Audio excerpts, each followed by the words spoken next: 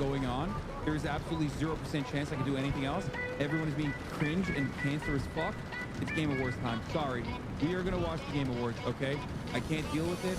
I know there's 20 minutes left, but they're already showing stuff, and nobody, and I mean nobody, wants to miss out on a single second of my fucking soy-facing ass! Oh, Bob! That's it! Game Awards!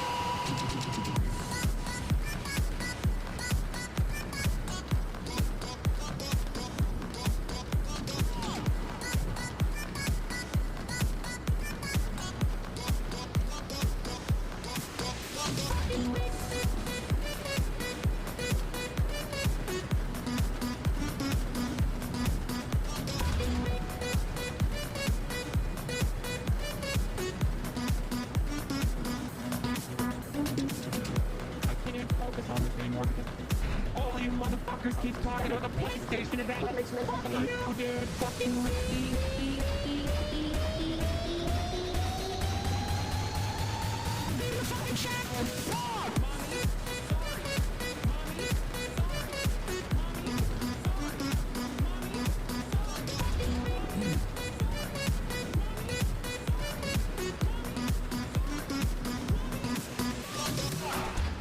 What's going on, everybody? I hope everyone's having a fantastic evening, afternoon, pre-noon, no matter where you are in the world. I'm Hassan Piker, and this is the Hasanabi broadcast coming to you live from sunny California, Los Angeles, folks. We're live and alive, and I hope all the boys, girls, and Emmys are having a fantastic one because today is a beautiful day. Today is a wonderful day. Today is Saturday, ladies and gentlemen. It is Saturday Fun Day. That's right. Folks, we are live. We are alive, and I hope all the boys, girls, and Emmys are having a fantastic one. It's March 22nd. 2025, and I am late. I'm late. It's 1 p.m. I'm exactly here at 1 p.m. I'm actually 2 hours late, and the reason for that is actually a pretty good reason.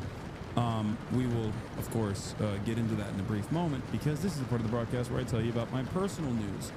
And the personal news, that is what I've done in between the time period where I press the stop streaming button and press the start streaming button. That's right. For all the parasocialists out there. Okay, so 2 hours late. I know. I am 2 hours late. Don't worry. I will get into it in a second. Whew. So, last night I did the broadcast. Didn't really do much. Played a lot of Kingdom Come Deliverance. As always, you already know what it is. I've been playing a lot of that. I've been playing some Assassin's Creed as well, but I'm trying not to play Assassin's Creed because I'm going to be playing it on stream. Having said that, outside of the usual, did I do anything out of the ordinary? Absolutely not. As always, I went to bed. I woke up early, and I'll tell you what, I didn't want to work out. I didn't want to work out at all. Okay? I did not want to work out at all. I was tired. I knew that I had the podcast at 10 a.m. and I had a very special guest for the podcast. So in my mind, I was thinking, you know, maybe it's okay if I don't actually, work out this morning. But I said no, because yesterday was the first day that I had actually done a perfect diet day in a while, and a perfect deficit day in a while. I thought to myself, just like Andrew Huberman, what would Andrew Huberman do? I went and I worked out this morning, and I'm actually very happy that I did because I feel pretty goddamn good. Leak. Who was the guest? The guest is Phineas. Not Phineas and Ferb. Phineas, Billie Eilish's brother slash producer. Incredibly musically talented Phineas. Yeah, that's right. That was a special guest. That episode is going to be coming out on Monday. It was insane. He is the man.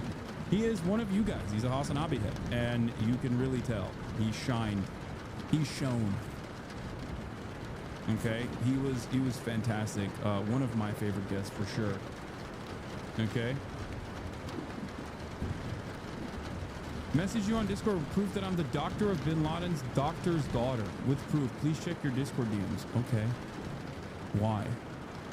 I don't understand what you want. What you want from me on that front. But anyway, sick.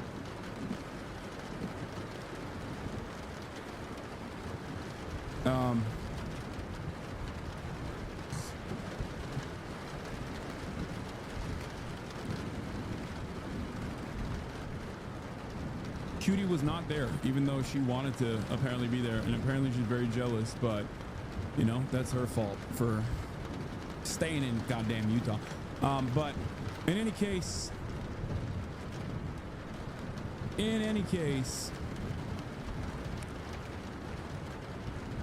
yeah, it was great, and I'm very excited for you guys to see it.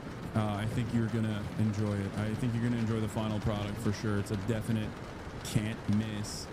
It's a definite lock, can't miss ass episode for the most part. 10 Speed 86, thank you for the 20 gifted subs. God damn, wow. But what was I gonna say? Austin and Will are doing ad reads in the background for the podcast right now, and I can't even focus on it. Oh my god. It's a memeing. iDubbbz did a meme video. That's cool. We'll watch that.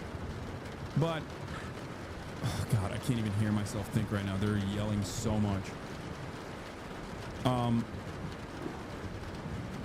my god, I'm gonna lose my mind. Okay, so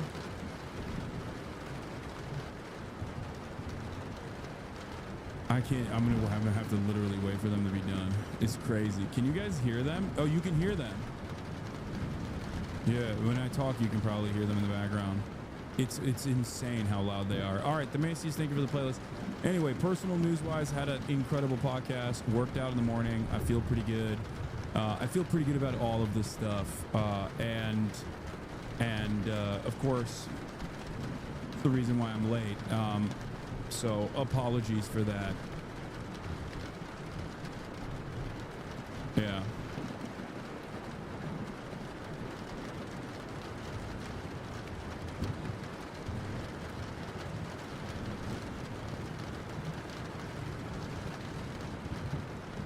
So I do want to make a note about something. That I find is very funny. Apparently, people have been hating on my latest drop, and it's so funny because like they get it. You know what I mean? They get it. Like I don't know why they people as in like apparently Ethan and all of his fans in his snark subreddit where they just snark me all day every day as Ethan simultaneously complains about fucking snark subreddits ruining his life. But thank you for the marketing. That was very nice.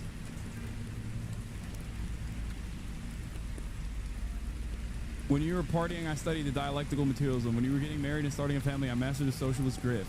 While you wasted your days goofing and gaffing, I cultivated an audience of leftist activists who paid for my Porsche. And now that the world is on fire and Trump is in office, you have the audacity to question my going to Gaza. Yeah. It's basically just like stupid sexy Hasan over and over again.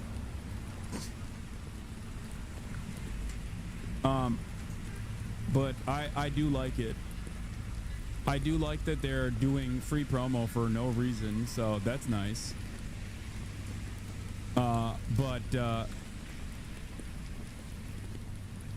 Yeah, there's a lot of stupid shit going on.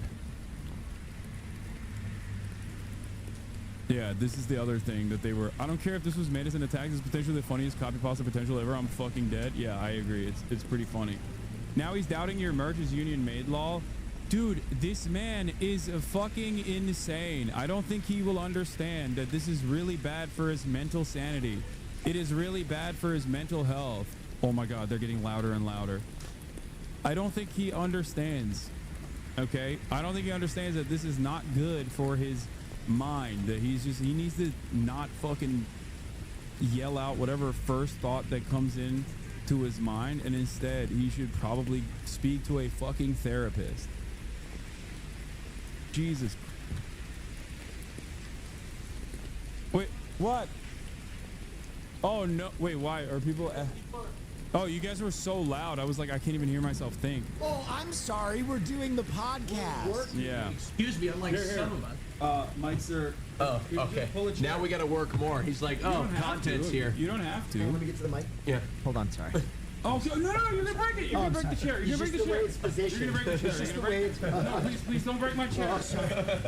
Oh God, He was giving him a Turkish haircut. Yeah, give you a little Turkish. Yeah. Podcast teaser, by the way. If you watch the Yeah. podcast, Fear and we had. Are we telling them who our guest is? Yeah, I already did. Phineas. I already leaked it. Phineas. That's He's right. not excited for us to be here. He invited us on, and now he's like, No. I'm pull a chair. I'll undo Oh yeah, the. let me just hop over. No, there's Hi everyone. bro, there's a one chair right there, and there's another chair right there. That's what I'm saying. Oh, Pull a wow. chair, and then we can. No, I'm comfy. You didn't even compliment my outfit today. Yeah, it's great. You have a great You didn't outfit. compliment my outfit. You know who did? Will now. Yeah, I did. He did. Well, he complimented for both of us. That's what it is. Oh, okay. I see. Yeah. All right, bye. Oh, Marshy's here too. Oh, the whole Fear and crew. Yeah. Well, minus someone. Minus QT Cinderella. They're so loud. All Is right, it? Make this quick aside. Will and I got a busy day. I know. I mean, there's nothing. I just. So what's going on? Saturday, fun day. Wow, you seem sad. Yeah. I'm not. I'm just. I'm a little overwhelmed right now. Why? Because there's a lot going on. Is there a lot of things happening? Yeah, there's a lot going on in the world, but that's not what I was talking about. I was talking about like there's a lot going on with you guys. Oh, Are you overstimulated? Gas. we overstimulated you? No, we need Yeah, to. you stimulated me a little bit, but it's all good. Okay. Why don't you pull fucking chair? Are you? Is this making you It's uncomfortable? making me a little uncomfortable that you guys are just not simply pulling one chair. There's another one. Yeah, just. Oh, there it is. Fine. There it is. All right. Fine. They're loud as fuck. Wait, really? All right, I'll lower their audio a little bit. I'll readjust their audio. Come on. Will's mic is blown out. Okay, I lowered it. Now you can. Now it's probably better. That's why I'm stressed, because then people freak out over it. Like people freak out over the minutia. All right, we gotta go, bud. I think it was one of my favorite podcasts that we did. No, we had it. very It was good. an excellent episode. very You good. guys It don't was want to miss out incredible. on it. It a was lot of fun. incredible. What are you guys doing later today? We're going shopping. The Glad Award. Because Will and I are hosting the Glad Awards. Austin, what's the Red Glad Carpet. Awards? Oh, Hassan, Austin, say what Glad is. this is the craziest. The gay, lesbian. Don't. I'm dyslexic, Don't. so I forget. Don't. Okay. No, it No, is. no, I no. don't- you're putting me in. Like I've forgotten my own siblings' names under pressure before. Okay. Uh-huh. So Two A's. yeah, no, I know. Gay, Uh-huh. lesbian, Uh-huh. and I keep getting it mixed up with another something. D is for defamation. Defense Forces. Defense for yeah, that's right. It's really good for our look. All right. Look, I'm under pressure. I'm sweating. I don't. You know me. When I get a script in front of me, Yeah, it's out the window. I can't read the lines. It's out the right? window. So anyway, we're doing the Glad Awards, red carpet, hosting the. So you're hosting the Glad Awards, but you don't know the what red Glad Are is. you kidding me, Hasan? That's crazy. What? I bet you don't even know what the hell it is. I'm quizzing you. What is it? Come on. He knows what it is. What is it? He has no idea. It's the Gay Lesbian Alliance Against Defamation, That's which is what I. That's That what- is which is correct. why That I is which is correct. why Which I is correct. literally corrected you earlier today. No. A couple hours ago, but No. this time I did it off No, no, camera, no. and I thought that we could at least, This is what's crazy. I told you what the definition was literally 2 hours know, ago, but I off camera. I remember. It's just hard for me to remember things. It's just He's really hard. dyslexic. Exactly. Which Exactly. his dyslexia manifests itself in a very different way Yes. than mine. Yes. Yeah. I can't remember things. Yeah, Will is actually dyslexic, and he can say it. Okay, maybe I'm describing dementia. One of the two I've got, okay? And that's why I can't remember it. Okay. All right? Uh-huh. Yeah. Got it. Okay. That's Yeah. fitting.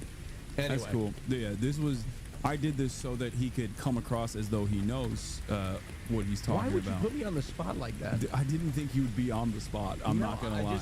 I can't, like, you could ask me, like, I forgot it already. That's crazy. I thought that this would not be on the spot for you. I just this was know- an alley-oop. Well, you know what? Just give me something that you think is a home run and I'll flop. It's all good. I'm the least clutch person you know. No, you're clutch. Depends on what I'm doing. If I'm drunk, I'm clutch. Oh, okay. Yeah, you throw me up on stage with a few shots of tequila, Yeah. and I'm on. Okay. I think I understand why people drink. You know, I really look do. at this. Look at this ad that my haters have made about my new merch that just came out.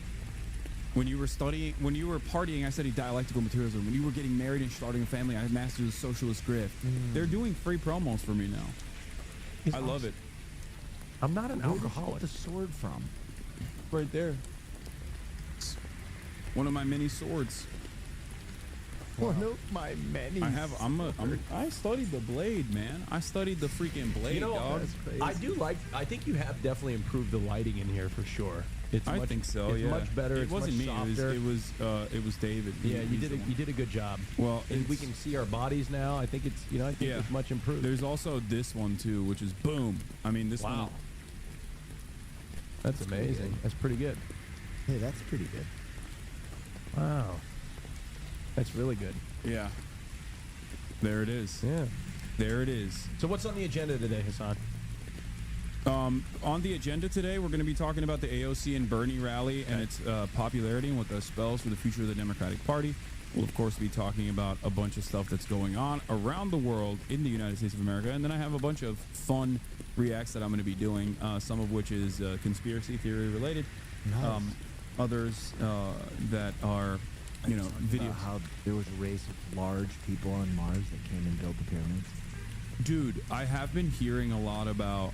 I've been hearing a lot about the pylons underneath the pyramids. Yeah. That's like the new conspiracy meta. Everyone's talking about the pylons that are, underground underneath the pyramids that are like 2 kilometers deep or some shit. I love that. Yeah. But yeah, the giants or the aliens, whatever. Must be fun to just be a conspiracy theorist. Dude, you're just... Okay, what the fuck? I don't know what the fuck's going on, but I keep scrolling Twitter and there's like a fucking dead picture of John F. Kennedy on my fucking timeline. Yeah, because What the JFK fuck files is got going on? released recently. Yeah, but why? What the hell's the point of seeing his dead face on my timeline? Well, that's how I you don't know. want to see it. That's how you know it was real. How else are you going to know it was real? Actually, JFK wasn't assassinated. True. Yeah, his head just did that. Okay. Yeah. And he's not even dead. That was a fake Kennedy. The Got real it. Kennedy's alive. Hmm. Yeah. Okay. So that's the point. That's why people are posting that photo to be like, Yeah. yeah, he's alive. So is Elvis. Oh yeah. No, for sure. All these guys. What conspiracy theories are you talking about? Oh, me? Yeah. It's not even conspiracy theories. It's just like CIA history videos that I've been meaning to watch from this one channel. That's really good. That talks about like a bunch of CIA operations around the world that were very damaging to those countries. But yeah, other than that, conspiracy one. Before we go, have you seen the NVIDIA robot yet? no. What is that? Type that in. Pull that up for me, Jamie. All right, hold on. Wouldn't JFK be like 100 now? No, dude. He also has a serum, so he survives. Type in NVIDIA Disney robot. Yes. This thing is cute. Oh, this is the one? Very These little cute. droids are different than other robots Oh, look at that. because they're designed Look at and him. trained by Disney to be cute, and that He doesn't is a look like he's surprisingly gonna big deal. enslave us all in any But it will end up doing that though. I mean, Like he's gonna do that, but like at least we're getting destroyed yeah. by Of cute robots. robots. These droids aren't autonomous. They're operated using this controller, but I'm not telling it exactly how to do that. The way that it responds comes from its training, using ducklings as inspiration. The engineers created a bunch of animations that told these robots how to walk or jump or dance. Then they put digital versions of the robot into a simulation, where they're rewarded for performing those movements and sticking as close as possible to the original animation. You know who I think? After what the robots I get think are tons of cute? reps Is the on little visual. delivery They upload robots. the training to Oh, real do you? programs. Yeah, you know there's in Los Angeles or other major cities. There's these delivery robots. Do you think they're cute? They put 2 eyes on it. Just Yeah, I to, think like, they're cute. I'm like, oh, and then like I don't know why I want to kick them. Is that fucked up? Speak on that, I've Jay. No, I mean I don't want to say it out loud because then when the robots come in and become our next overlords, they'll remember They're that. keeping its alley. Yeah. I saw one get hit by a car, which made me so sad. It threw its, I don't know what it was, maybe it'd been overworked, but it threw itself in the middle of traffic and just got absolutely... You think the robot committed suicide? Yeah. The robot had a death ray. I don't know. It made me Amazing. very sad, though. It delivered one too many Long John Silvers when it was ready to go. Yeah. Yeah, I don't know. I think That they're stuff cute. freaks me out because, like, dude, there's so much stuff like that we just had no say on. Obviously, like the robot AI delivery mechanisms are not that damaging overall, But like the full self-driving Tesla stuff, have you guys heard about this? Mark Rober, who's a former NASA guy and a huge YouTube guy now, he's a huge YouTube content creator. He tested out full self-driving, which relies on visual cues and video rather than LiDAR to see like which one was better. And we had full self-driving cars doing FSD out and about.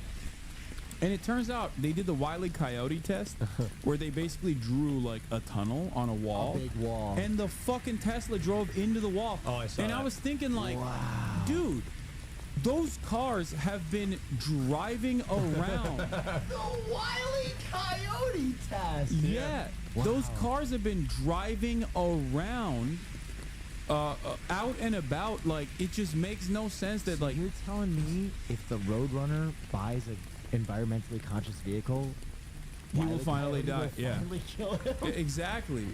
And it just,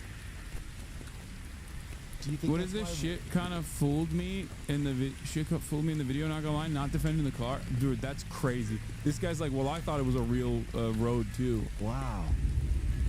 Do you think that's why they shelved Wile E. Coyote versus Acme? Warner Brothers? Here we go. Holy shit!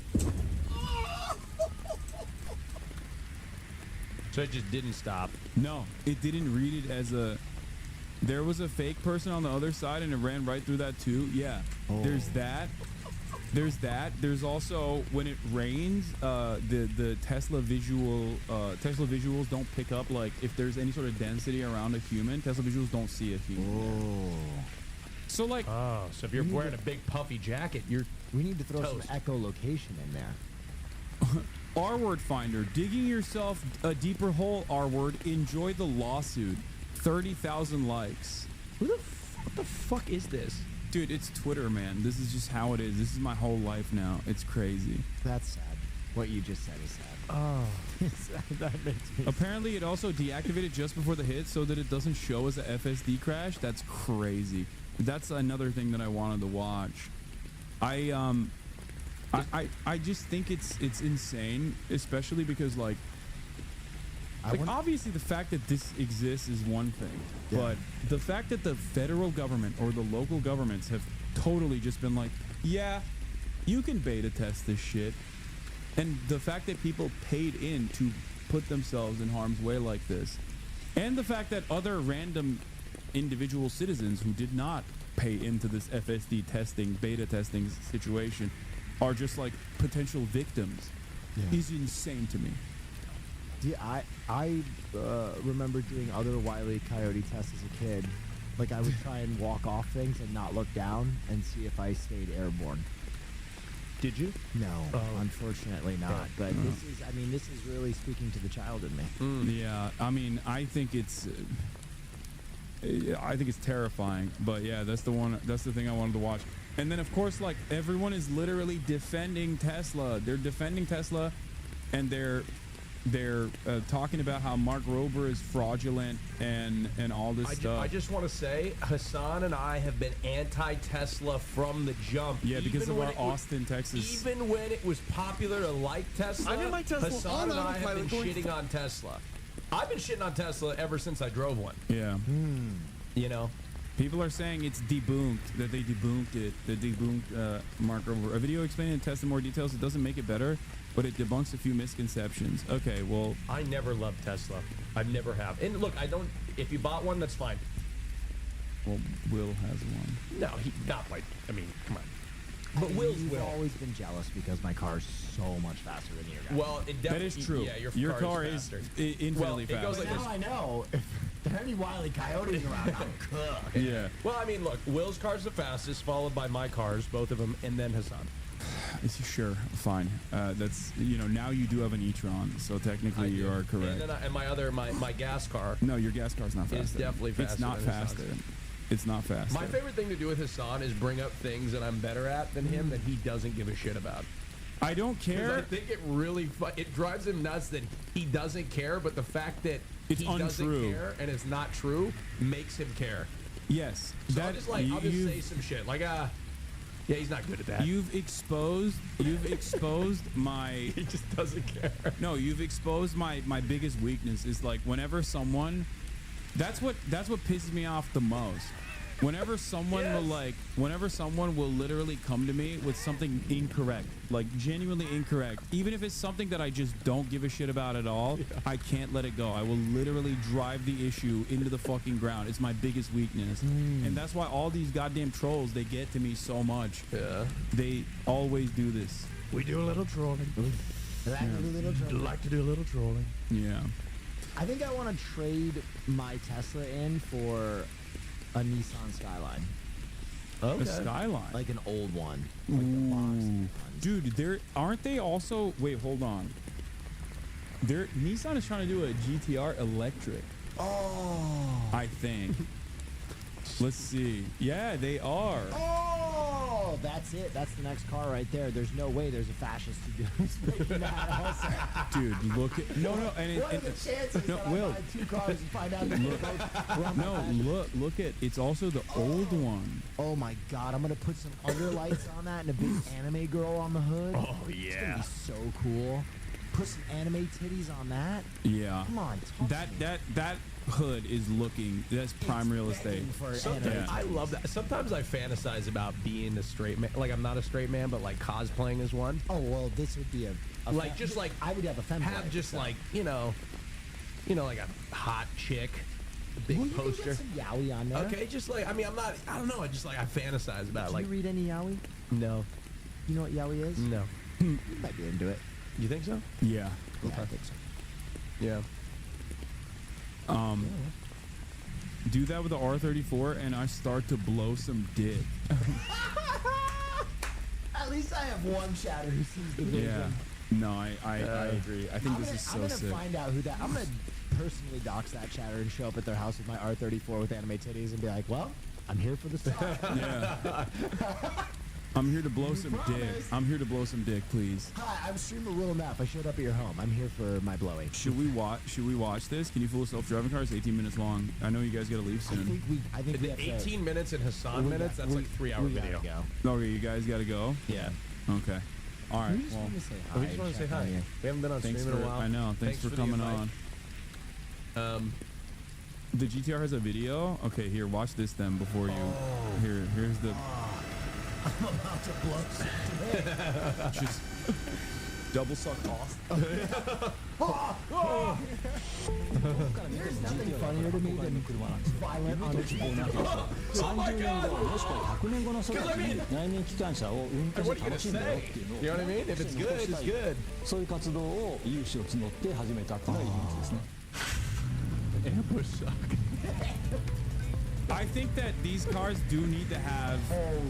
They need to have noise though. I think they need to do fake noise. That's the biggest problem with me in an EV. I'm a simple man. JBL speaker on the outside and put 出力をタイヤにどうやってしたいのかっていうこのドライブトレーニング Like, and you can bass boost it too. Like as though you have you took off the limiter or whatever it's called. make it sound like your car is farting. Yeah. の領域を入社以来かなり中心にやってきています。最近ではeフォースと言っている Like that kind of EV. This kind of EV is so それ lame. からエクストレイルもe フォー Like ス I なんで hate すけども the そういう bubble 領域を担当 cars, して you いま know. す But I want to see like old classics being remastered. Minority 2つ要素 Report があると思ってい fucked て it all up for 一 us. つ They were は just trying to 圧倒 clone 的 those な速さ cars. それからもう一個は運転して楽しいと絶対的な速さがもしなかったとしてもやっぱり運転すごい楽しいっていう味があって Yes. そこをモーターコードでどこまで再現できるかっていうのをチャレンジしたというですね I don't know if it's a concept. A lot of these guys like tickle you with the I concept. need it now. It's annoying that I need it immediately. ハードウェアとしてアドサーを電動化すると思ったより大変でした no, they're gonna show you まだ that キャドがあります they're gonna show you what they 分 do. 解してそれぞれのパーツの 3D 化を起こすっていうのを初めにやってます I thought, oh, they're just okay. Yeah, English subtitles. they take the R34 and then they reassemble it and put a fucking EV battery in it. If anybody has one of these or can do this process, I'll pay for it. It says there's no plans to commercialize it. Son of a bitch! Yeah. You could do it yourself though.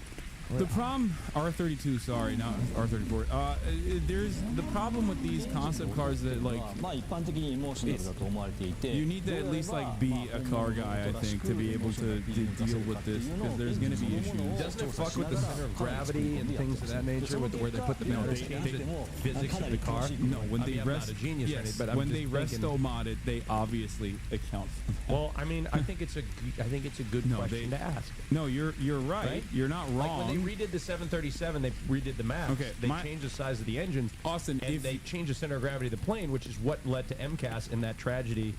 That he wanted to just say he knows plane stuff. That's the reason why he brought this up. Yeah. At first I thought, at first I was going to say, Austin, if you have these concerns, don't you think car engineers have also thought about them? I mean, I don't know. I don't know. Well, clearly, Boeing didn't think about it, right? Yeah, but this is this is entirely different there. Hey, this is Anyway. a sin that you have not opened these yet. No, I have. Oh, no, I did open them. I used them. They are the best fidget toys. Yeah. Yep. All right, let me see. っていうのは現時点Yeah, we gotta go, Hasan. で我々自身として Okay, here. Oh my god. Click. Whoa. Dude, go back to the fucking boxy.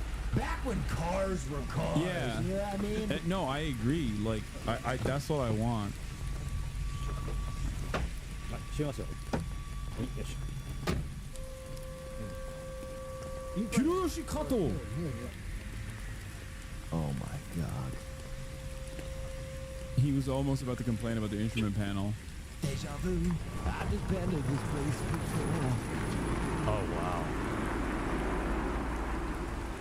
They need to add noise to it, though.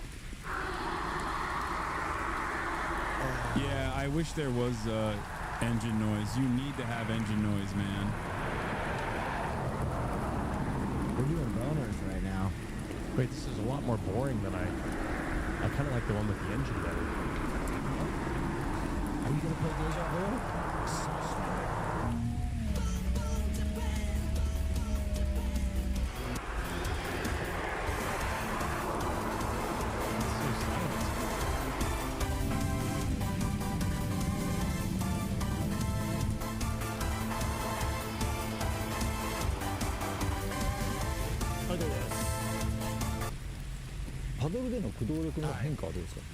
Yeah, this is the most technical and perhaps boring way of showcasing this concept car by having like I assume he's like an old race car driver or something. Just quietly drive this, no music, and just be like, so what did you think about the driving force? Like, it is crazy to me. This is the most Japanese video I've ever seen. All right, Classic. we're out of here. Well, yeah. All right, thanks, boys. Have fun. And, yeah, I'll see you later. What?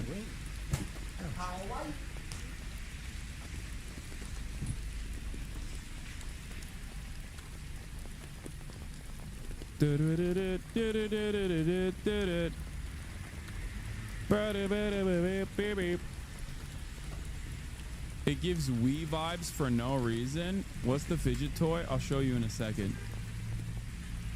But yeah, all right. We're back. We're back on our usual bullshit. Okay.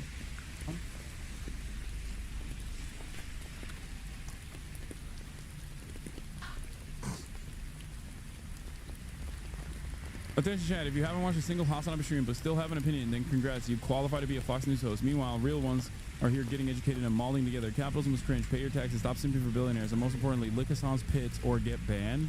That is a psychotic, an absolutely psycho copy pasta. You have once again upped the ante, chatters. All right, we'll talk about all this stuff. Hold on.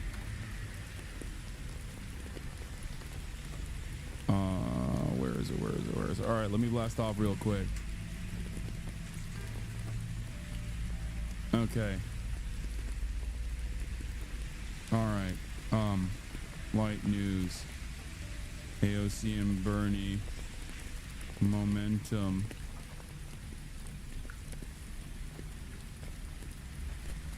What does it mean for the Dems? Hogwatch, COPWATCH,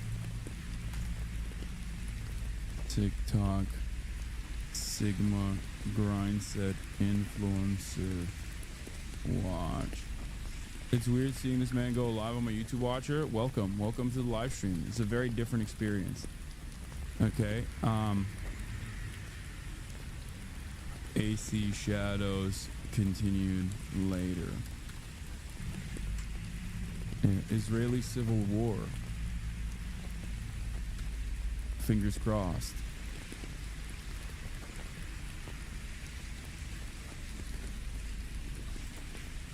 Who's the guest today? No, there is no guest today.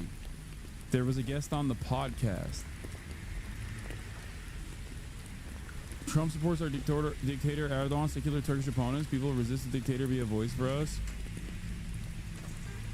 Do we have a blast off meme? I'm gonna talk about the Turkish stuff too. Don't worry. Do we have a blast off meme, chatters?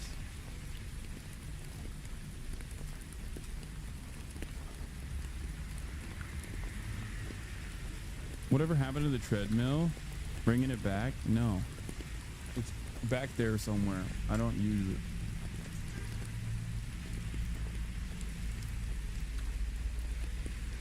One of the merch memes? Sure.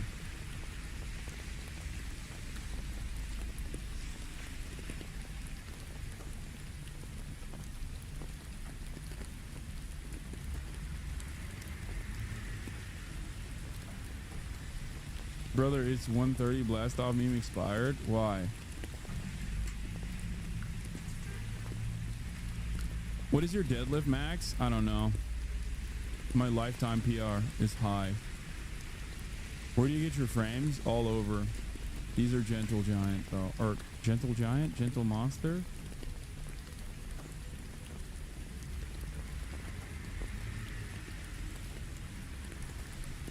Alright, thank you for the bleach meme. That's a good one. Alright, I'm gonna use that one.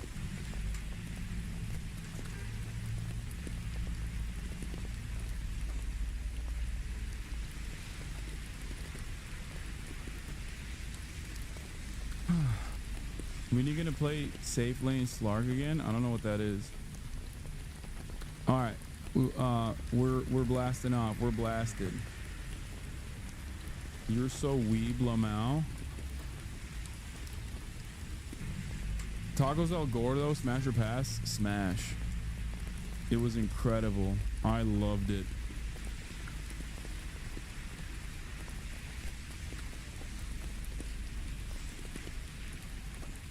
I'm gonna talk about Elon banning accounts. AC Shadows reached 2 million sales within 3 days. Please check on her boy Grums. Make sure he's not posting a 9-year-old character he wants to wife up again. Yeah. It's all of our efforts in advertising that have caused Assassin's Creed to skyrocket in popularity. Doing another hashtag ad today, baby. Let's go.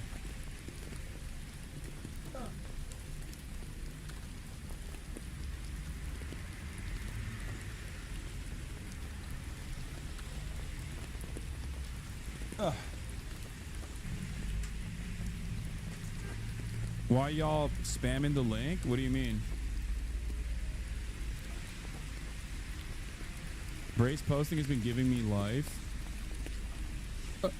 Mom of Data Republican. Okay, here's the deal. As a mother of someone who benefited from special ed, I absolutely trust the states to provide for kids that need extra help. I absolutely trust the states to provide the kids that need extra help. The ADA requires that they have equal access. Some states will obviously do a better job than others, but that is already the case. Some states do a better job in education, period. We absolutely do not need to throw money at the federal Department of Education. Brace responds, my shit is rancid and you are so ancient that ADA laws may straight up not even be enough, lol. If we slip up and hit raw due to passion or mojito, our kid will need this. Reconsider. Brace has been going on a tear as the reply guy who is like insanely horny. He's been presenting himself as an insanely horny reply guy. And also actively posting in like the craziest right-wing accounts, right-wing communities, and he's been on a generational run on Twitter. This is so me. Scientists explaining importance of good sleep. Me at 3 a.m. watching him explain. The reason you're up at 3 a.m. is because of anxiety. I was recently listening to a Doechii song about this. She fucking nails it. I've been having 3 beers in the hour before bed to chill out and help me get to sleep quicker. Try this.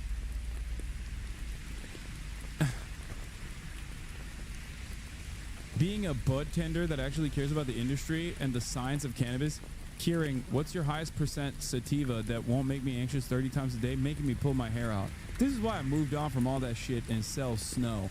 Someone acts like this, I put a little Fetty in and lights out. No prisoners, lol.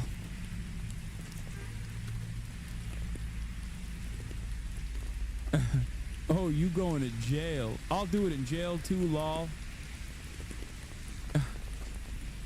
Which was the one where he was talking about Planet of Memes. If you enjoy my content and would like to support this account, consider becoming a subscriber for just $3 a month. I appreciate all who's become subscribers so far. I'll give you 5,000 to start drinking again. Maybe that will help this bullshit streak you've been on. Content fucking sucks now. You fucking suck now. I used to think that I would do anything for you. Now I think I would do anything to you. The one with the lady, the one with the Republican in front of the Tesla is perhaps the most insane one I've seen anyone ever type out.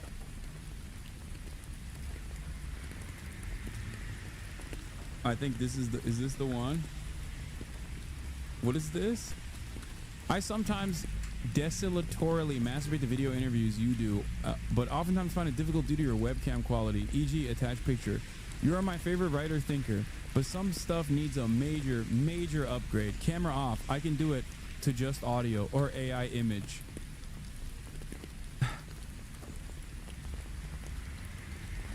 A real freak. Oh, this one I responded to. Yeah, pretty snazzy car at Elon Musk, says Virginia Fox, Congresswoman Virginia Fox, representing North Carolina's 5th District. He responds with sleek, curvy, sexy. I'd do anything to get in and never get out, even if it died on me in a year or two. The Tesla ain't half bad either.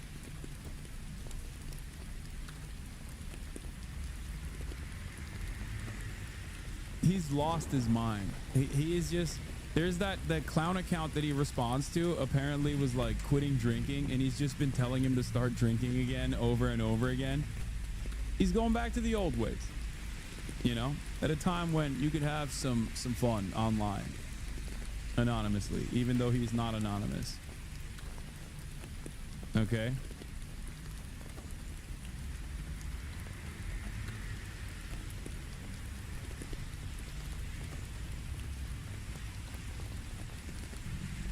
Piss Pig is back? Yeah.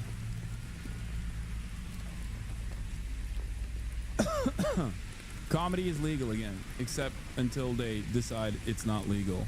Because, most likely because of what Brace has been doing. You know? Why are you glorifying guns? Because I got them, baby. Fuck you mean?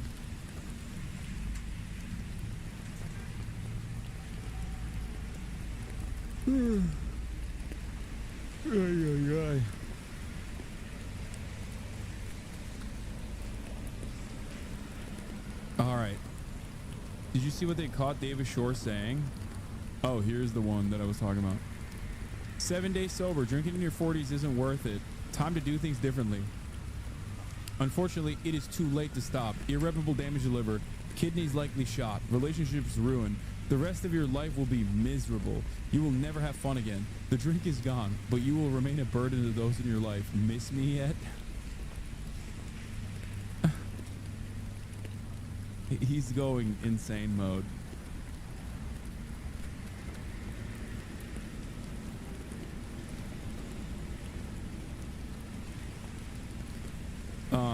What is this?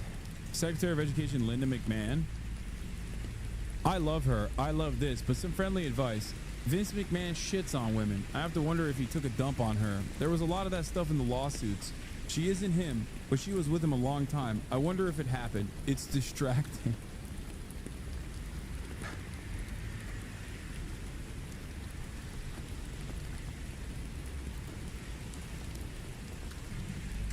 What is this? W. Mike and Jack. I sometimes wish you were W. Brace. You will grow tired of seeing your reflection in your bald husband's degraded pate. He will succumb soon to whatever sickness that made him look like that, and I will lift up your black veil of grief and blow your mind. Pate? Is it pate or pate? I don't know what that is. What is pate? I don't even know what that word means.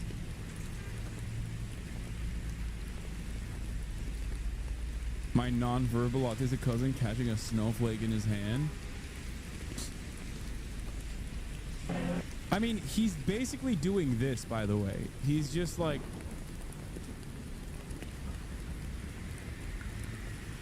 He's writing in a way that really pops off on Twitter. Is a really commonplace. Unfortunately, on Twitter. That's what he's doing. My non-verbal autistic cousin catching a snowflake in his hand. Pressure.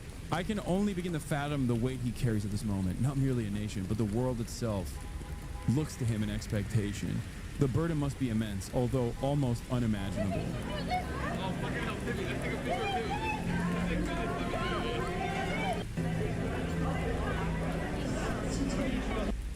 People have no self-respect. Like, how are you posting stuff like this with your name associated to it? You know what I mean? It's just like...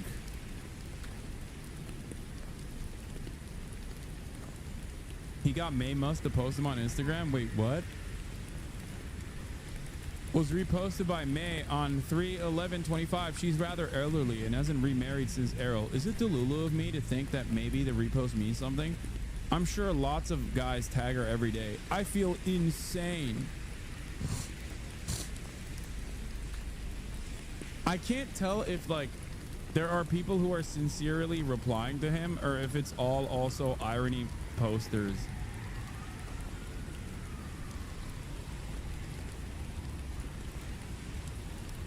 You know what I mean?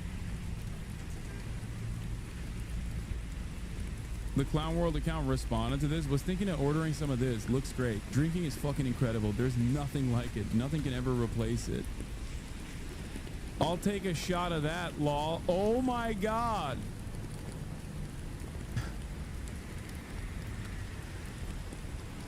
That's crazy.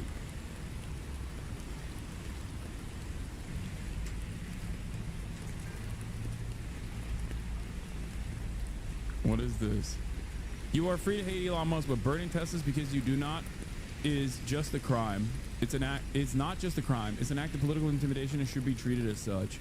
Straight up, you are one of the strangest looking individuals I have ever seen. It makes me sick, but banger thoughts and tweets like this keep me coming back like a hummingbird. Sip, sip, sip, nectar of knowledge. I can't get enough of you.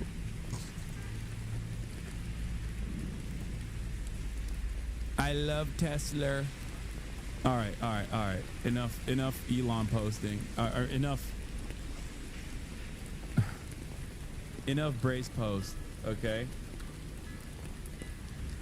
Why do people want it to be terrorism to dislike a car company? Because we live in very interesting times. Okay, I got it. Pate, not pronounced pate, is the bald spot on the top of your noggin. I got it. Thank you. Thank you, chatters, who have been correcting me nonstop. All right. I want to do... This is awesome. Am I forgetting anything? I cannot believe how much this man has captivated Twitter. It's crazy. Let's get started on the YouTuber car. Or I guess, like, we'll get started on the news first and foremost. AOC and Bernie have been drawing big crowds, bigger than Donald Trump and bigger than they ever had. And I want to talk about what that means for the future of the Democratic Party if they will pay attention to what's going on here. Stars in the progressive left movement drew big crowds in Colorado today. After hosting a rally at UNC in Greeley, Senator Bernie Sanders and Congresswoman Alexandria Ocasio-Cortez moved on to Civic Center Park in Denver. And that's where we find 9 News reporter Rhea Jaw. Rhea, the crowd was certainly energized tonight. Yeah, people started showing up 3 hours in advance. A line just to get in wrapped around the entire block of Civic Center Park. And we spoke to people while they were showing up about why they came, and they said they were fed up with the current administration and that they needed to hear a message like this. 34,000 people showed up. Bernie's not running for anything. This is not an election campaign. Okay? And yet, there are more people attending these events than even when Bernie was doing election rallies, when he was on a ticket, when he was running in the primaries. Like, it is crazy. If the Democrats don't recognize that the people demand more from them after all of this, I don't know what to tell you. If the Democrats don't recognize that, like, this is the way to show, this is probably the last for the people that think the Democratic Party is over. I totally get where you're coming from. Okay? For the people that are saying enough is enough, we've seen this song and dance many times over, I totally understand where you're coming from. I do. Okay? I don't have any confidence in the Democratic Party. I don't. I don't think that they have any real interest. I don't think that they have any real, genuine interest in improving people's lives. Okay? And I don't think that they are going to take note of what Bernie Sanders and AOC are doing right now, specifically Bernie Sanders initially. But this is basically the lifeline. This is basically the lifeline. Can you explain why leftists on Twitter are mad at Bernie in your replies lately? A couple different reasons. One, there's the contingency of MAGA communists that are upset that, you know, are saying that the real pathway towards revolutionary politics comes from being on board with fascism. Those guys are deluded. The other contingency of Twitter leftists are mad because they're mad all the time. They're Twitter leftists. And some of the reasons why they're mad are totally valid, like Bernie Sanders's, in my opinion, horrible approach to the genocide in Gaza. His lackluster approach where AOC outflanked him. Ilhan Omar and Rashida Tlaib obviously outflanked him a long time ago. There are a lot of valid reasons to criticize Bernie Sanders on the issue of foreign policy. Voting for Marco Rubio as the head of the State Department. That's the horrible. There's a horrible legacy that you'll be leaving behind.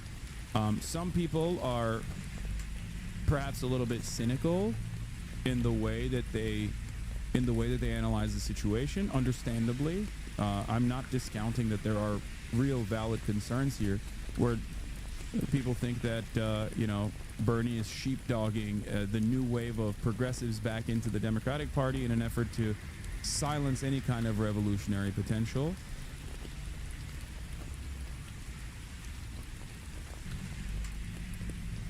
And I think that that is another concern that people have.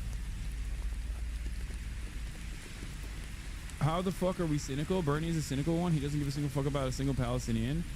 No, I'm saying that the anger that people feel towards Bernie Sanders with respect to his diminished response to the atrocities seen in Gaza is not a cynical criticism. I said that was the approach. Like, I understand why people are mad about that. I said that was valid. I also have genuine disagreements with Bernie Sanders on this. So the idea that all of the criticism is invalid is incorrect. I've never said that. Okay? I have not. That is something that I categorize as valid criticism. There are also cynical criticisms from people who just like are MAGA communists or whatever. You know what I mean? That's it.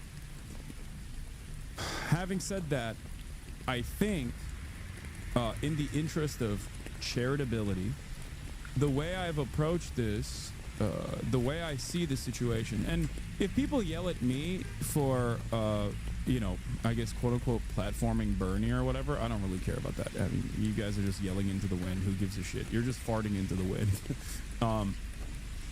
No one will even smell it. They're, if anything, they're platforming me. Okay, it's a mutually beneficial relationship, certainly, but you know, you can't really platform a senator, especially one that ran for president, or one of the most popular or infamous, depending on your political perspective, congresspersons in the United States right now. So on that front, I think those people are wrong, but it doesn't really matter. I don't really pay close attention to that stuff.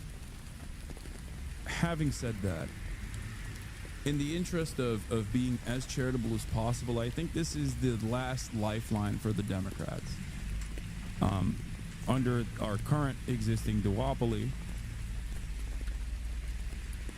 this is the last exit ramp for the Democratic Party to dramatically restructure its attitude, to dramatically restructure its policies, to actually build a strong base of support against the Republican administration's policy agenda as they actively dismantle the administrative state. And I think the reason why they're doing this is to show both the media, mainstream media, and also show the Democratic Party that there is a different way out of this. That if they continue with their third way neoliberalism, that they will not be able to ever defend the future of this country, and they will not be able to ever win ever again. And I think I don't think it'll be successful, but I do think that that is what they're trying to do. And as I've said, one thing that they should be doing, in my opinion, if I had a magic wand, or if I could like get in Bernie's ear, you know, and I guess like add some notes, even though who the fuck am I, right? He's been doing this for a lot longer than I have. My note on this would be to try to mobilize around individual issues that you care about. Mobilize around, like, not just organize and not just do an awareness campaign, but instead mobilize around specific issues and get all of these people to show up for specific issues. It's fine to do these kinds of massive rallies as well, but I think it's important to also, you know, do one of these sorts of rallies outside of like the detention center where Mahmoud Khalil is being held, right? To talk about how damaging it is that the Trump administration is revoking the legal permanent residency of someone over free speech grounds. This is, and how terrifying that is for the future of this country, how fascist it is. I think that is a show of force that goes along with your agenda, that goes along with your message, that also has a little bit of momentum behind it, that could potentially strike fear in the heart of this administration. And that's my attitude on this. I think you could do a twofold, a two-parter. Yeah, Daniel Denver also is of the same mind here. Bernie and Nancy should rally at Columbia against the repression. I think that's a fantastic opportunity. And I think that that's what they should be doing. And by the way, what they're doing right now, to give credit to a horrible monster, what they're doing right now is what the right has been doing with a lot of AstroTurf movements specifically. It's like what Marjorie Taylor Greene does. It's what Trump has been doing. So do more of it, but for good things, right? That's my attitude. I think it would be very smart to take all of this momentum and then try to use that discontent to make real, tangible changes. I think he's sticking to economic policies, hence the focus on oligarchy and workers. They're not going to rally around Palestine or Khalil. Yeah, except there is also a workers' rights issue there as well. Also, free speech is a fundamental value that that protects workers anyway, or is supposed to protect workers in theory. What do you mean? In terms of Colombia, there is a really fantastic opportunity to drive home that message that Grant Minor, who was the leader of the Student Workers Union in Columbia University, who is Jewish himself, and also was studying, I think it was like Jewish classics, like medieval literature, specifically focusing on Jewish literature. That person was fired by Columbia for negotiating with Columbia a union contract, and also simultaneously unenrolled from Columbia in the process. It's completely ridiculous if you think that there's no workers' rights in this conversation. There's no economic focus on this conversation. Yeah, Iberian focus, Muslim, Christian, Jewish. Thank you.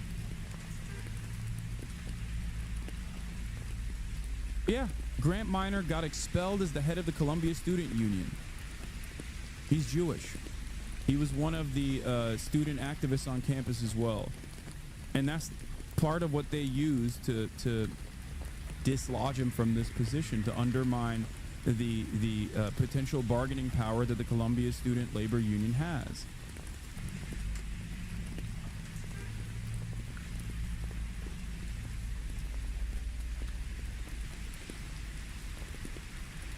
It is completely unacceptable.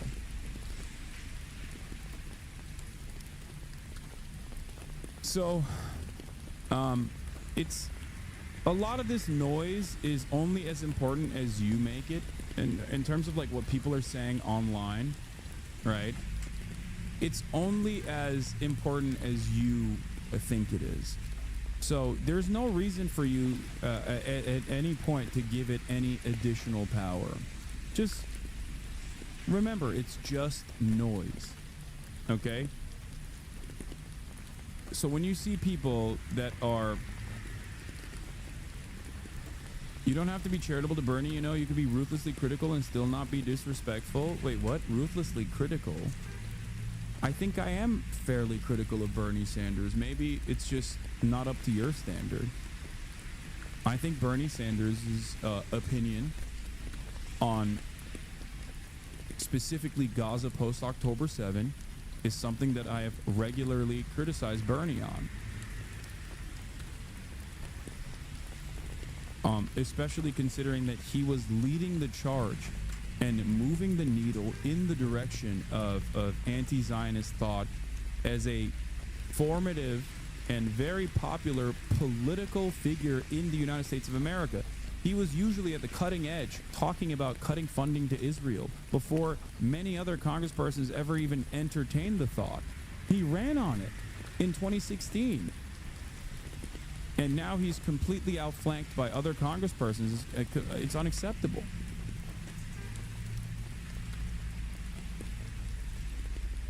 But I think constantly having a back and forth over that is utterly unproductive. The reason why it is utterly unproductive is because I understand why you would want to. Push Bernie into a more firmly established anti-Zionist position, but he's 800 years old. There's a likelihood that he's never going to get there. Okay. The way I talk about this is always the same. It's like, you got Chuck Schumer on the one hand, so my battle is with him. My battle is not with someone who I agree with on virtually everything, and have a significant disagreement on because they're not sufficiently anti-Israel. My battle is with the likes of Chuck Schumer and the Republican Party, right? It's with Elisa Slotkin. It's not with like the few people that actually do try to criticize Israel to the best of their ability, but while still being severely limited in their criticisms, and leave much more room for offering charity to this apartheid state that is doing a genocide. Chuck Schumer and Bernie have zero daylight between them, regardless of Israel and Gaza. Yeah, I mean, you're wrong. That's just... Sorry, you're just insanely wrong. That is psychotic. This is Twitter brain rot. But the distinction on this doesn't even matter at the end of the day. Like, I'm doing the thing again where I'm like seemingly defending Bernie Sanders or anything like that, where it's like, I'm not. On this issue, there's no defense of Bernie Sanders. But you're wrong. And now my neurodivergence is causing me to course correct because you're just fundamentally wrong. And it's most likely a foolhardy endeavor because you've made up your mind on a delusional statement already. I used to say this about AOC as well. AOC, especially in terms of foreign policy, makes a lot of genuine mistakes, like fairly significant ones, or you know, associating themselves with a dying movement within the party. Right? We forget that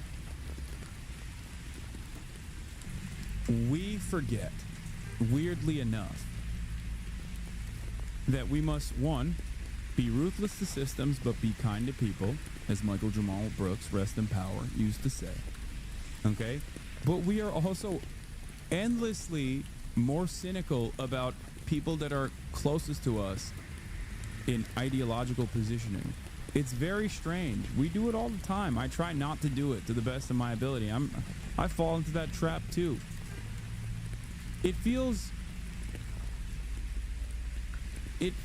more, I mean, it has more impact when someone you expect to know better, like Bernie Sanders, doesn't do the right thing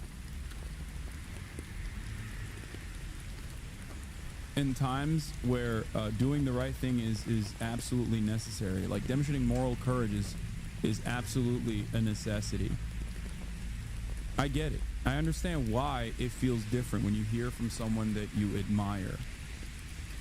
Right? But if you make a statement like, you know, there's no daylight between Bernie Sanders and Chuck Schumer, I mean, here's Chuck Schumer. The view of Palestinians is simple. Well, the Europeans treated the Jews badly, culminating in the Holocaust, and they gave them our land as compensation. Of course, we say it's our land. The Torah says it. But they don't believe in the Torah.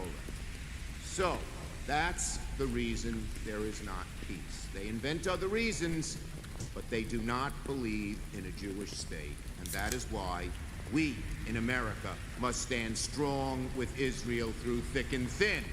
We must, because that is the... Like, this is the minority leader in the Senate for the Democratic Party. What a psychopathic thing to say. It's just utterly unacceptable. It's completely unacceptable. What the fuck do you mean? Oh, the Torah. Get the fuck out of here. What are you talking about? Oh, the Quran told me that we need to re-implement a caliphate. And the Jews don't want that. So I say, you know, we have to support any kind of implementation of the caliphate. Like, if I were to run around saying stuff like that, you'd be like, what do you mean? What you want to do ISIS? Like, I don't understand. This is why I always say, people who love Israel literally fucking behave as though they are ISIS supporters, and because there's a lot of institutional backing for that kind of sentiment, like, it's as though so many people, especially, like, this is a Jewish American who has retained the highest office that any Jewish American has ever had. Think about that. Think about what that means, right? As a Jewish American in the highest office that any American Jew has ever had in the United States of America, you stand on the stage at APAC and you basically present the Jewish version of ISIS, and you associate it with Judaism, And you think that this is like a positive association. It's so psychotic. I'm sure it's positive in that crowd, but that is a psychotic thing to say out loud. Maybe it's because as a dude whose name is Hasan, living in post 9/11 America, I just cannot ever wrap my head around how people would offensively use this kind of association as a positive in broad daylight, educating Americans on this false conflation that Israel is Judaism and Judaism is Israel over and over again at a time when many Americans are waking up to the reality that maybe Israel is not great. It's so short-sighted. Even if you don't care about the genocide, it's so fucking short-sighted in terms of self-preservation. You are so dumb for doing a dual loyalty trope, but wokely, thinking that like Americans are not going to respond to that. Thinking that Americans are not going to respond to that negatively and be like, okay, well, you taught me that this is for the Jews and it's because of the Torah. Now I'm believing a whole bunch of Nazi shit. Yes, I know this was in 2018, chatters. I know this is an old clip. It doesn't change the dynamic at all, and it doesn't change the reality of it. He still has these opinions. What are you talking about? Reason, not any of these other false shibboleths, why there is not peace in the Middle East.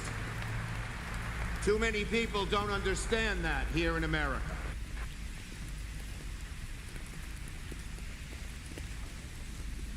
Do you get it?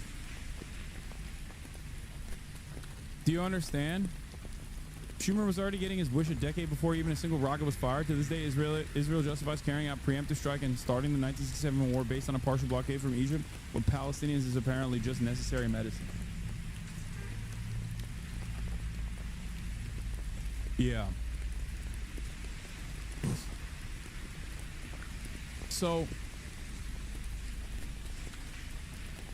for people like myself, when I heard this, I was like, that's why I always try to tell people to, like, I guess be a little bit more charitable, because I know the societal attitude towards Israel until recently. Like, a lot of you guys are very passionate. Many of you just found out about it. And I'm not talking about Palestinians, okay? They obviously were very aware of the situation for their whole lives. But, like, there are many people in the West who are just, like, very understandably passionate about the situation, because it's a genocide. It's, like, the worst thing you can do. It's the worst crime that you can commit against anyone. And so in that passion, you find yourself taking hardline stances and not understanding the position that certain people have, not giving people grace, and maybe even removing the nuance from the equation. And that's where that conversation takes place, where you're like, Chuck Schumer and Bernie Sanders, there's no daylight between them. No, that's not true. It's just simply not true. Is Bernie Sanders' statement, are Bernie Sanders' statements on Palestine appropriate? No, of course not. Having said that, the position still, my position on this still holds. If every single congressperson had Bernie's attitude, Israel would not be able to do a genocide. Do you see what I mean? Like, imagine a world where every single congressperson was had arrived at Bernie Sanders' position on Israel, even if they were like liberal Zionists, which I think Bernie is. He's not an anti-Zionist, right? Like, there's no world in which, like, you imagine, like, when Bernie pushed for a ceasefire proposal and a bill to stop giving weapons to Israel, because he did that. Instead of having like 17 signatories, imagine if he had 100. Like, that's unimaginable. That's a world that doesn't exist right now. I wish for a future where we look to the likes of Bernie Sanders and we look to the likes of AOC as like moderates. I wish for that future, but that is not where we're at right now. So especially when you're doing politics, especially when you're mobilizing, especially when you're advocating for certain things, you have to remember what the broader audience and their attitudes look like.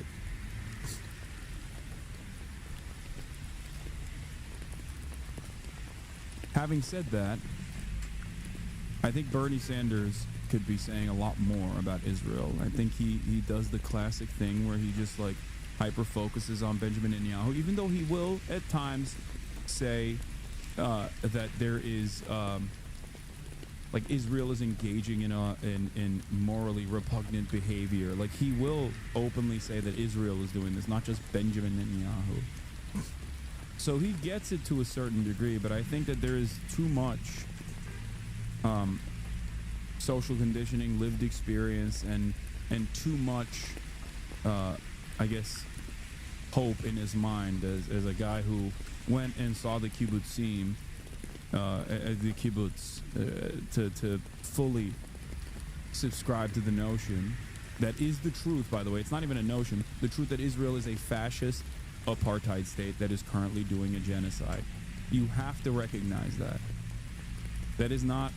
I understand why... And that's precisely why I understand why people think this is not like simply a difference that is reconcilable. This is an irreconcilable wrong that must be corrected. Okay? In front of this crowd, these two didn't need any introduction. In the hundreds of rallies that I have done, we have never, ever had a rally as large as this. Thousands of people flooded the Civic Center to see Independent Senator Bernie Sanders and Democratic Representative Alexandria Ocasio-Cortez, drawn by a sense of urgency, fear, and frustration. Well, the reason I'm here is I don't like the way this country is going right now. Even before they spoke, the crowd knew what they were hoping to hear: accountability for the issues they care about. I'm actually a psychiatric nurse practitioner, and I have so many patients who have Medicaid or Medicare. I'm afraid for the country. On stage, AOC wasted no time challenging not only Republicans, but her own party. And this isn't just about Republicans. We need a Democratic Party that fights harder for us, too. Neither Sanders nor AOC spoke directly to Denver-specific issues like immigration enforcement in the city or the rising cost of living, instead focusing on national themes like raising the minimum wage. You're a loser and a racist, and all your UR viewers are brain dead. Okay. Yeah. Don't ban this guy. I want to know what they mean when they say I'm a racist. I really want to know. And taking on billionaires. Is we will not allow America to become an oligarchy. This nation was built by working people. And we're not going to let a handful of billionaires run the government. Both leaders finishing off with a reminder to the people: the power is with them. No, it's not Bernie. Not Bernie. I got bad news for you. It's you. I want you to look at every level of office around you and support Democrats who actually fight, because those are the ones that can win against Republicans. We are going to get through this. Was one of many stops across the West this week, and tomorrow they will be in Tucson, Arizona. Yeah, right now they're in Tucson today. We're joined by someone who knows all about these issues and has warned about them in film and in politics. Michael Moore, the Oscar-winning filmmaker, has campaigned in previous cycles with Bernie Sanders. He's, of course, an author and a popular Substack columnist. Welcome back.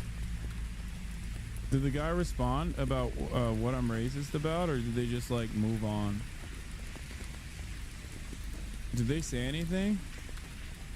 No, that's it. Just that I'm a loser and a racist, and my viewers are brain dead. Huh. Interesting. Thank you, Ari. Where do you want to begin, Michael? Go ahead. Oh, wow. Well, first of all, it's great seeing Bernie and AOC out there across the country. And it's starting to feel, I don't know, I should say this, it's way too early to talk about 2028 yet. Everybody's thinking about what we're going to do next year.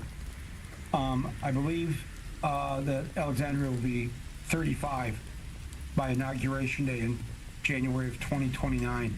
And perhaps historians will see this tour where Bernie and AOC barnstormed the country. Oligarchy versus democracy. And that introduced the idea of we need a whole new person, a kind of person in the White House that is going to fight for the people. And while Bernie may think, well, you know, maybe by 2028 he's going to be too old, you can see just how not old he is. It's just been amazing to watch the tour this week, and to think about.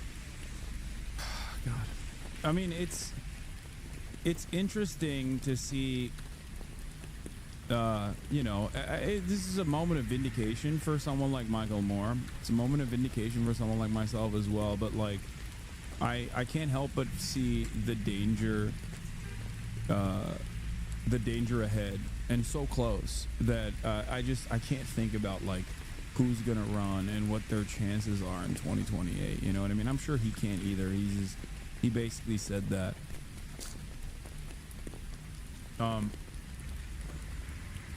Anyway, about that we have somebody like Alexandria Ocasio-Cortez to be the voice of.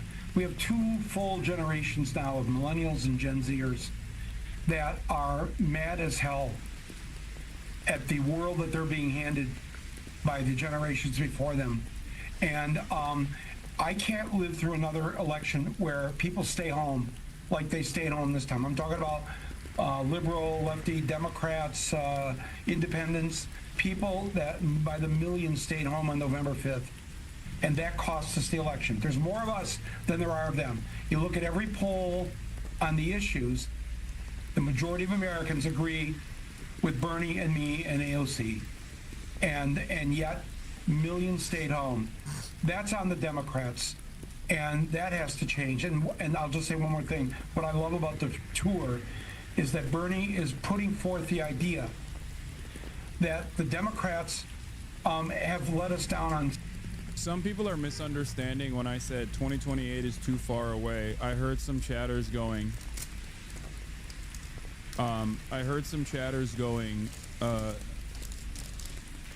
Oh, there's the midterms to worry about.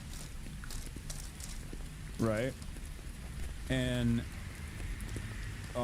no, that's not what I meant either. Like, we're only 3 months, not even 3 months in. I guess technically 3 months in. We're about to be in our third month of this administration. And look at the situation. Like, we're not making it out. We're not making it out to the midterms even if things go the way that they're going.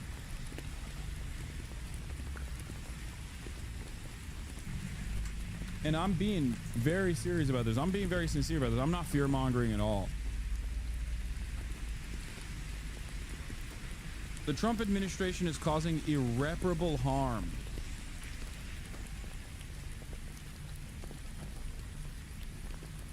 At an alarming speed. This is why, regardless of your opinions of the Democratic Party, and I certainly am not the biggest fan, like, I don't care who does this right now, but you have to use every tool at your disposal. Whether it be direct action, whether it be organizing, or whether it be hosting rallies, or whether it be even sometimes, you know, getting the Democrats, expecting the Democrats to do something. That's why I don't shy away from urging you to call your Congress persons, your congressional representatives, regardless of the fact that they rarely ever do your bidding.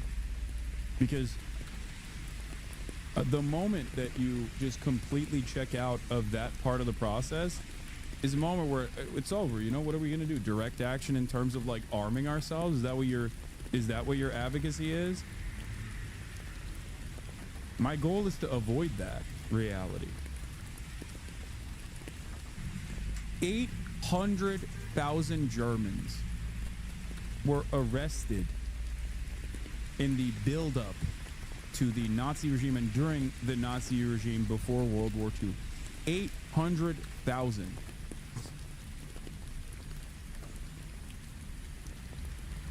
Many of them were killed in these camps. I don't want America to get to that point. So I'll use every tool in my disposal, which even includes trying to get Democratic congresspersons to still do the right thing, bring them there by force if necessary, in order to avoid that outcome.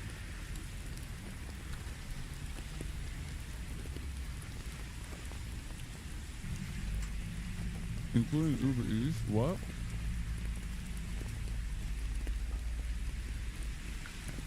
What are you talking about, dude?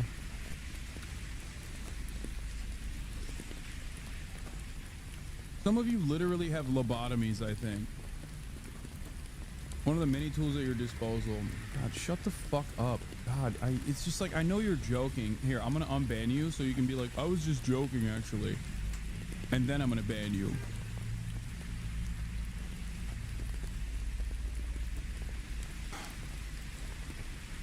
Dude, I swear to God, you know, it's over. It's fucking done. When I see stuff like this from, you know, like-minded leftists who are just like, yeah, dude, keep eating that Uber Eats. Like, okay, dude.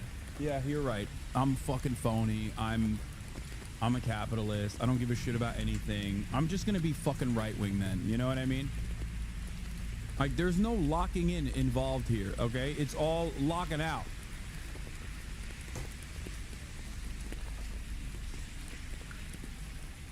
Is Uber Eats BDS or something? No, it's not. It's just people doing like fake, phony, I'm leftier than down nonsense.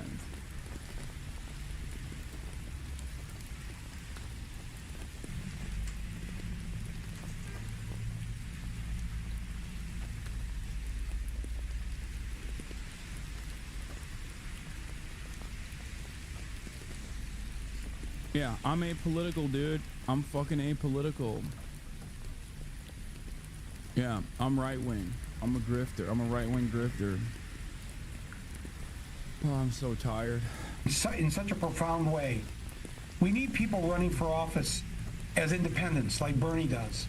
He does just fine. Now, maybe in your state or your city, that's not the best thing to do.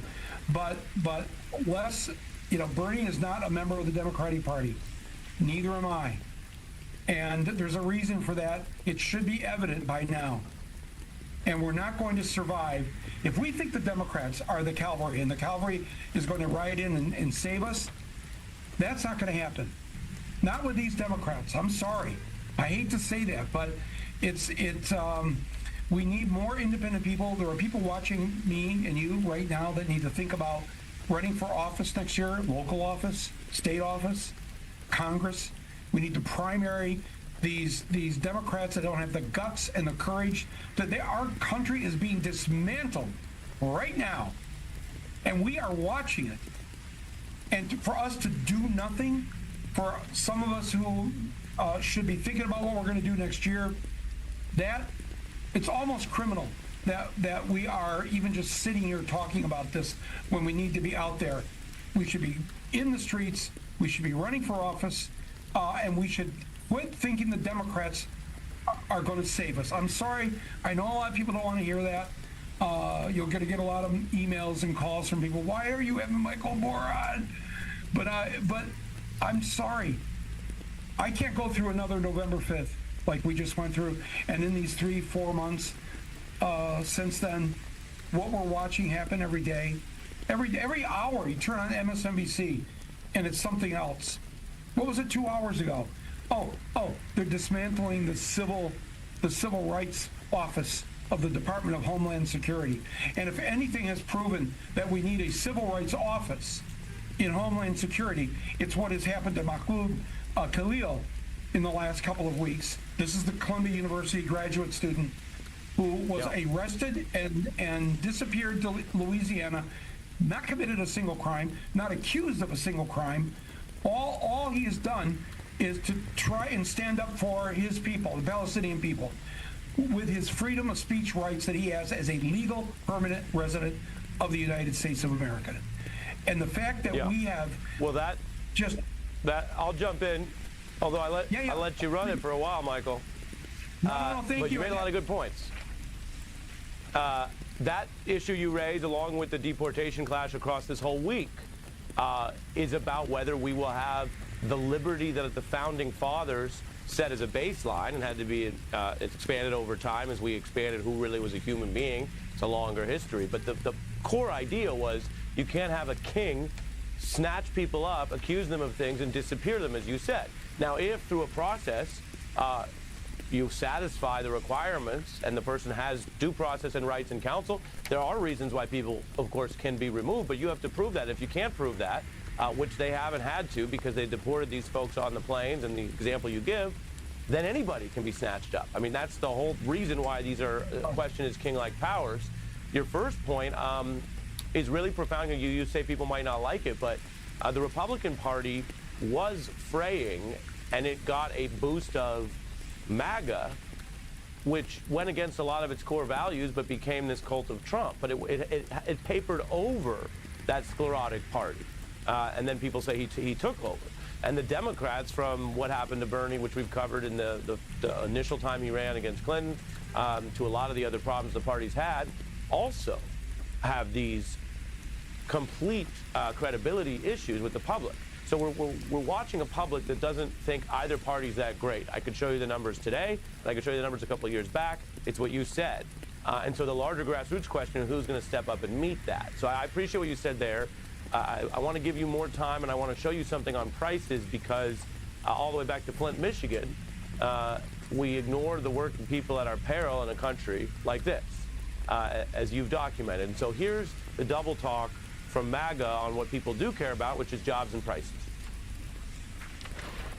Are you expecting agricultural products to be more expensive as a result of tariffs, Secretary? When they voted in November of 2024, they knew that's what they were voting for. There may be an interim period as we're readjusting the entire economy, but listen, real change takes disruption. I will immediately bring prices down starting on day one. I want on groceries. It's a very simple word, groceries. Like almost, who uses the word? I started using the word. The groceries. Starting the day I take the oath of office, I will rapidly drive prices down.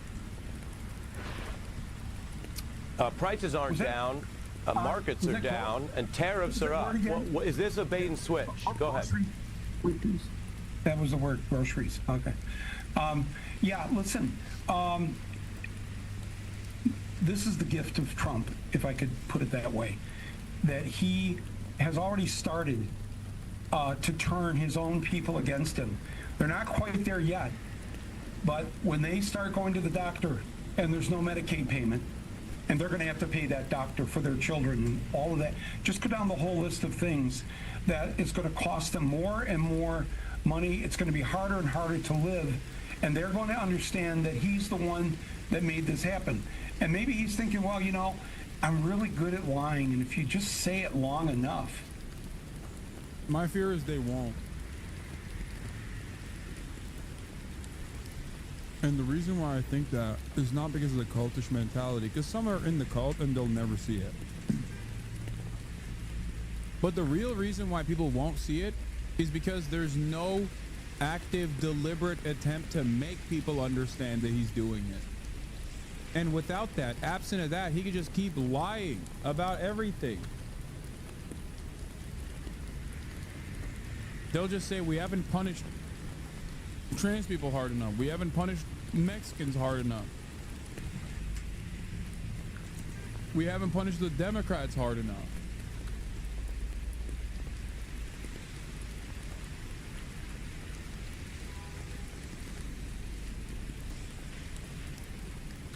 This is why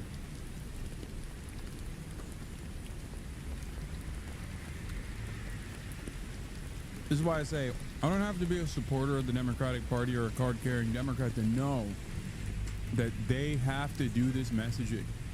Because as long as the duopoly still exists, I don't care about strengthening the Democrats. I care about making sure that we use them as a weapon to wield against the Trump administration. This doesn't mean that I'm a Democrat. This doesn't mean that I'm a liberal. This doesn't mean that I'm on board with the Democratic Party's agenda. I want them to fight. The Democrats are a tool to fight against fascism. As long as they exist, that is the unfortunate reality.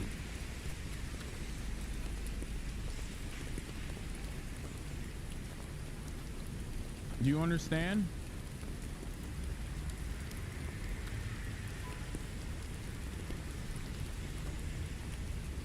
Just like Bernie Sanders' impact wasn't simply Bernie Sanders' impact was not simply about running and almost winning in the primaries. His impact, I think, most significantly was bringing these ideas to the main stage and showing Americans that these otherwise radical positions are not so radical. There is a politician out there that is advocating for the American working class's best interests. Using the existing avenues to garner support like this is phenomenally important. And I think a lot of people that want to maintain ideological purity don't recognize that. People that want to maintain ideological purity don't understand how important it is to present yourself in ways that is palatable to as broad an audience as possible. Never compromise on your values. But when you talk about issues, understand who you're talking to. That's why when I go on Theo Vaughn's podcast, I'm not compromising on my values, but my messaging is different than when I go on, I don't know, the Deprogram podcast, right? This is just the way you communicate in a normal way. If you want your otherwise unpopular or not well-known worldview and perspective that most people inherently despise due to a century of Red Scare propaganda, if you want those positions to come across as palatable, you have to be fucking normal. And you have to use every outlet you can to keep moving the needle in that direction, to bring more people on board. That is my primary focus right now, because looking at the material conditions in the United States of America, analyzing the lack of class consciousness that the working class has here, I think there is still so much need for agitative propaganda to get people to understand that they're being fucked over by this system. A lot of you fantasize about a post-communist utopia when you live in one of the most reactionary countries, reactionary anti-communist countries on the planet. This is not about propping up the Democrats, but instead using their platform and trying to get them to understand, perhaps it's a foolhardy endeavor, and I certainly think so, by the way, but to get them to understand that you have to change trajectory and you have to focus on the material. You have to focus on policies. You have to talk about how Trump is harming American lives directly and drive a wedge between Trump and his base of support to the best of your ability, and try to undermine the Trump agenda every step of the way. If you don't do that, you're done.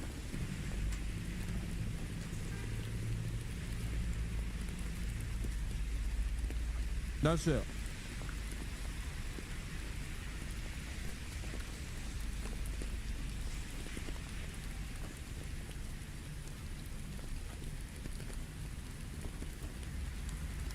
And you might disagree with my methods.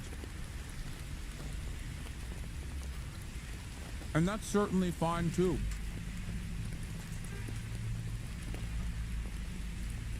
That's fine. Go ahead.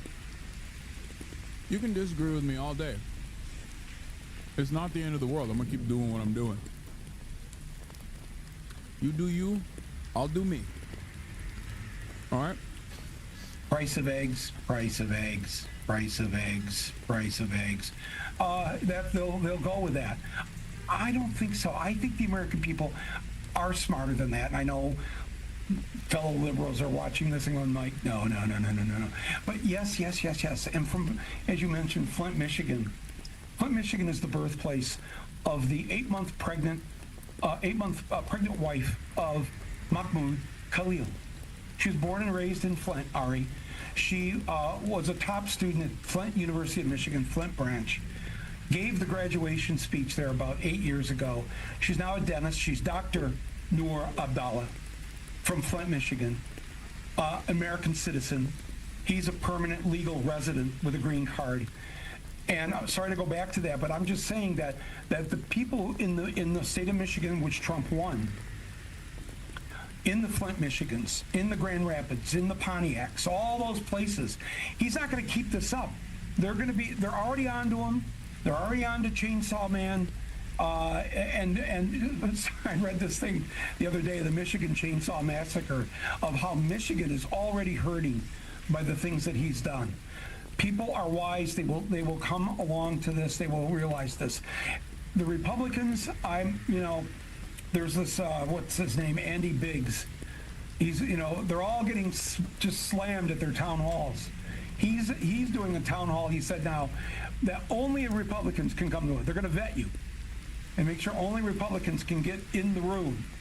Andy Biggs, if you don't know, if you're watching this, is one of the 147 Republicans who, after a violent mob took over the United States Capitol on January 6th, and it took almost till late in the evening near midnight for the police and the National Guard to remove them from our Capitol. And then all the members of Congress and the senators came back in. And at 2 or so in the morning, now January 7th, 147 Republicans voted to overturn the 2020 election. They voted to overthrow the vote of the people. I'll exactly quote the New York Times. 147 Republicans who voted to, quote, overturn election results. And Reuters, Republicans, 147 of them voted to overturn the election. To me, I'm sorry,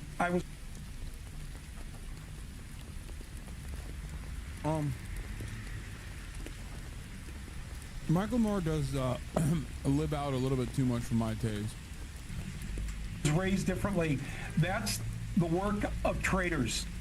If you are voting, and you're voting just hours after an attempted overthrow of the United States Capitol, and then you show up and then you vote to say, no, we reject what the American people have said and how they voted. That's a treasonous act. And there were 147 Republicans who did this, including Andy Biggs, who only wants Republicans at his town hall. The American people occupying this much space with January 6th related criticisms is wild.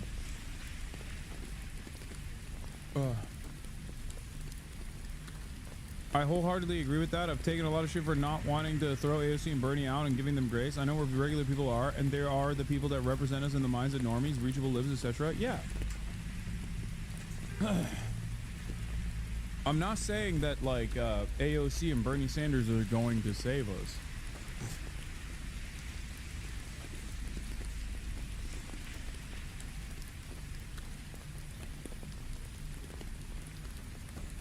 I'm just saying that they are, as elected representatives with a lot of motion, with a lot of popularity, they are incredibly valuable tools at your disposal. Spending every waking moment yelling at them, I think this isn't to say you shouldn't criticize them, by the way, but like the level of criticism I think that they receive from people that are they're closest to ideologically is always funny to me, because it's like there are so many more infinitely worse people out there in Congress. I understand why you'd be more upset at them, because it's like disappointing to see someone that you trust, right? That's not for you to police. It's not. But you know what my job is? My job is to try to find the most effective means of most effective means of communicating certain desires that we all share. That's it. I'm not policing it. I'm just simply saying that while there is plenty of places to criticize these people on, you have to expand on your perspective and not have incredibly narrow horse blinders when analyzing the situation and then thinking that they are the worst people in Congress. Because many people do have that attitude. It's a strange way to appropriate, you know? You got Richie Torres and Chuck Schumer and many other people like that in the Democratic Party. Then you have the entirety of the Republican Party as well. You know, if you think that like the absolute worst people to constantly yell at is the likes of you know, AOC and whatnot, then you're just not, you're missing the forest for the trees. Ironically enough, until Ethan Klein quite literally changed his entire content to fucking psychopathically pursue every little thing I do and like lie about it and actively try to deplatform me and successfully deplatform others. The reason why I was always like, I don't give a fuck about what Ethan is saying about Israel, shut up, he's not your enemy, was for this reason. It was for this reason, because I was like, initially he had said a bunch of pro-Palestinian things, and I was like, yeah, there's no reason to constantly hyper-focus on what he's doing. And over the course of the past year, obviously his attitude changed dramatically, and he became like an insane Hosberist, an insane propagandist for Israel in that time frame. So that's the reason why I think it's you know, there's a point that where it's understandable when you fucking start criticizing people.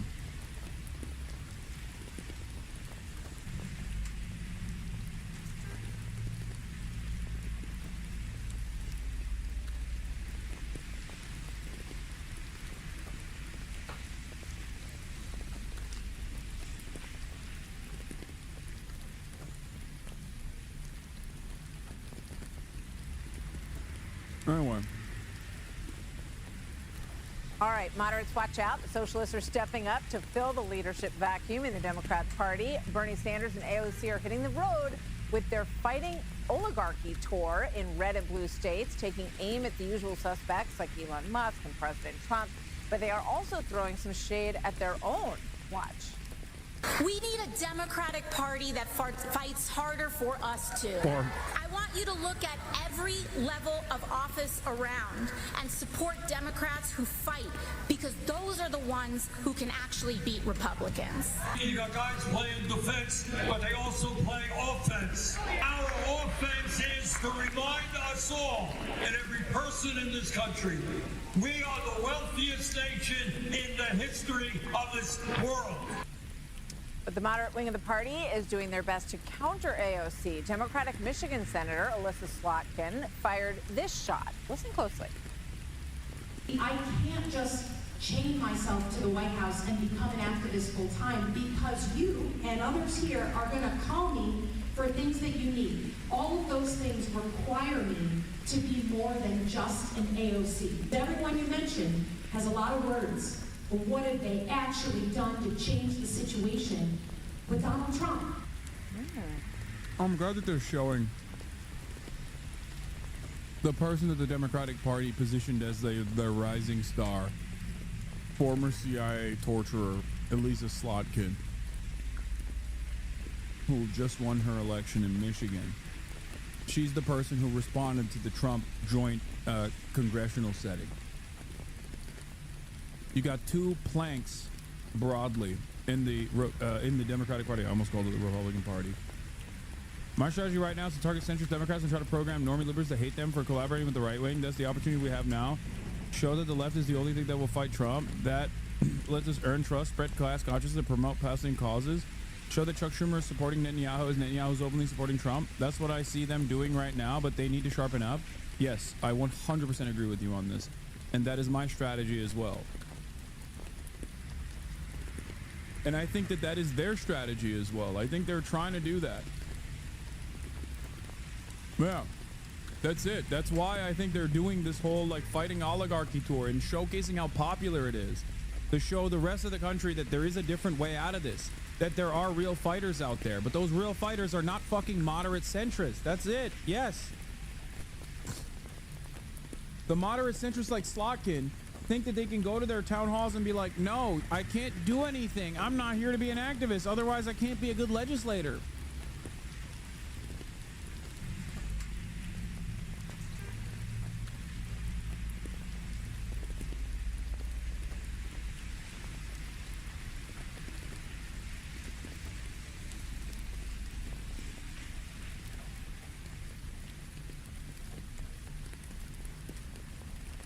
But if all else fails, the Bidens are looking for a comeback. NBC News reporting that former President Joe Biden and his wife, former First Lady Jill Biden. I honestly stopped being so charitable to liberals that they're constantly criticizing leftists doing populist propaganda. In the first swing, they turn on the workers and hold hands with the fact that they're not allies. Okay. You have to remember something. Everyone's a liberal, and everyone's starting point is a liberal starting point. You yourself were probably a liberal at a certain point. It is literally the monoculture in this country, and if not the entire planet for the most part, with some notable exceptions. So, saying like, oh, every liberal is one step removed from fascism at a time when there is no like real socialist alternative out there and real socialist vision out there, especially in the United States of America, is stupid. Use the resources at your disposal.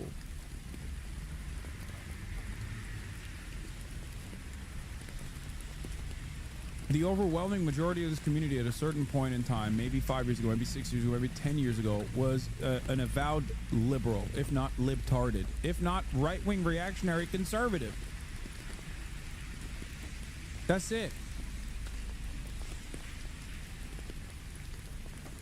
All right, what are you talking about?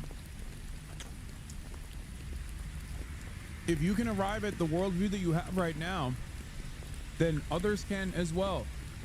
Try to internalize, try to recognize where, at what step in this game did you have your mind change? Was it someone like myself? Was it something else? Was it your own personal experiences? And then figure out exactly what the pivoting point was for you, the pivotal point was for you. And then use that experience to convert others, to get them to see the truth. Have been putting out some feelers to Democratic leaders and saying, look, you know, we can help you. We can do I agree. They do need to. I agree with this, by the way. They do need to endorse Zoran and do a rally in New York City ASAP. Bernie and AOC can't have it both ways. They say, run as independent and we'll endorse you, and then they haven't endorsed Zoran yet with 90 days left. I agree. I think they absolutely have to use this momentum to endorse Zoran Mamdani. I'll do everything in my power to make that happen.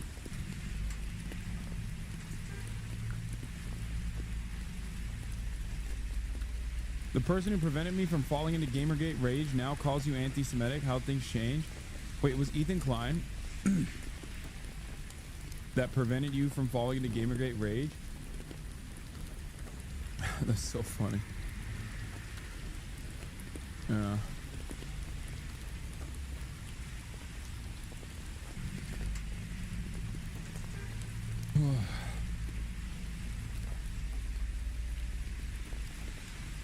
Yeah, well, the world is a crazy place, you know.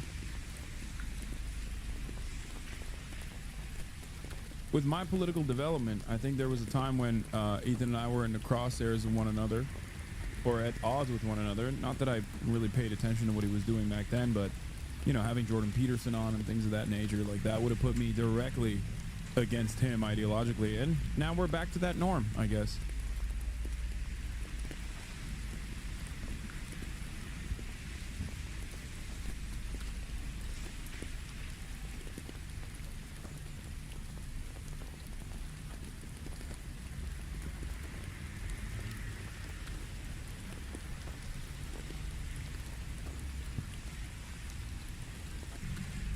Also, not to glaze you too much, but I really think they don't give you enough respect. 50K live viewers on their stream is larger than the biggest rally Bernie ever had. That really doesn't seem to sink in with them. It's all good.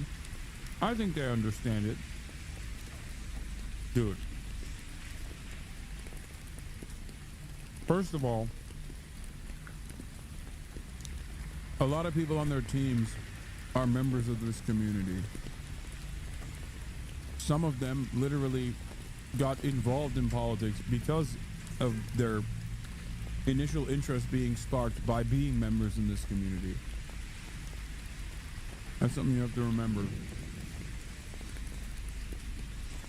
So there are certainly people who do understand the value. Others, within the orbit, like there's, to think that like Bernie and AOC don't know the importance of coming on to this broadcast is wrong. They do. They literally were willing to give me an hour of their time, and the only reason why it didn't happen is because they came in too late to the rally. Like, they're not giving an hour to CBS, you know what I mean? Every now and then, maybe if you get it on the right time, you can get a Lex Fridman spot or a Theo Vaughn spot, but like most outlets are not getting that.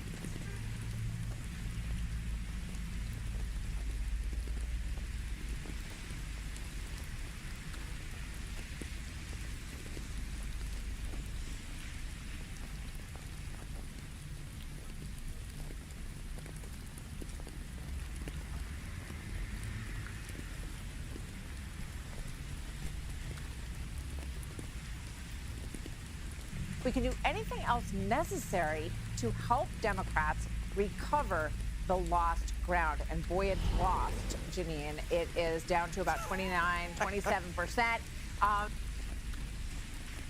This is not a parody. Hamas caught me in the shower with shampoo still in my hair, running in a towel to my utility corridor in my apartment. No time to make it to the bomb shelter. This is real life in Jerusalem. This is a war crime and it has to stop.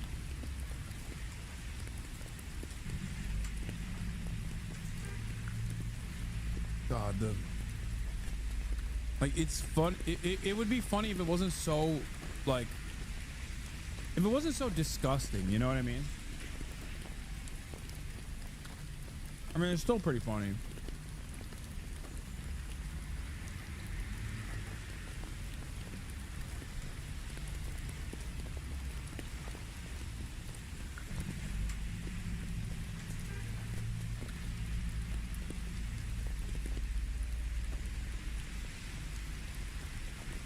My shower was interrupted. We must do maximalist genocide.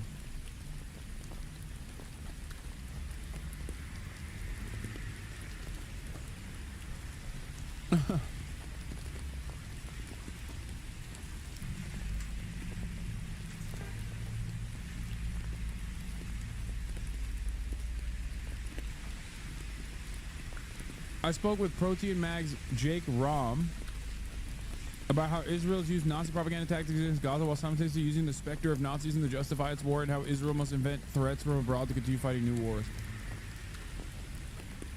Yeah, think of the wasted soap. So they've been in Delaware, I guess, for a little while. He's going back and forth to Washington, D.C. on the Amtrak, I know.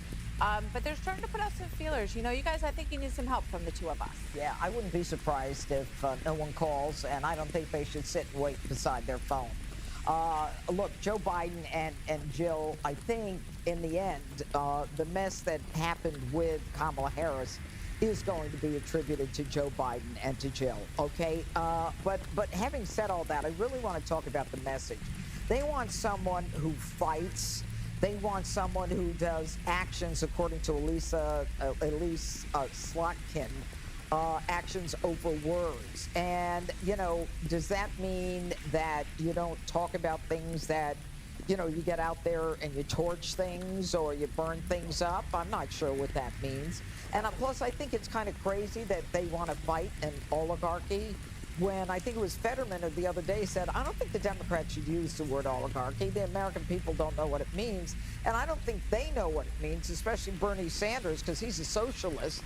And the truth is that, you know, socialists control pretty much every aspect of your society, and they want to fight the oligarchy. I mean, I don't quite get it all. But this is a whole bunch of...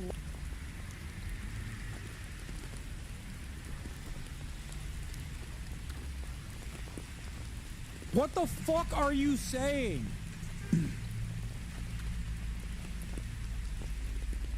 A socialist controls every aspect of your life? What are you saying? Where?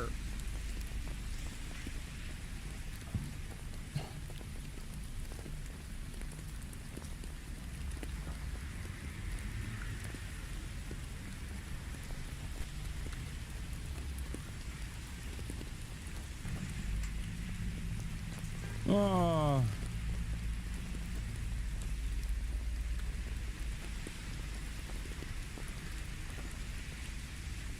I don't know. I don't know what to do about this, but it's good that we look at this stuff because I hope you understand. This is what half, at least, the country believes, if not more than half the country. Okay? This idiotic slop is coming from the most popular news commentary broadcast, okay? Fox News.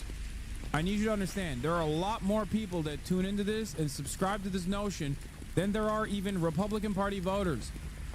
It is unimaginably cooked, which is why I always find it funny when people are like, you know what? Fuck these guys. Fuck Bernie. He's not as radical as I want him to be. It's like, yeah, he's not as radical as I want him to be either, dumbass. But look at the situation.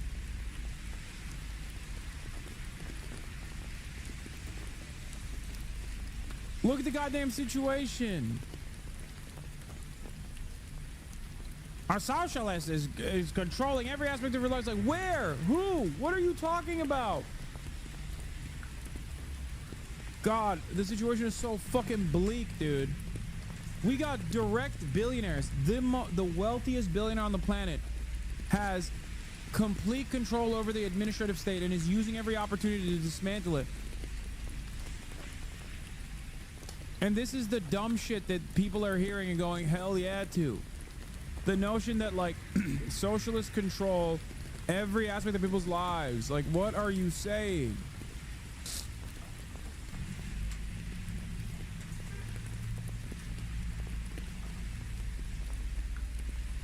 Nothing from a whole bunch of nobodies. Because Donald Trump broke the Democrat Party.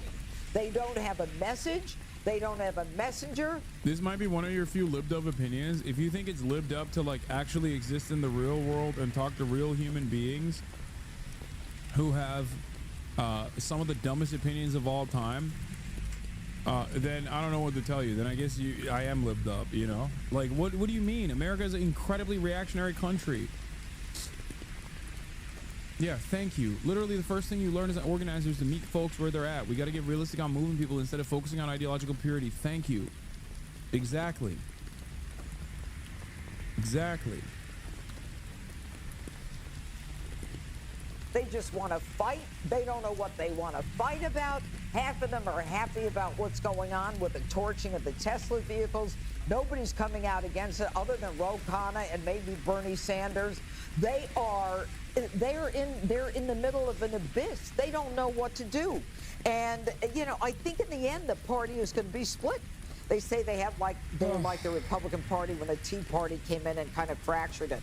They've got like two Tea Parties. They don't know who they are or what they're about. And, you know, if final note, if AOC wants to say they're the party of the working Americans, don't let her forget that she wouldn't allow Amazon to come to Queens, that there were 25,000 jobs that would have been available, $4 billion in lost wages, $4 billion in additional business to local businesses. Don't even use the word AOC. Just, I have the same question when she talks about fighting, wanting someone who fights and fighting the oligarchy. What does that actually mean to you as you hear it? It means that we need representatives that want to be out there with the people, holding rallies and town halls, people who are talking about what's going on in the administration, the trade-offs of, you know, Trump wanting trillions in tax cuts for people who earn a ton of money and that they're going to come and cut your Medicaid. She's talking about people that are open and honest and responsive. And people who admit what's going on, the harsh realities of what's going on in some blue cities, which is, she had been talking about it, and this week I've mentioned it every day, but Ezra Klein and Derek Thompson's new book, Abundance, is coursing through the conversation in Democratic circles. So, you know, AOC and Bernie, you can call them radicals. They're Democratic socialists. They're talking about things like, you know, it should be a basic human right to have good health care and to have the right to a good education and a roof over your head and be able to make enough money to put food on the table. That's not where, listen, Democratic Socialist is the left side of the party for sure, but they are bringing in crowds. He has more people showing up to his rallies now than even when he was running for president, and he had big crowds at that moment. The reason, though, that this isn't a Tea Party movement within our party, at least at this point, is that you're not seeing progressives winning their elections. They're not primarying moderates and winning it all. Moderates were hugely successful in the 2024 election on the congressional and Senate level, which is part of what Elisa Slotkin's talking about. She won Michigan as a moderate Dem when Donald Trump won as well. But Pritzker's getting on the road, and these town halls are huge. 800 for Pat Ryan, 1,300 for Jason Crow. That's what fighting is. It's showing up. Tea Party, Jesse. You know, when I think of the Tea Party, I think about smaller government and less regulation and lower taxes that pushed the Republican Party back to those roots. I'm trying to figure out, you know, if that, I mean, do they want more government, larger government? Is that where a fringe Tea Party would push the Democrat Party at this point? Well, we know what they want, and no one wants it. It was DEI, it was trans surgeries, it was cash bail. It's been rejected, and it's all based in cities. The Tea Party was a national movement. It was intergenerational, and they won massive midterms. And it wasn't just in the House. They put Tea Party people in the Senate.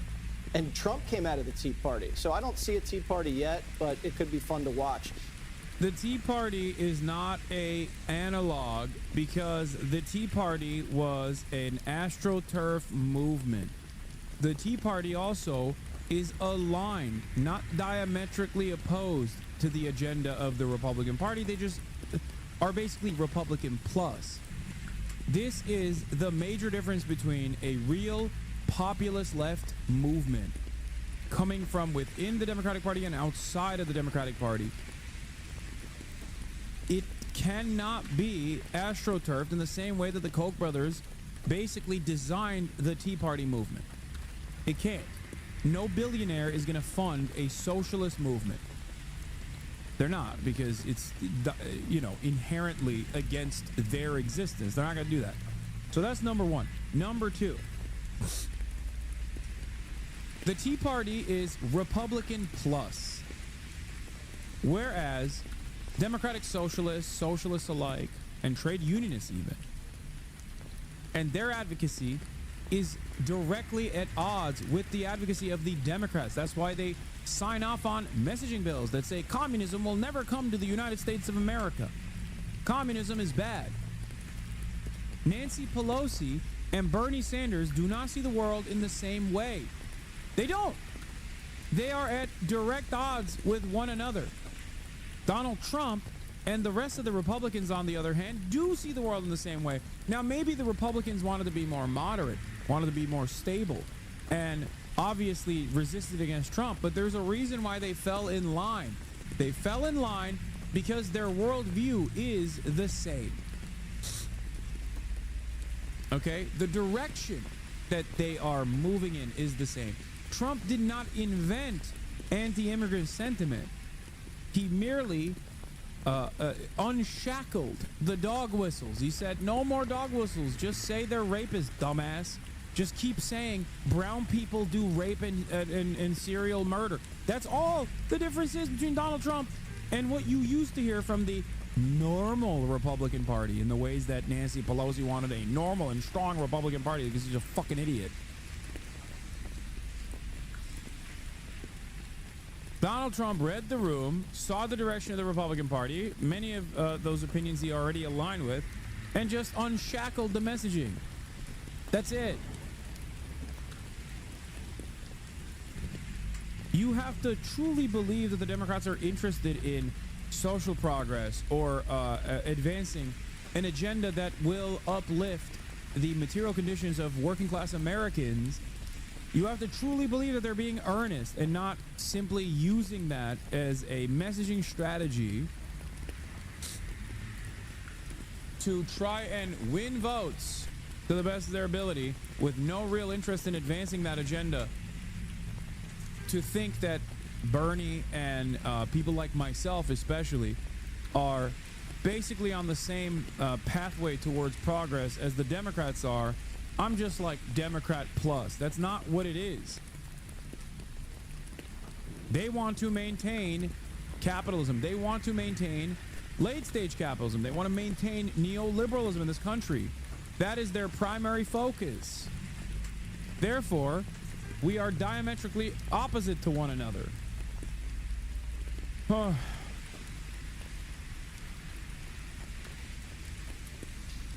I'm afraid what it's going to look like if Democrats fight harder. They shot him. I do think that there is a change happening, albeit slow. But a change is happening. Why do I think that? Well, I think that from my own personal experiences.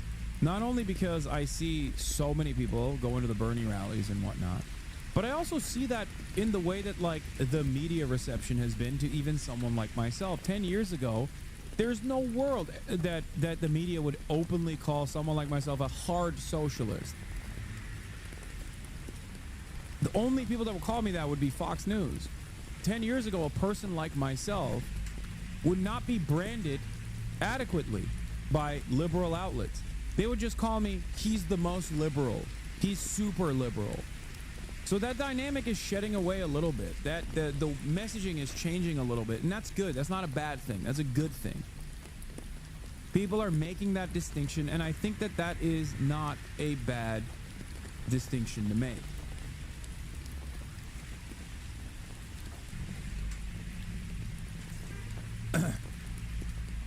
Anyway, it's interesting to also have this as the backdrop here, because while I'm talking about the minutia,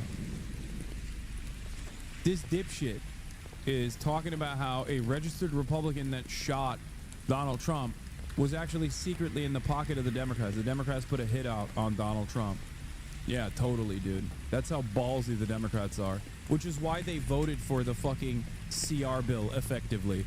Like, how does that work? How do you live in a world where you think the Democrats wanted to fucking kill Donald Trump, like assassinate him, but also as soon as he came into office, they just rolled over and were like, please, sir. Like, how do these two things work at the same time? Registered Republican, incel, wearing some gun tuber merchandise, goes out of his way to make a name for himself by shooting at the fucking president, and they're like, this is the Democrats' fault. The very same Democrats that fucking keel over and give Trump everything he wants every step of the way. Ridiculous. It makes no sense. All you're doing by supporting Bernie/AOC is taking your very finite population of fans and making sure they remain Democrats for all eternity. The actual people who need to be reached are the tens of millions who are being taken by the right, and you fail to reach them. Yes, dude, I know. If only I was more fucking racist, I would be able to reach those guys. I know, MAGA communists. You got it. You're right. Totally. It's just weird because the only motion you get with your pathway, with your way of changing people's minds is just normalizing the fucking racist sentiment, which is anti-materialist. It's stupid. Yeah, real Nazball revolutionary sentiment hasn't been tried yet. We'll eventually get there. Thank you, dude. You really got it. I'm glad that it's no longer just a fucking meme flag online, and it's now a real robust movement, according to you.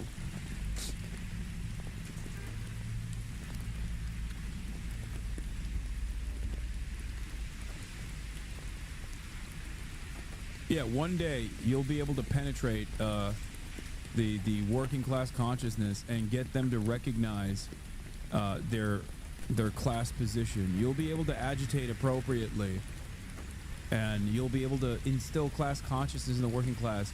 Just, you know, keep saying that transgender people are mentally ill and a bunch of ableist slurs and shit, and like you'll inevitably reach them. I promise.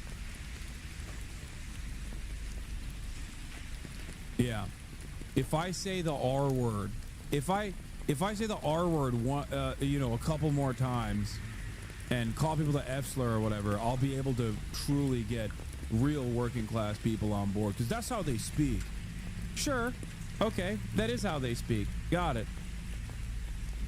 So what? Your job isn't to fucking. Your job shouldn't be to lean on the reactionary tendencies that they have. Your job is to move them away. Hasan, centrist, right-wing griftard.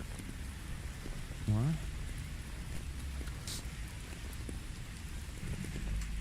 Yeah. It's so funny that, like, these guys, a lot of MAGA communists, their starting position is despising the Democratic Party. And that's understandable. Understandable to despise the Democratic Party. It's a bourgeois party under the duopoly that still is very much on board with maintaining capitalism, right? It's a controlled opposition party. And yet, what you're doing is literally the exact same thing that they're doing. They also are like, let's just drop the trans stuff, actually, fuck it. And maintain neoliberalism that way. Okay, good luck.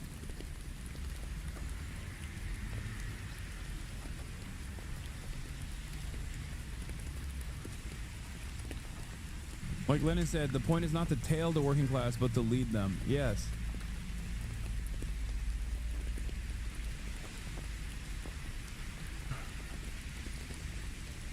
Why do you avoid talking about their party, the ACP bullshit? Because I don't care. It's irrelevant in the grand scheme of things. And if they're doing like real direct action in terms of like helping people out in communities and whatever, great. If they actually, if they're, actively spreading anti-capitalist thought, good. Okay. I think there's a whole bunch of reactionary garbage there, and I don't personally care about it. And it's the nicest thing I can do is to not yell about them all the fucking time.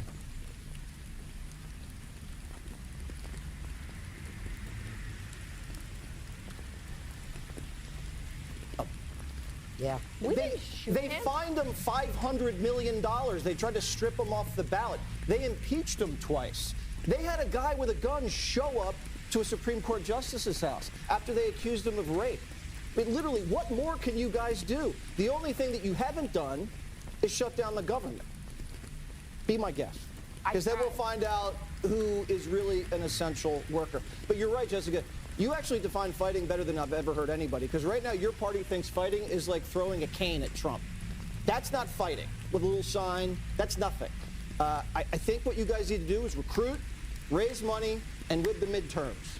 Great. And then you can start doing things. We had our nice straw man you got there. Why don't you advocate for already existing communist structures in America? What's the already existing communist structure that you want me to advocate for? Why don't you just say it out loud? President. Because until it reaches a real point, okay, and until they shed themselves of their reactionary tendencies, and it reaches a real point of momentum when there's like actually people, you just want me to talk about your fucking Splinter Discord, okay? And I'm not gonna do that.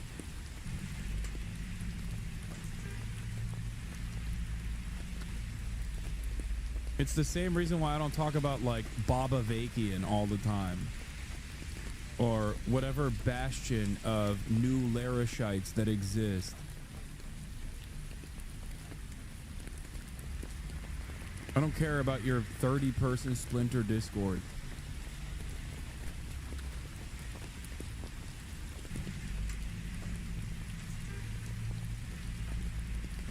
You are from our blood report about Turkey. You born in this land, and does your content already come on? But I don't know why people think I'm not. I haven't talked about Recep Tayyip Erdogan arresting Imamoglu. I did. I talked about it extensively, and I will cover it. I will cover it again. Where is this coming from? Like, people think that I haven't been talking about this issue. There's also people that come in here and they're like, why don't you even post on Instagram? I have as well. What the fuck?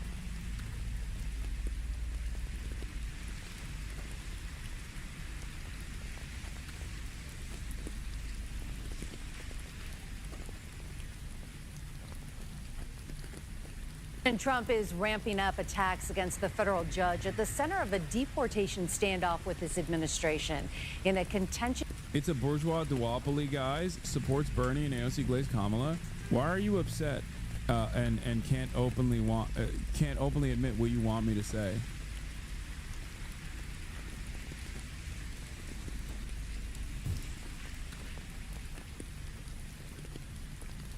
Why are you making up a bunch of shit they didn't say? It's a bourgeois duopoly, guys. Supports Bernie and AOC and Glaze Kamala. Glaze Kamala is very funny. I like that you said, why are you making up a bunch of shit they didn't say? And then openly recognize a thing that I did say that you seemingly agree with. And then follow that up with, like, just the things that I've never said.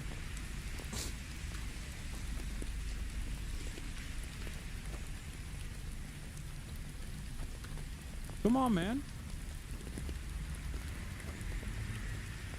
Come on. Say what you mean. What do you want? Who do you want me to support?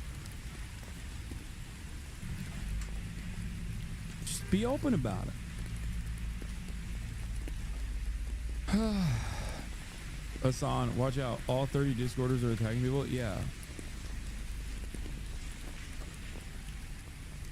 I am the Schrodinger's political commentator who is both all-powerful and has no emotion at the same time, because, like, I have the capacity to make political campaigns or break them. I also didn't sufficiently. I didn't support Kamala Harris and secretly wanted Trump to win. But I also simultaneously glazed Kamala Harris and really loved Kamala Harris, and am a phony person who just wants to sheepdog people back into the Democratic Party. At a certain point, you will realize that I'm just a fucking Twitch streamer. Do I have a lot of influence? Absolutely. Okay? I do. I recognize that. I try to use it for good. And simply yelling at me is not actually engaging in revolutionary action. You're just a fucking moron yelling at a Twitch streamer. You're doing parasocial stan or hater behavior, but you're masquerading it as like revolutionary thought, which is insanely... It's even funnier than people who are just like, no, I really have a parasocial relationship with the streamer and I love him, or hate me on other virtues. You don't have to, like, try to... What? If you want to vote for PSL or some other openly communist parties, not class enemies Democrats. I'm sorry, did I tell people not to vote PSL? I mean, I think that they're great at political activism. Their election strategy leaves much to, you know, their election strategies are not great, but having said that,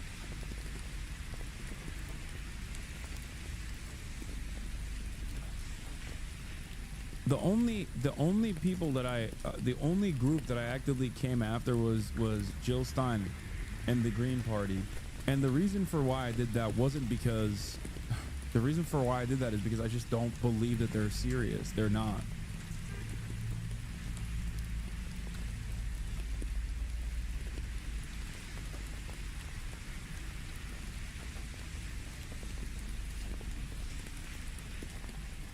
His hearing yesterday, Judge James Boasberg accused the Trump administration of disrespecting the court and ignoring orders after they deported suspected Venezuelan gang members last week.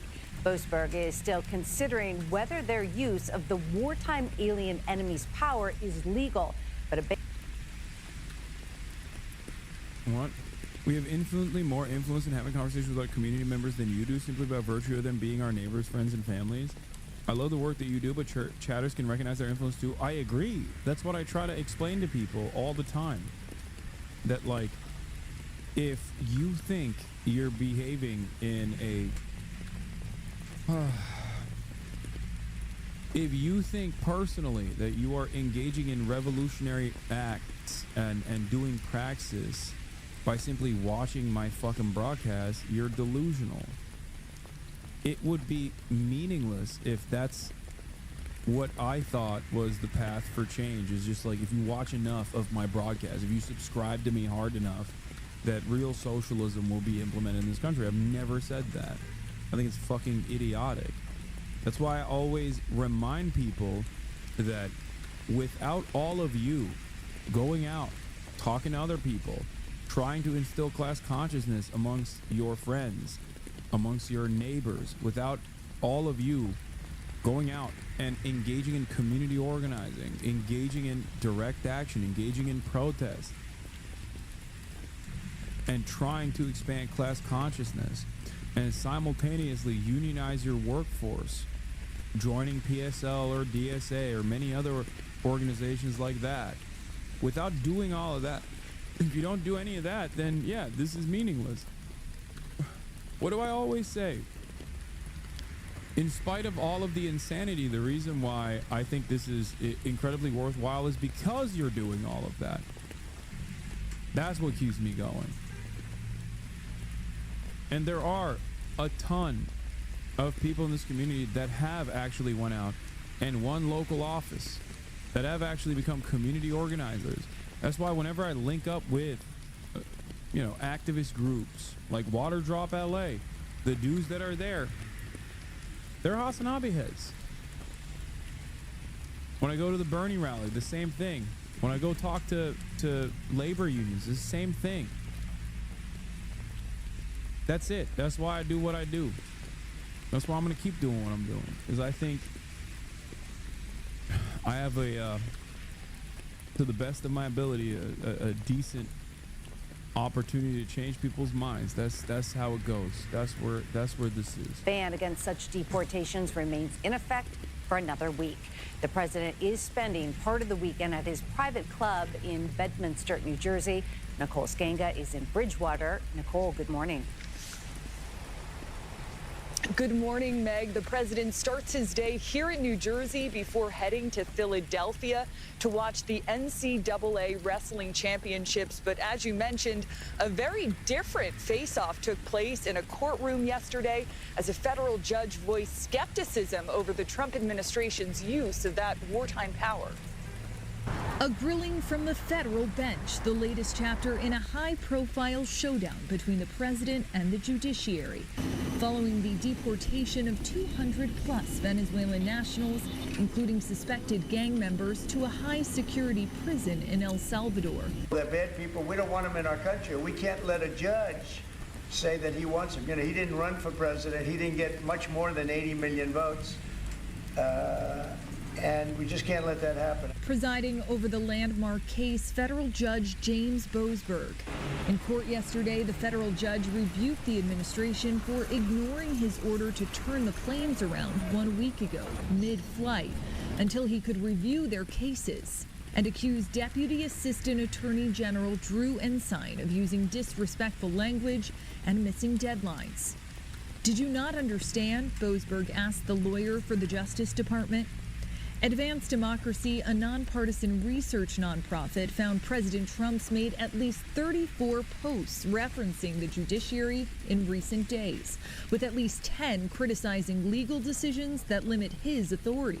Lawyers for some of those transferred to the high-security prison in El Salvador last weekend argued in court filings they weren't gang members at all, including the Venezuelan professional soccer goalie, Erce Reyes Barrios, who claims the U.S. government misinterpreted his soccer tattoo as a gang symbol, with no legal recourse before being transported to El Salvador. The government actually just wants us and the American people to believe what it says without any process or any evidence at all. Skye Perryman of Democracy Forward is co-counsel representing the plaintiffs in the case. Are you concerned that there are individuals sitting in a high-security prison in El Salvador right now that have been falsely accused of being TDA members? We are deeply concerned about that, and this is something that should concern every single American in this country. And in a separate move overnight, President Trump revoked the security clearances of former President Joe Biden, former Vice President Kamala Harris, and several former top administration officials, including Secretary of State Antony Blinken, another former Secretary of State on that list, Hillary Clinton. Michelle? Nicole, thank you. Now to that late afternoon notice from the Trump administration to revoke the legal status of potentially more than 500,000. Yeah, there's also this. 500,000 immigrants that got TPS under Biden, which was an extension of the Trump program as well, which is something that the American government has done time and time again, is now being revoked. Cubans, Nicaraguans, Haitians, and the like. What is this?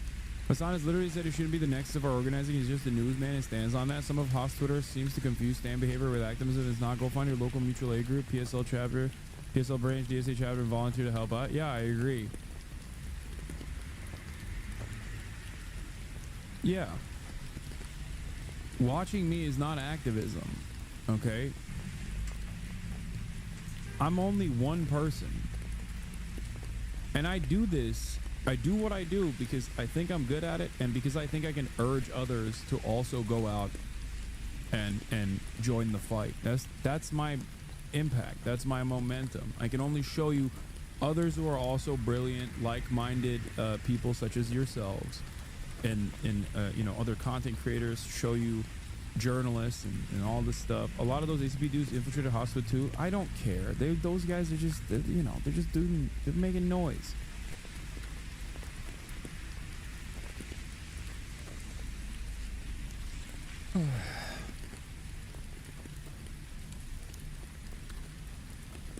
Immigrants currently living in the United States. This as we are learning more about the Venezuelans deported under the 18th century wartime law. I'm joined now by immigration reporter Camila Montoya Galvez to help us unravel all of this. First of all, Camila, let's start with 500,000.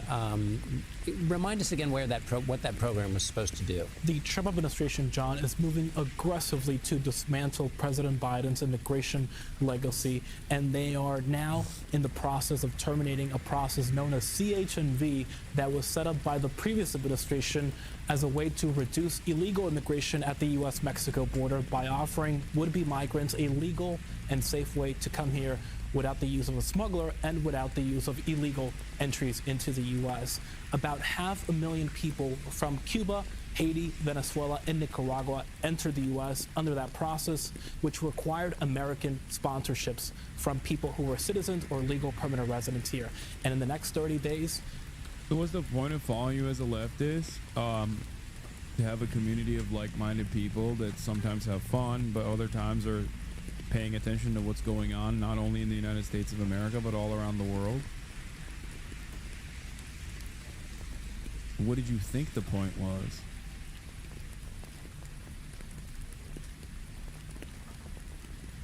What do you think I do here?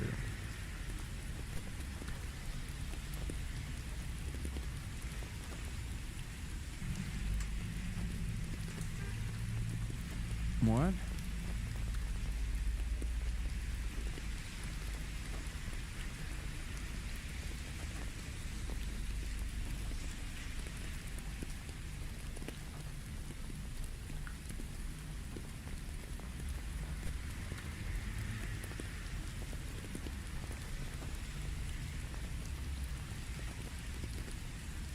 I'm actually trying to figure out what you mean by this, like what you're talking about.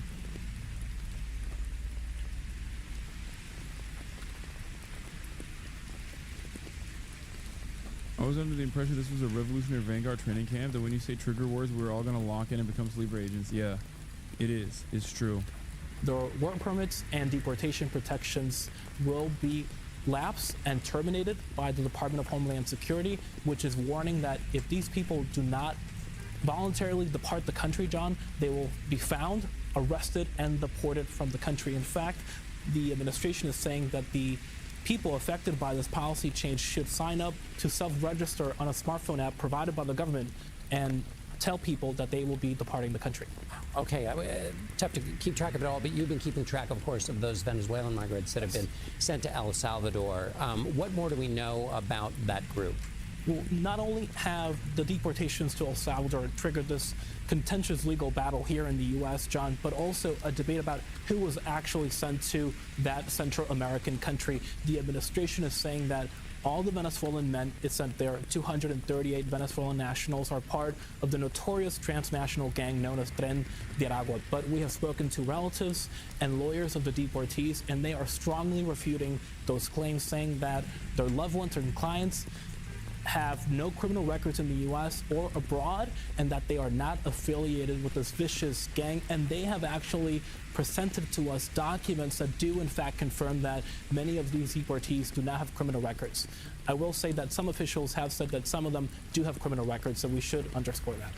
My husband may not be a legal American citizen, but he's a human being, and he has rights. Only on Action News Jax, a Middleburg family begging for help after they claim that ICE officials are threatening the husband, who is an Indian national, with immediate deportation and criminal charges. I'm Tanika Hughes. And I'm Ben Becker. Action News Jack's Jake Stofan is live from the family's home in Middleburg. And Jake, after you started asking questions, they got a new message from ICE. Well, that's right. Just within the last hour, I heard from the family's attorney that the husband has now been given until Saturday to purchase a plane ticket back to India and leave the country voluntarily. Now, this comes after the family says ICE officials came to their door this morning demanding the husband come out and threatening him with criminal charges and saying they would come back with a warrant when he refused. I mean, that's good that they didn't open the door. That's what you're supposed to do. I cannot leave my kids and my wife. I can't. Tapan Purohit and his wife, Ashley Kennedy Purohit, feel they're living a nightmare. Tapan came to America on a J-1 visa in 2011. It expired in 2013. Last year, he married Ashley, and they filed an I-130 marriage petition in hopes of regaining his legal status. I prayed so hard that God would send me a good, kind, loving man that would finally be that piece that was missing in our lives, and he did. Things took a turn last December when Tapan was arrested and charged with resisting an officer without violence, a charge that was ultimately dropped. But over the next few months, he was ordered by ICE to purchase a plane ticket for removal, which he did. According to the family's attorney, they filed a series of emergency motions, hoping to delay his removal to give time for the marriage petition to be processed. His motion to delay his deportation was denied on March 11th, but two of those other motions are still pending.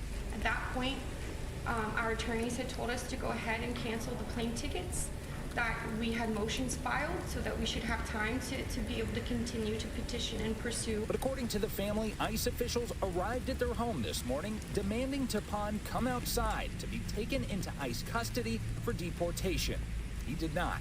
The family claims ICE officials told them they'd return with a warrant and charged Tapan with failure to comply with supervised release. And at that point, they can kick our door down and come in front of my children and take my husband in front of them. Ashley argues her husband still has a right for the motions to be heard. Tapan and Ashley run a local business and argue they're good, hardworking Americans, not criminals. But they claim throughout this process, they've been treated as less than human by ICE officials. I said, my wife is pregnant, sir, so he said, oh, that's not your kid, that's her kid. Ashley says she feels like this sudden rush is being driven by a numbers game intended to fulfill a political agenda rather than ensure public safety. It's yeah, just no another shit. check on the box. I mean, we deported 1,001. Yeah, that's exactly what it is. That's exactly what it is. There's no, it's also because it's built on a lie. It's built on a lie. There's no massive amounts of undocumented migrants that are responsible for incredible amounts of violent action and criminal behavior. It's just made up. People today, and Tapan gets to be that 1,001. And yes, it's not necessarily just a lie that the Republicans told. It's one that the Democrats also played along with, refused to fight against, refused to combat, and here we are. Oh, I hate this.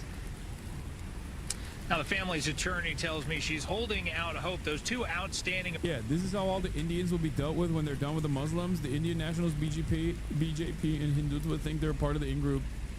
They're not. And you know who is also not a part of the in-group, even though they're much more firmly a part of the in-group than Indians are right now? Jews.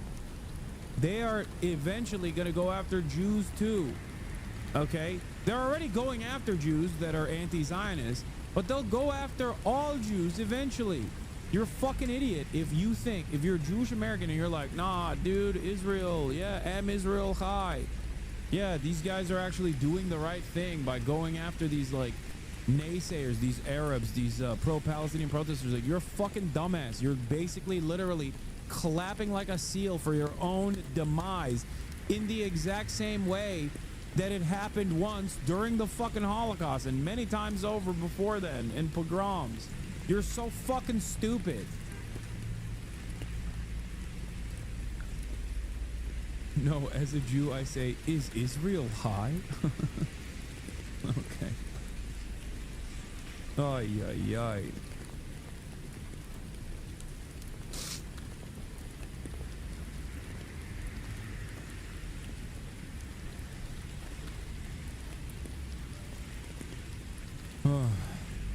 Emergency motions that are currently sitting. And we're taking. It's ironic because a lot of the anti-Semitic sentiment is directly caused by the Trump administration coming out and basically behaving in the way that like David Duke says the American government operates as. Americans are stupid, but even they recognize when the fucking Trump administration is saying Shalom Mahmoud, okay, as they're deporting someone for exercising free speech, you're definitely creating a lot of resentment. Jews should be the first people to recognize how dangerous that kind of association is. It is shocking how fucking short-sighted Zionist Jews are in this country. It is literally it is so alarming that they don't understand what the fuck is up right now.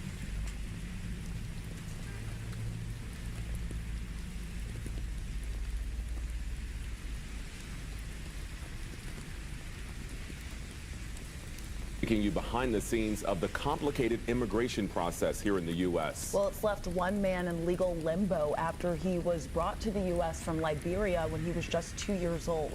Rodney Taylor has lived in Georgia for decades, applying for citizenship only to be denied. Well, recently, ICE arrested him, and right now he's facing deportation. 11 Alive's Caitlin Ross is uncovering the difficulties navigating the immigration system, even as journalists seeking answers about this case. It's easy to talk to Rodney Taylor. I'm a people person, so I love dealing with people, meeting people every day, making them look good. Yeah, dude. Yeah, deport that guy to Liberia. He's definitely Liberian. Dude's been in here since the age of 2, man. The fuck are we doing? Like, that is an American, okay? That is an American through and through, okay? What are we doing? We met Rodney trying to help people who sit in his chair through a program where barbers talk to clients about... Oh, I don't get it. I thought that they were arresting rugged criminals. What's happening? This doesn't seem like they're arresting and deporting rugged criminals. You know, what's that about? I'm shocked. I'm shocked to find out that we are not actually fucking deporting serious criminals and instead deporting guys like this. Lung cancer screenings. Rodney told us making those connections comes easy. Once they feel comfortable in their surroundings and know what type of person you are, they feel more comfortable to open up to you. It's what's happening to him now that he says is so hard to connect. All right, we're trying this again. Okay, so is it working? Rodney! Hey! Oh my gosh, we finally connected! He was arrested by ICE and is now not behind his chair, but behind bars. It's a life-death situation. To understand, we have to go back to 1980, when Rodney's mother brought him to the U.S. from Liberia. He was 2. Born with clubbed hands and feet, she brought Rodney here for amputation surgeries under a medical visa. He's lived here ever since, but his applications for citizenship have been denied. I feel like I'm at my wit's end. You know, I rely on prayer. That's because Rodney pled guilty to felony burglary charges when he was 16. 16 years later, the Georgia Parole Board pardoned that conviction. Oh my God. But the crime makes him ineligible for amnesty programs for minors. ICE officers cite the burglary case on his detention order now. They're still trying to prosecute me for something I did 30 years ago as a child. It's hard to swallow. Hard, but not uncommon, says immigration expert and attorney. Wow, thank God they got this criminal off the streets, dude. Thank God. It's truly sociopathic behavior. God.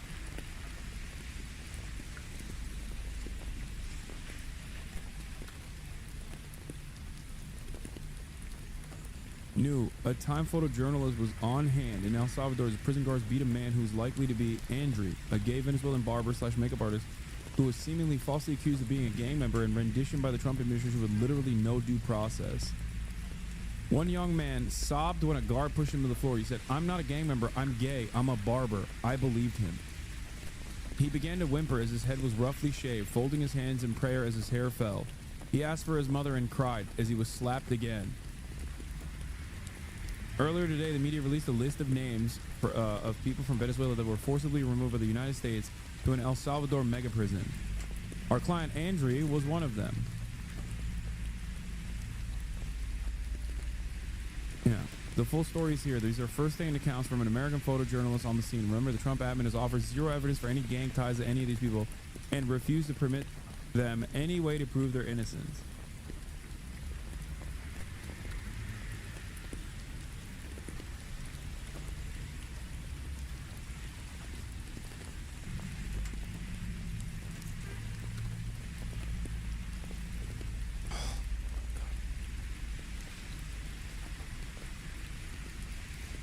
Yeah.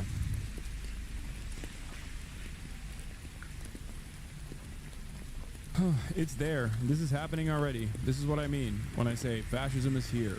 Okay, we have already dipped our toes in the waters. We are pushing our whole body into it.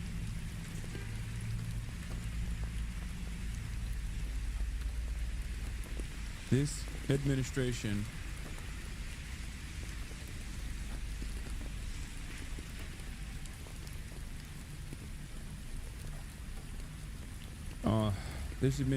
will eventually do these exact same acts of cruelty to you and a loved one.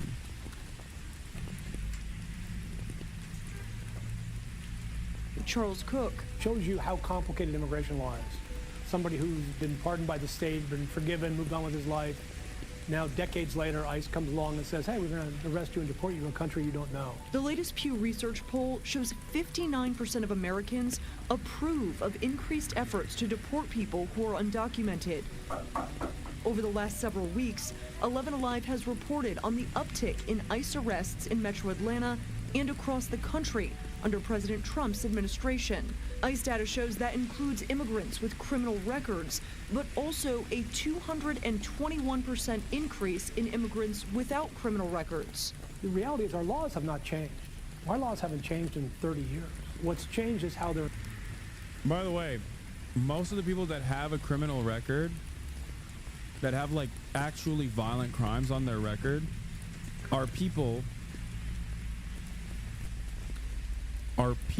that are already in prison. They're deporting people from prison to pad the stats.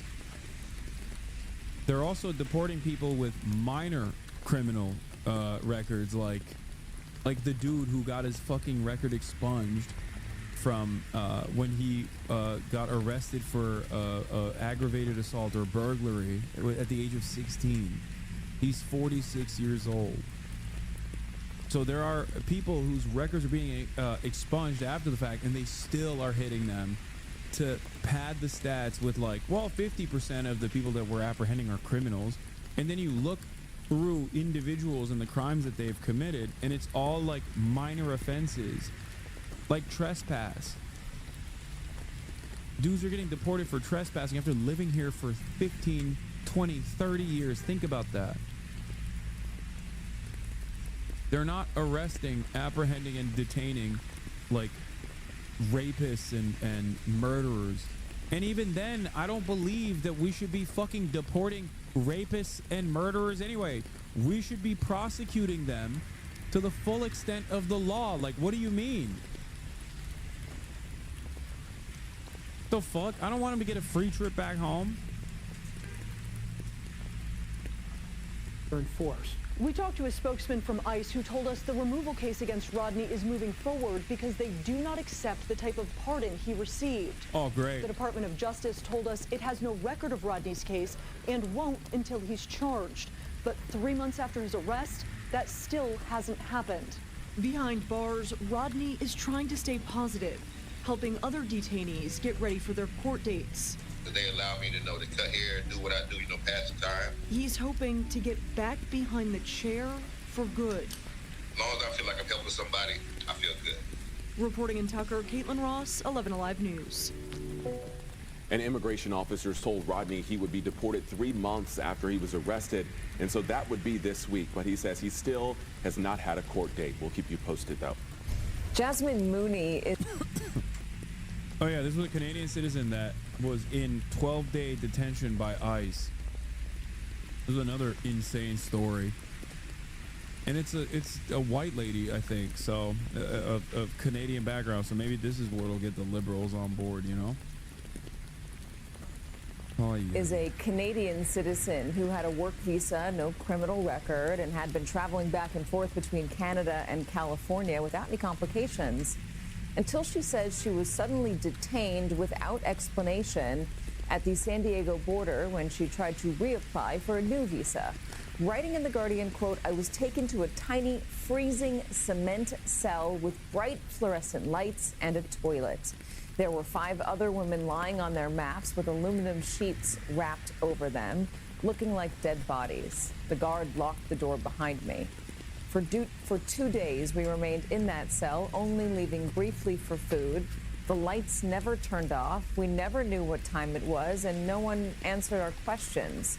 No one in the cell spoke English, so I either tried to sleep or meditate to keep from having a mental breakdown, excuse me. I didn't trust the food, so I fasted, assuming I wouldn't be there long." She added, quote, "I was told to shower, given a jail uniform, fingerprinted, and interviewed. I begged for information. How long will I be here? I don't know your case," the man said. "Could be days, could be weeks. But I'm telling you right now, you need to mentally prepare yourself for months." Ultimately, Mooney says she spent 12 days in detention before she was finally allowed to book herself a flight back home to Canada. Joining us now, Jasmine Mooney. I was blown away by what you wrote in The Guardian. Explain what happened. I mean, I'm still processing what happened. I got out and it really feels like a dream or a nightmare, but I still really don't know how I ended up there, but now I am really trying to use my voice to tell people what's going on, because I really don't think a lot of people know what's going on in there. Why weren't you allowed to book yourself a flight back home? I have no idea. I assume that if there were a denial with my visa, I would just book myself a flight and head back home, apparently because I had one denial before and then my other visa was voided. So for some reason, they said that they had to send me back to Canada, and I was literally booking my own flight to go home. And then that's when I was taken, and then I was in there for 12 days, and not a single person talked to me the entire time that I was in there about my case. Why do you think you were not given the opportunity? Do you feel like you were being used to send a message to others? You know, I've been trying to come up with every explanation that I can, and I truly don't know. I was in there, I met around 200 other women who, none of us had a criminal record. Everyone's story was different, a lot of the same. A lot of women I believe should not be in there. And what I found is the issue wasn't about getting deported. A lot of women admitted that they overstayed their visas. It's just what the issue that they have is the process of getting out of there. It is next to impossible. There is no communication. You do not have an officer to talk to. You can't contact your lawyers or your friends or your family. I was transferred twice in 2 weeks, which is an awful experience. There were girls in there who had been transferred 8 times in a couple weeks. So the whole system just felt super rigged to keep us in there. that's what it felt like. Well, because you write, this is an interesting part of the article. You say companies like CoreCivic and GEO Group receive government funding based on the number of people they detain, which is why they lobby for stricter immigration policies. It's a lucrative business. CoreCivic made over $560 million from ICE contracts in a single year. In 2024, GEO Group made more than $763 million.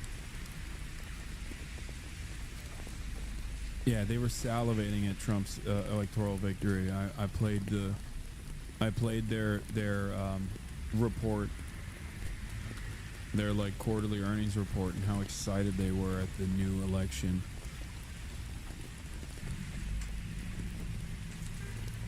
The GEO Group was passed and ready to take advantage of the new wave of mass deportations and mass arrests, and set up new detention centers.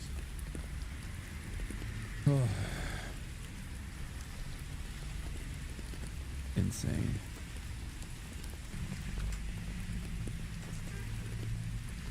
Canadian Airlines are taking away. Here's at least a little bit of a silver lining on all of this. Canadians, stand strong. We are with you. Flights to popular U.S. cities. This after many Canadian vacationers apparently are avoiding the U.S. entirely. Asher Red joins us from the Atlanta International Airport. And Asher, the airlines say they're just following the demand. Yeah, exactly. And some Canadian airlines are starting to shift their focus to Mexico and the Caribbean. That's where the airlines say that Canadians are starting to vacation instead of right here in the United States. And they've noticed that in the past few months. Now, the U.S. Travel Association says that Nevada and Florida rank among the most popular destinations for Canadian travelers. But starting this month, Air Canada is dialing back service to those states as well as to Arizona. In the latest investors meeting, Air Canada said that it was adding more routes to Canadian leisure destinations instead. Other American airlines, or Canadian airlines rather, like Porter, have stopped advertising some American destinations entirely.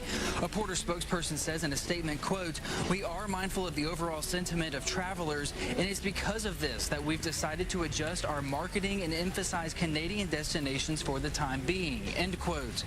And according to the Travel Association, Canadians visit America more than travelers from any other country, with 20.4 million visits just last year. And the association says that Canadians spent $20.5 billion in the U.S. last year, supporting 104. Why should you come here? This place fucking sucks. Why should you come here and also risk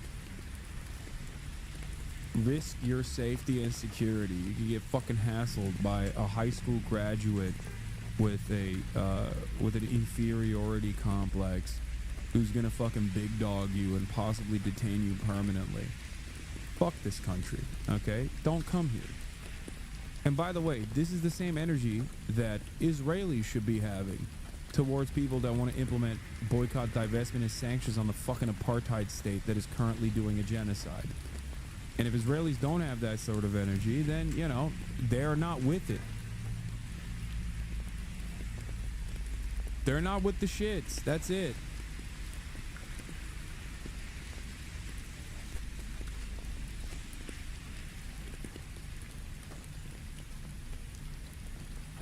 Oh. 40,000 American jobs. So even a small... Hasan, are you safe from deportation? For the time being, yes. Because I'm an American citizen. I was born here. I know my haters will hate that, but that is the case. Decline in revenue could have major impacts on Americans. Now, Flight Center, a travel agency with an office in Toronto, says that Canadians are in the middle of one of the busiest travel periods of the year. This did pick up in February, where we saw actually a 40% decrease in leisure bookings to the U.S. And that just means... What's the difference between these recent deportations and the ones during the Biden admin? I'll tell you. The Biden administration still was very rigid and also deported a shit ton of people. And it was completely unacceptable. This is an expansion on the previous administration, as the Republicans tend to move the country rightward. They've eliminated due process, and they're going after people with no criminal, no criminal background whatsoever. They're just trying to grab as many people as possible, while they're also actively trying to remove legal permanent residents and take away their citizenship, take away their legal permanent residency status. New bookings were down 40%. Over a 3-month period leading up to February, we did see a 20% increase in cancellations of pre-existing trips to the U.S. from Canada. And in fact, Canadians were rebooking for destinations like the Caribbean and Mexico. And according to FlightAware, Canadian flights coming into New York's JFK airport saw a 19% decline in just last month. The rest of the United States dealt with a 5% decline in incoming Canadian traffic. Live at the Atlanta International Airport, Asher Red, Fox 13 News. With a president in the White House who most Americans came to know through a reality TV show, it is somehow fitting that one of the issues that Donald Trump obsesses over, undocumented immigrants, has been packaged into reality-style TV. Almost 4 a.m. and we are now rolling. I think it's really important for Trump's governing style to have these things sort of televised. For him, if these things don't happen on TV, are they actually happening? This morning, federal agents are intensifying the Trump administration's promise of mass deportations of undocumented immigrants. The border represents a geographic site where the aspirations, the delusions, the anxieties, and the mythical expressions of the United States are enacted. As war with terror organizations are happening all over the world, and they have operatives on our borders that are ramping up unlike ever before. Much of what presidential administrations have done for years is enact a sort of border theater, which is rooted in violence. It is through those images, it is through the confrontations, manufactured in some instances, that the United States defines its sense of citizenship for the people. Now the president is dramatically expanding the powers of federal agencies to help with mass deportations. He knows the power of this thing right here, the camera. When you take the camera, that's a big weapon nowadays, whether it's citizen journalism, whether it's a well-known company, or if...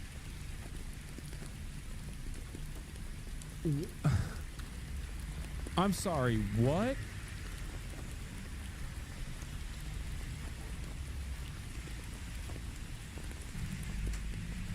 They interviewed Patrick Bet-David, Al Jazeera, The Listening Post, interviewed Mr. Valuetainment for this? What the fuck?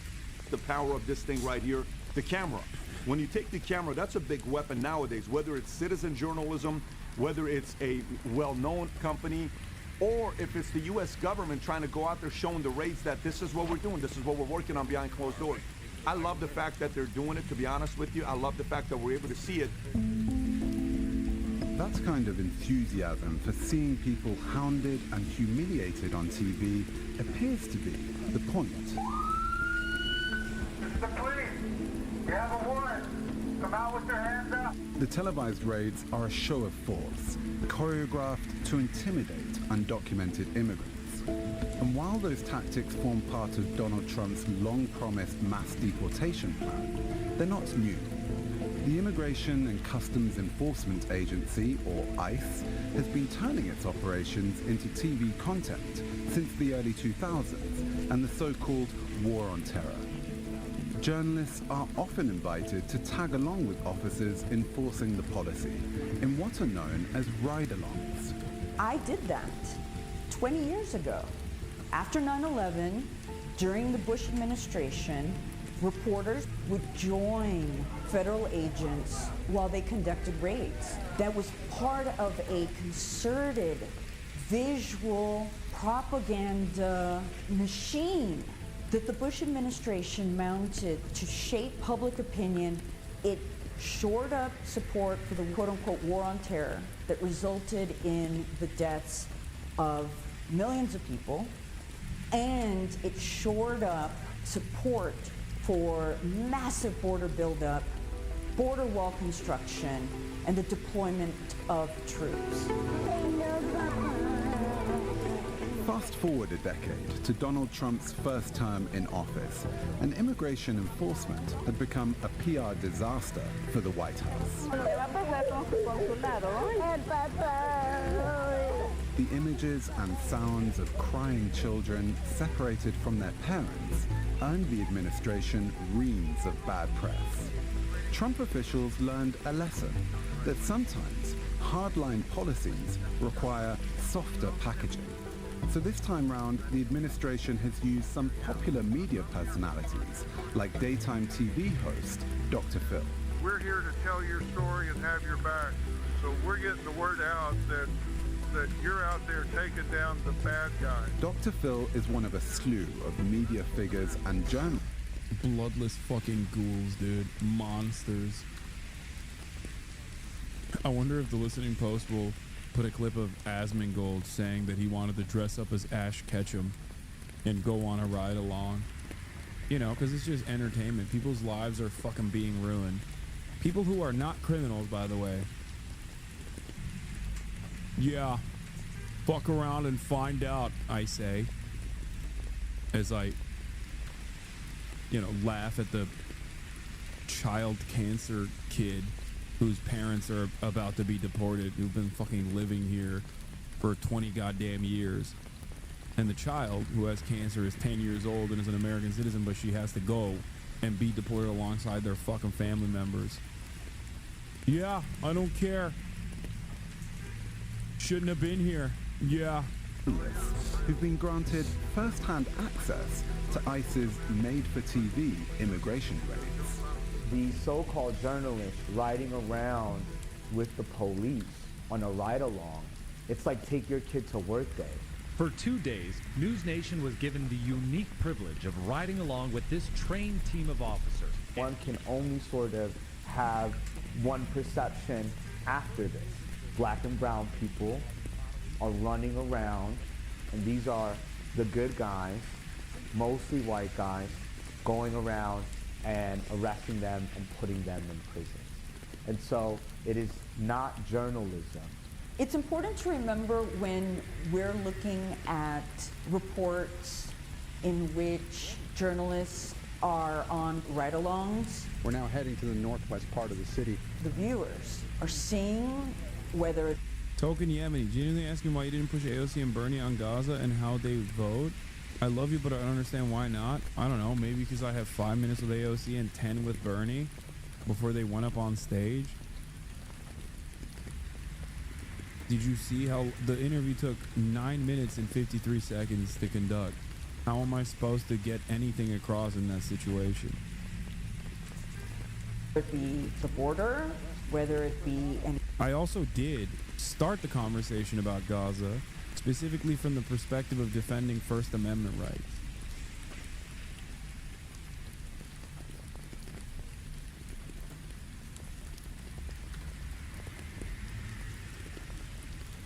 Neighborhood through the eyes of federal agents. And therefore, journalists become the amplifiers of their perspective. So when journalists, quote unquote, embed, we are telling the story from a particular point of view. In the United States, not having the right documents isn't actually a criminal offense. It's a civil one. But you'd never know that from the language used by politicians and journalists. If you're here illegally, you're ready to leave. The goal should be to deport every illegal in this country that we can find. If you're here illegally, we're going to hunt you down and we're going to deport your ass. As successive administrations have hardened their approach to immigration, the packaging of that news for public consumption has become more and more sensationalistic. You got criminal aliens that are on the street that have weapons, that have grenades, that have all type of things. In Trump Term 2, the government provides news outlets with not just the drama of the raids, but a new TV-friendly protagonist, Secretary of Homeland Security Kristi Noem, who joins in on the action, complete with branded body armor. Homeland Security Secretary Kristi Noem came along for the raid. How many of these do you expect you'll witness as secretary? I hope a lot. One of the most important things the Trump administration is doing is the fact that they're televising their raids. And the reason why this... Why is Patrick Bet-David talking about this? Like, I'm so confused. They couldn't find another guy? Like, they had to find a guy who's, like, pro-Trump? This is, like, genuinely shocking to me. This is very important. It's because that's what their voters wanted. They were concerned about the 10 to 15 million illegal immigrants that came across the border. And so their job is to say, hey, we're doing our job. It's televised. Here's the camera. This is what we got going on. You want cameras at these events, don't you? And some would say you want this spectacle to be filmed. It's not a spectacle. This is our nation's law enforcement judicial process. It's such a great publicity stunt to scare the crap out of the people that are here illegally, specifically the ones that are criminals. Televised events, raids, are so important to defining an enemy. Someone who cannot speak for themselves, someone for whom we have little to no information, imagery that is meant to communicate to people where their places, and in some instances that they have no rights, and ultimately nothing can be done to help you.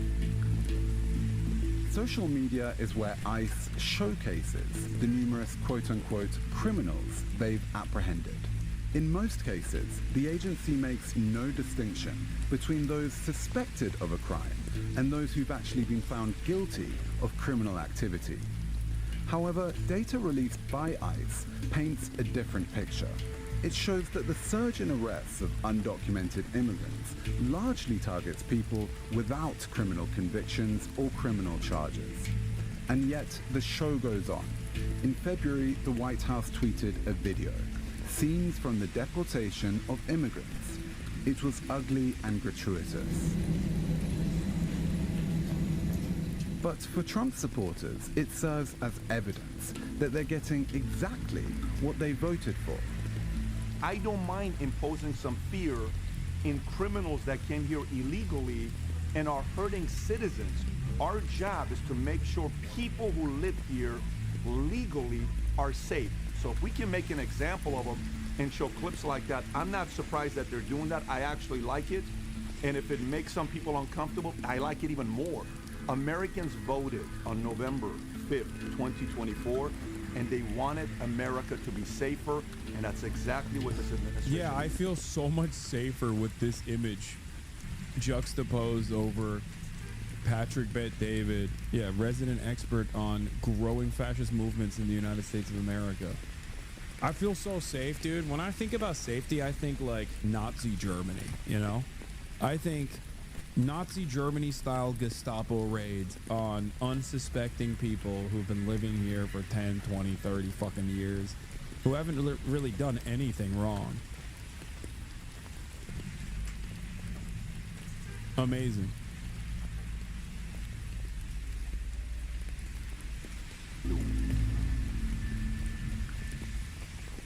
Thank you for watching. All right, let's get to Turkey. For all of the turkey heads in the chat who've been saying, Hasan, why aren't you covering Turkey? I have been. And I understandably have been paying close attention to what's going on as well. And considering that Rütük, which is the government censor, has made it illegal to broadcast any of these protests as of yesterday, or as of like tonight, I guess. For many Turks who have a VPN, I am probably the only place where they can get this information from.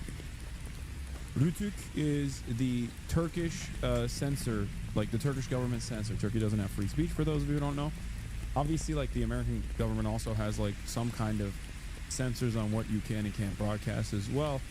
But the Turkish government is actively using pre-existing organs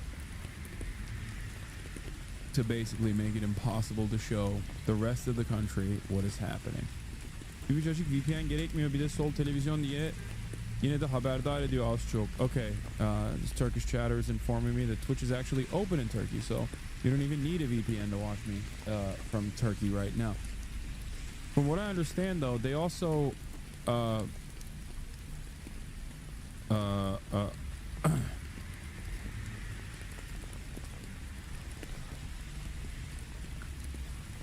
no, this is partisan chatter. This is not Nazi party.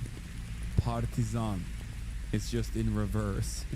The chatter is like trying to read what the fuck. Partisan.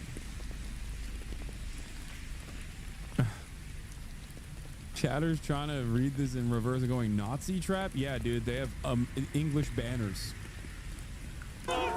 In Istanbul last night, demonstrators... Yeah. Look at the logos. What do you think these guys are... what do you think this guy's political perspective is? When you look at those logos. With police defying a government ban on protest. This, Turkey's biggest show of civil disobedience in well over a decade. There are major protests in every big city in the country right now. And it all started when Recep Tayyip Erdogan recognized his influence and his prominence and his power was waning and decided to arrest the most popular leader in the opposition parties, the governor / mayor of Istanbul, İmamoğlu. Okay? And he did this by claiming that him and I think 25 or 27 other class members of his actually got their college degree through illicit means. It's all bullshit. They forced the university to revoke their certificates, their diplomas, and then they arrested 100+ people initially that they had declared supporters of İmamoğlu.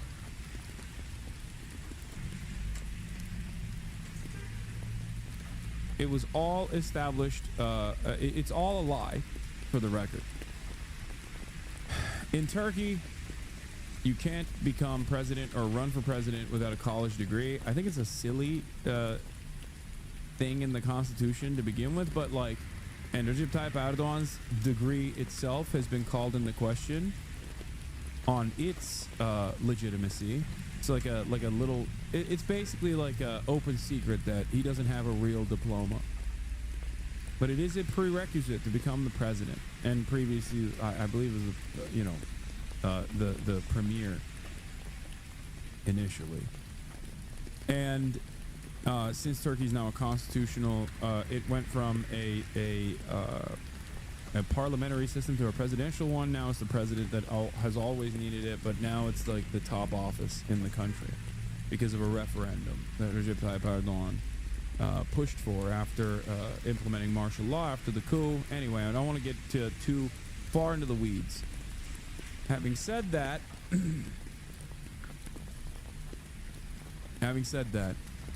this opposition is not united on ideology.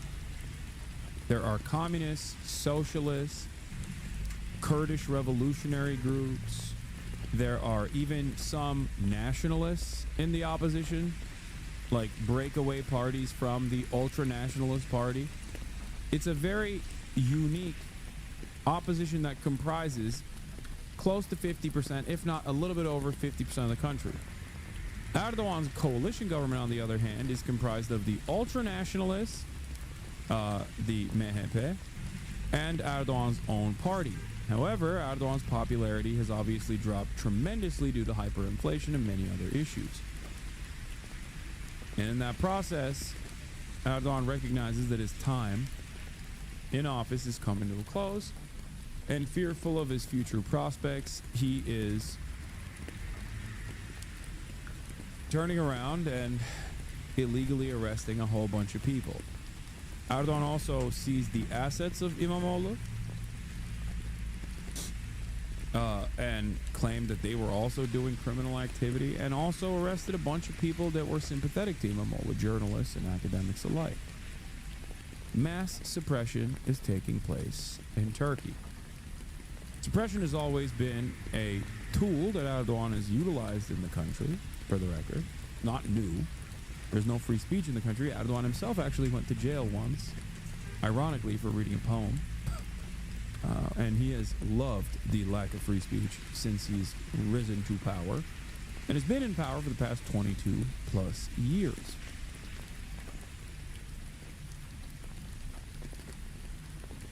What?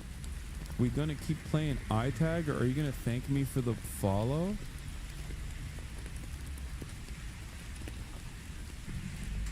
There you go.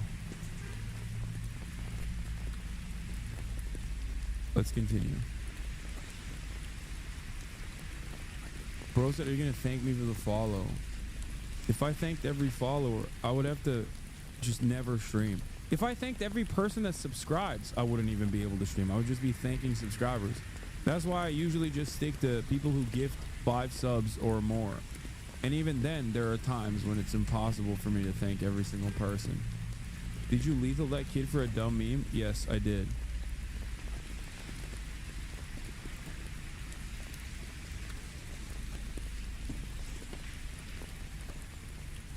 Bill Vog, thank you for the 5 gifted. Sex Saver, thank you for the 10 gifted.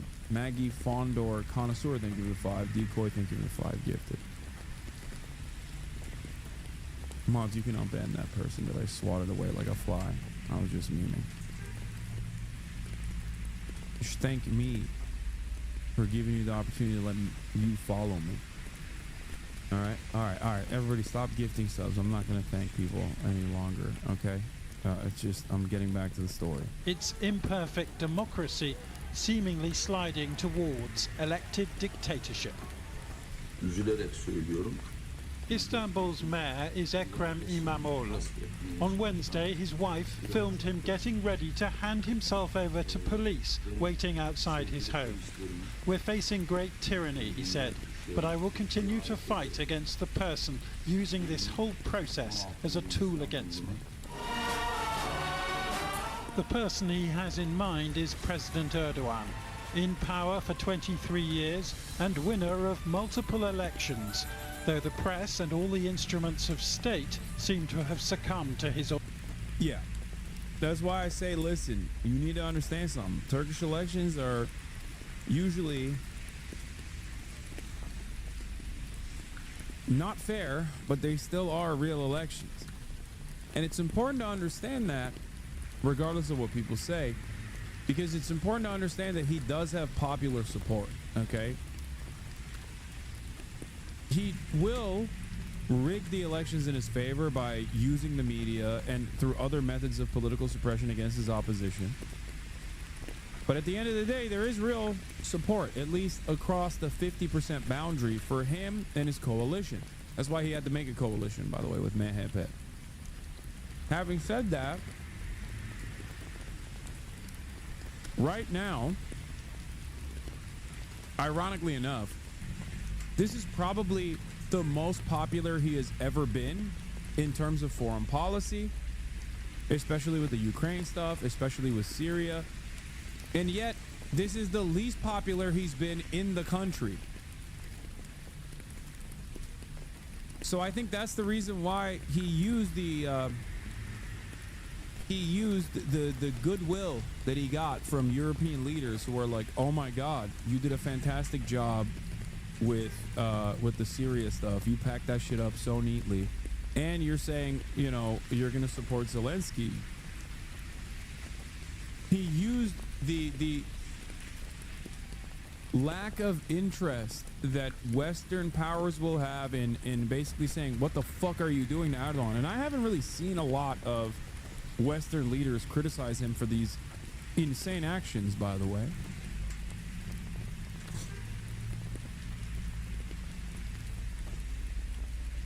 But he used that moment of opportunity to present, to basically engage in political repression, supercharged, in a way that is even unique to him, and he's been doing this for a very long time. So if you're wondering why European nations are not talking about this, part of the reason why, with the exception of like some news coverage from like Channel 4 or whatever, I'm talking like, why are European leaders not calling out Erdogan? You might be asking yourself that. And the reason for why is because he has a tremendous amount of support from European leaders right now, because he's like saying he's the protectorate of NATO. He's the protector of NATO at a time when Donald Trump is undermining NATO, right?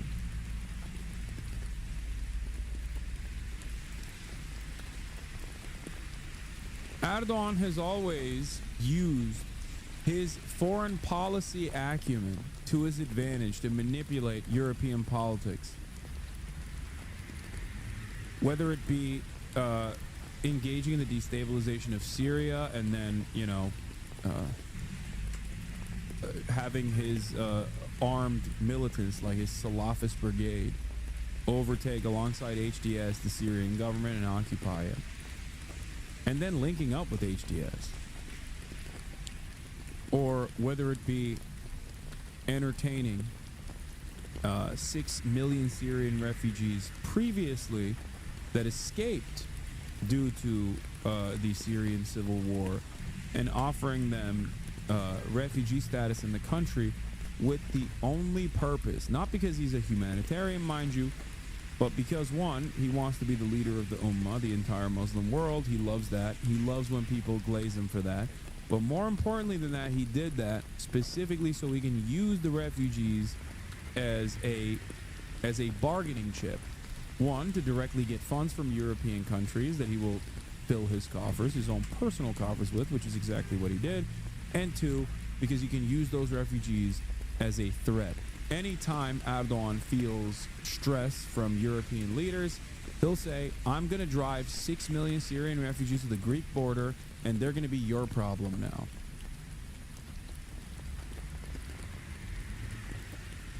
Make no mistake, while I do agree with the actions, and I certainly find myself at odds with the coalition's opinion on the refugee status of Syrian migrants, because I ultimately believe in humanitarian aid and opening up your borders to people who are escaping political instability and violence, I still recognize where Erdogan is coming from, what the motives are here, right?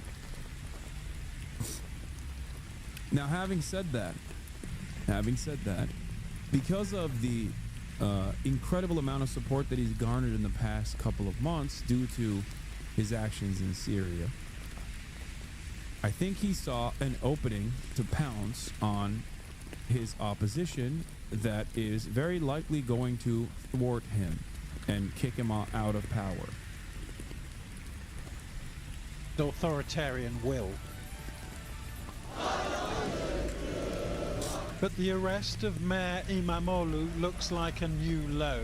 This evening he was taken to Istanbul's state security court with around 100 others accused of corruption and supporting terrorism. And it may be no coincidence that tomorrow he was due to be nominated as a presidential candidate himself. This was the coastal city of Izmir last night. Along with Istanbul and Ankara, it has an elected mayor from the main opposition party. Turkey has a history of military coups, but these protesters see what's happening as a political coup. Turkey's president going to war with his main political rival. Mr. Erdogan is... Yeah, he cooked them before he even could fucking run.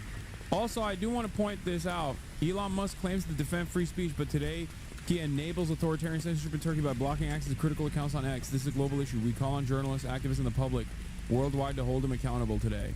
Yeah. Elon Musk's social media platform X has suspended several accounts belonging to opposition figures in Turkey amid widespread civil unrest in the country. This fucking piece of shit.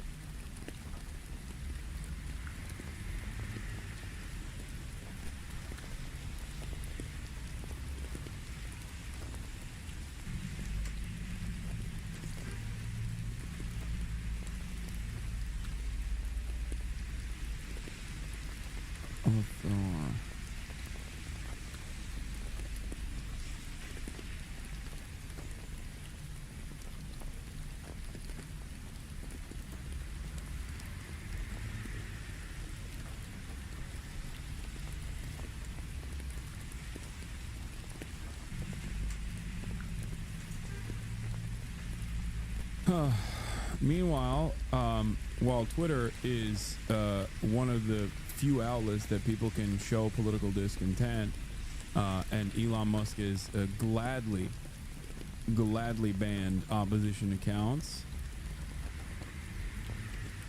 Like I said earlier, the Turkish government has also stopped most broadcasters from showing the protests and the discontent altogether. 71 now.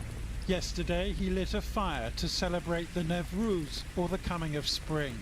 He was himself arrested when he was mayor of Istanbul.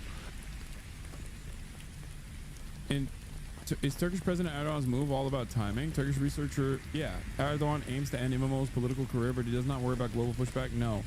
Yeah, I told you. It's because he has the most motion right now. He's got so much momentum. Turkish chatters, I told you this fucking 3 days ago when he first moved in this direction. It's because I understand what's happening. I told you. European leaders are weak right now, and they rely on Erdogan. They're worried about Trump. They're stuck between a rock and a hard place. They will never criticize Erdogan right now. America, I don't think, gives a single shit about Recep Tayyip Erdogan anyway. He can do whatever he wants. Trump likes him. And it kick-started his career as Turkey's leader.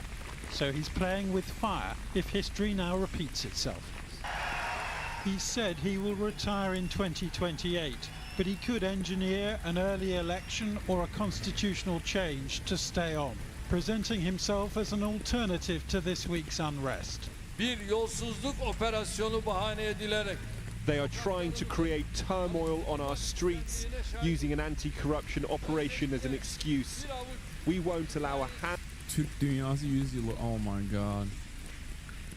Erdogan is also such a fucking chameleon. Hey, don't do that. Don't show that. Chatters, come on. Don't show other chatters who are in Turkey who are fucking protesting. What are you, crazy? You know how many people watch this fucking broadcast? Are you insane? Don't do that. Operational security, please. I wouldn't even post that, to be fair, but in any case, I will not be showing that here. Anyway, you probably didn't think. It's fine. But be mindful. So, Erdogan is such a goddamn chameleon that he went from liberal, Euro-focused privatizer, pro-capitalist privatizer, to expanding the welfare state at times when necessary, to Islamist, who has never really changed trajectory from being an Islamist, to to now pan-Turanist, who will also restore the caliphate. He's going to restore the caliphate, and he's a pan-Turanist at the same time. Okay?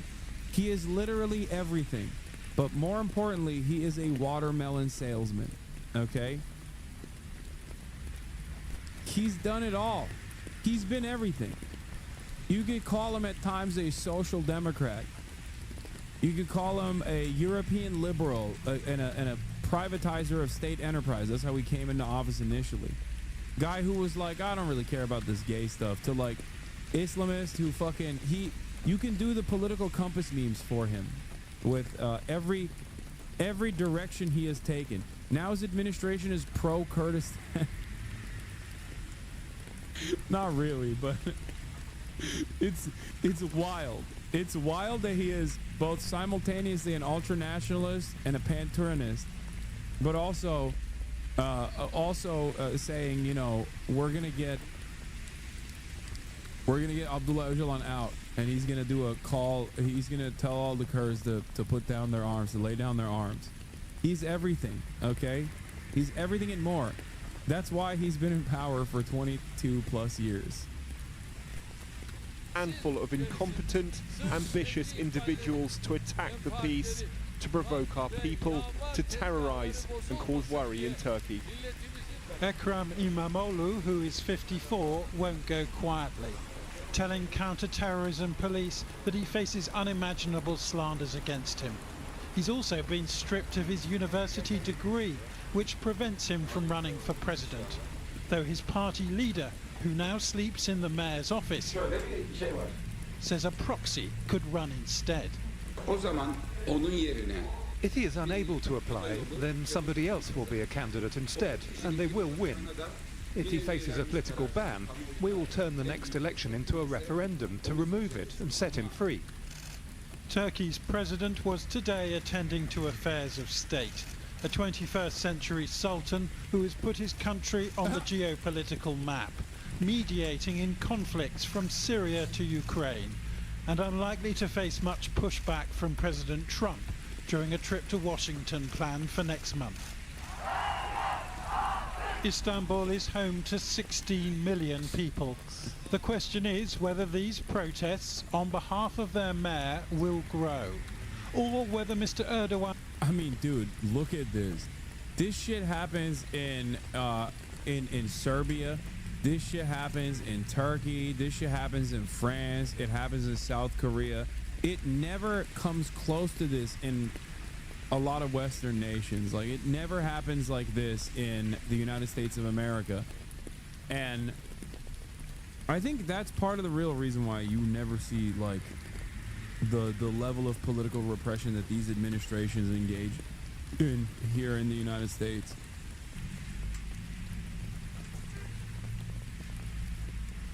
They left Saraçhane, that place, left protesters get mauled by the police. Erdogan is now so ruthless that he orders whatever it takes to reassert control. Jonathan Rugman reporting. Well, earlier I spoke to Gönül Tol, who leads the Middle East Institute Turkish program. She joined us from Washington, D.C., and I began by asking her if Mr. Erdogan's move to detain his main opponent, Ekrem İmamoğlu, was a sign of authoritarian rule. It is indeed a high-risk, high-reward strategy. If things go as Erdogan plans, he can remain in power for life. And what he's trying to do is not just block İmamoğlu's run for presidency in 2028. He also wants to resecure Istanbul municipality. Istanbul is Turkey's biggest town and its economic powerhouse. And Erdogan used the city for many decades to build his clientelistic network. But when his resources were cut off, when Ekrem İmamoğlu won the mayorship in 2019, that was a huge blow to Erdogan's financial network. So he wants to capture Istanbul, and the terror charges linked to İmamoğlu is because of that. Turkish democracy, many would argue, has been endangered for some time anyway. Is this now the end of Turkish democracy? Until now, political scientists consider Turkey's democracy as a competitive authoritarian regime. It is competitive because there are still elections, you still have legitimate political parties, and they actually compete in the elections. But it's authoritarian because Erdogan holds so much power over institutions, over media, over courts, that the playing field is not fair. So far, electoral competition in Turkey has been unfair but real. But this is a turning point. Arresting his strongest rival is a turning point where Erdogan is trying to shift the country into a Putin-style autocracy, where he handpicks his opponents and he won't accept any surprises at the ballot box. But not without a reaction, right? Because although İmamoğlu is in jail, or because he's in jail, we've seen demonstrations, mass demonstrations in 7 Turkish cities, including Istanbul. More than 300 protesters have been arrested. Does that now mean that opposition politics has moved onto the street? That's right, and that's why it could backfire. Erdogan's strategy could backfire on him, and in the past it did. In 2019, when Ekrem İmamoğlu won the municipal elections in Istanbul, Erdogan did not accept the result and called for a rerun. While in the first round, Ekrem İmamoğlu had won by a razor-thin majority. In the second round, people got so angry and frustrated that they handed Ekrem İmamoğlu a bigger win. So this could easily backfire. And now that hundreds of thousands of people are on the streets, this could turn into something much bigger that Erdogan had not expected. And could it turn into something much more violent, because we know that Erdogan has cracked down on the demonstrations by arresting. That's a real-ass Turkish accent right there, by the way. For those of you who are wondering what the Turkish English accent sounds like, that's it. Straight up. That's what it sounds like. People, but could he take it to the next level? I mean, could this get really bloody and nasty? It could. This is the latest demonstration since 2013. Oh yeah, the Turkish government also issued travel restrictions to Istanbul to curb the spread of anti-government protests sparked by the detention of a prominent opposition politician. And it's 2:40 a.m. right now, and protests are still going. These are scenes from Taksim. Taksim is a major hub. This is where the very famous Gezi protests also happen. And Taksim Square is like the Times Square kind of the United States of America. İmamoğlu is a true OG style sock den, by the way, built multiple metros and train roads in Istanbul. He also built so many municipality-owned food places all over the public parks where they have low as fuck prices for coffee, tea, snacks, and bagels, etc. He also built many HOGWATCH contests, which kind of translates to the People's Restaurant, where they serve food for workers at like 1/3 of the private restaurant prices. It kind of gives me hope, not gonna lie.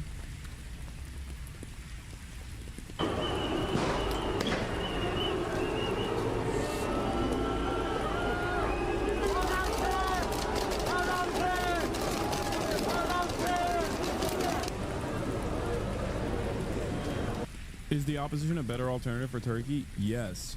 While I certainly have my criticisms of the opposition, especially like the leadership roles within the opposition, I would, yes, 100% yes.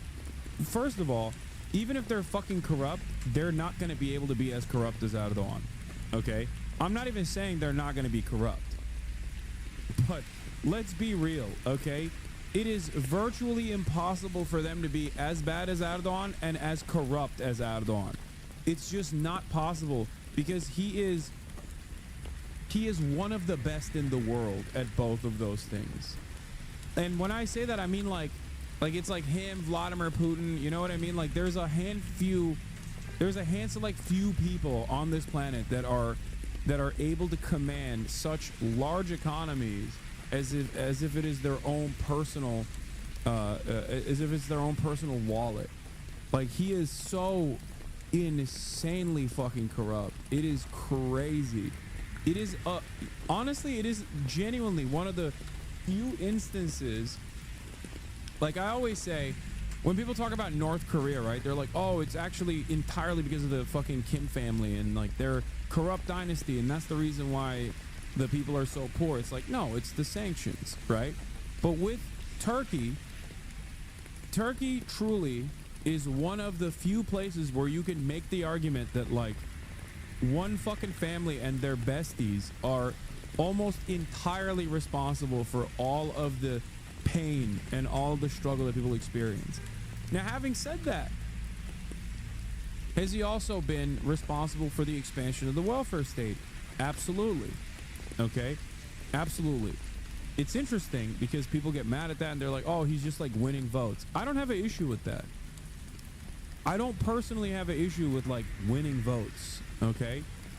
The issue I have is that he has created this political machine that basically relies on people going out and voting for him, and that's the only way that you can get the financial aid necessary to survive, and while also simultaneously doing the worst building practices, as we saw some of the implementation of said awful business practices and rampant corruption within the party structure that had a devastating impact on the infrastructure in the aftermath of the massive earthquake in Turkey,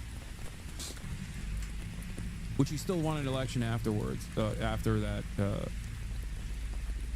that fucking violence. Wasn't Turkey a military dictatorship before Erdogan? No. What? No, there have been times when there have been military coups in Turkey, yes. But no, Turkey is not a military dictatorship. There have been moments in Turkish history where the administration has been overthrown by the military only to have elections afterwards.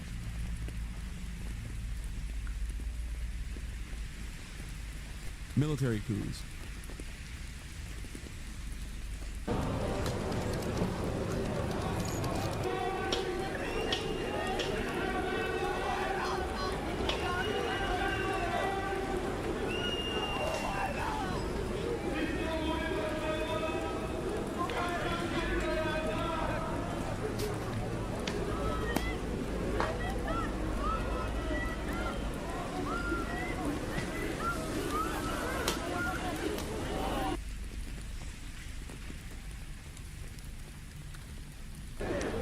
Protestocu bir genç plastik mermileri aldırış etmeden polis politikanın önünde şınav çekti. Vay be. He's one of the protesters were doing push-ups in front of the cops as they were peppering him with less than lethal bullets. They're literally shooting him.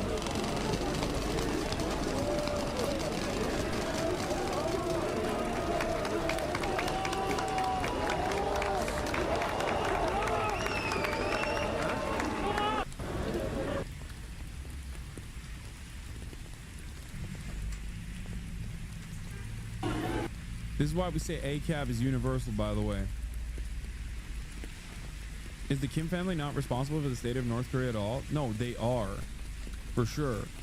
But it's a blip in comparison to the massive harm done to the Democratic People's Republic of Korea from Western powers, like a full-blown blockade implemented and continued in the aftermath of the dissolution of the USSR, when they desperately needed any kind of aid, especially when there was a massive famine that nuked half the fucking country. Yeah. Their leadership, their authoritarian leadership certainly plays a role in the conditions of North Koreans, of course. But it is a minor responsibility when you consider the major responsibility of the embargo, full-blown sanctions on Korea. Abi gözünü seveyim bak. Oğlum salak mısın? Baktım. Allah Allah. Kendim retweet ettim zaten. Ben de tweet ettim amına koyayım. Allah Allah.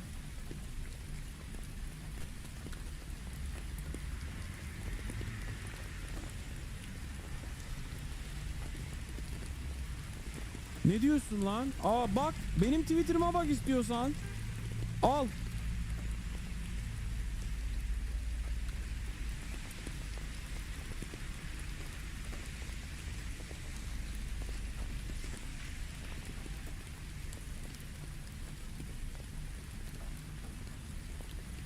A blip, Lamau. You can cope all you want. You can cope all you want.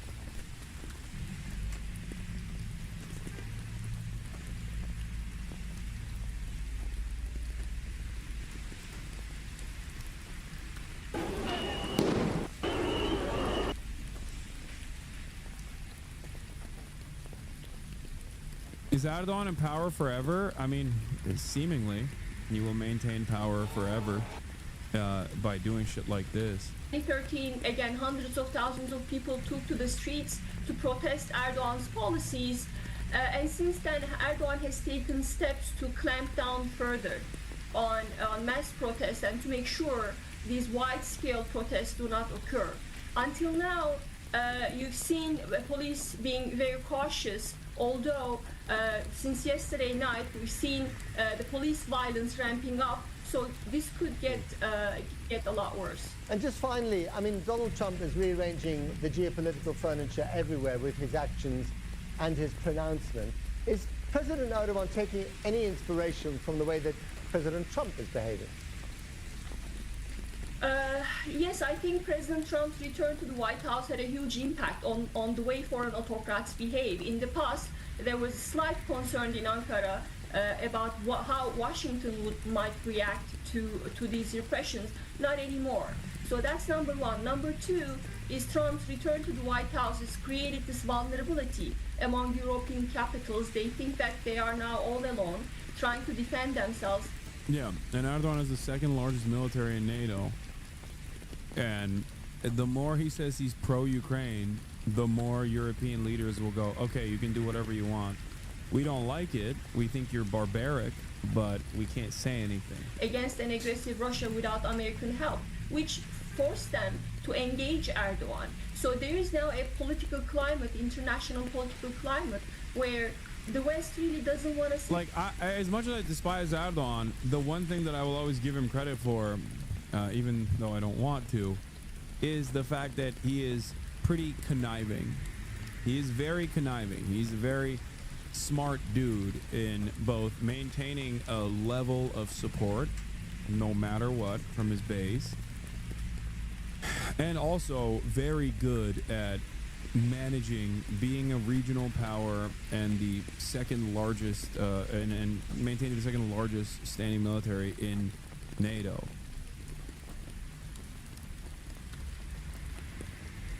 You don't stay in power for 22 plus years without doing that. Say anything to Erdogan because things that he's doing to his own people, and Erdogan knows that, and that's really what one of the reasons why he is so emboldened to do these things. General Toll, thank you very much indeed.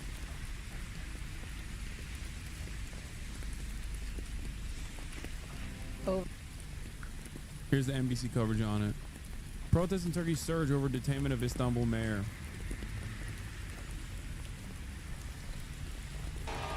Tonight, protests in Turkey reaching a boiling point. Street demonstrators clashing violently with police after the main political rival of the nation's president, Tayyip Erdogan, was detained. Turkish police blasting crowds with water cannons in Izmir and using tear gas to break up protests in the capital city of Ankara. Despite a ban on demonstrations, thousands also flooding the streets in Istanbul over what they call the undemocratic detention of Istanbul's mayor, Ekrem İmamoğlu, who was set to be announced as a presidential candidate this weekend and leads President Erdogan in some polls. 70 yaşındayım. This 70-year-old protester saying as long as they don't release İmamoğlu, we're not leaving. Üzülerek söylüyorum. On Wednesday, İmamoğlu posting a video saying police were at his door prior to an early dawn raid. I would say that the only difference between like Russia, the only difference between Russia and Turkey at this stage basically is that the opposition leadership is like an eclectic group of people that don't have any sort of like real ideological coalition beyond overthrowing Erdogan. But they are still a real opposition, and they represent the real 50+% of the population, as opposed to in Russia, the opposition is completely controlled. They are also at the behest of Vladimir Putin. That's the major difference. He faces charges that include graft and aiding a terrorist group. İmamoğlu denies all allegations against him.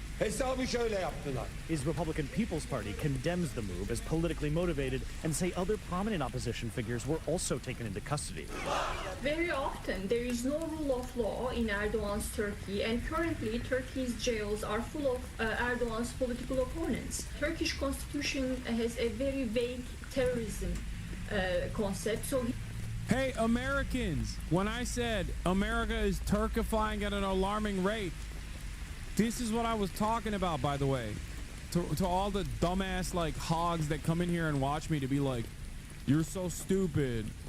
You're so stupid, Hasan. It's based to, like, call anything and everything terrorism and, like, jail people. Okay? This is it. This is the product. You like that? he uses that in order to attack his opponents. Turkey's government denies claims of targeting its political rivals. But on Friday, Erdogan warning against illegal calls from the opposition for protests, saying, "We will not give in to vandalism or street terrorism." Turkey's interior minister confirming dozens of protesters have been arrested.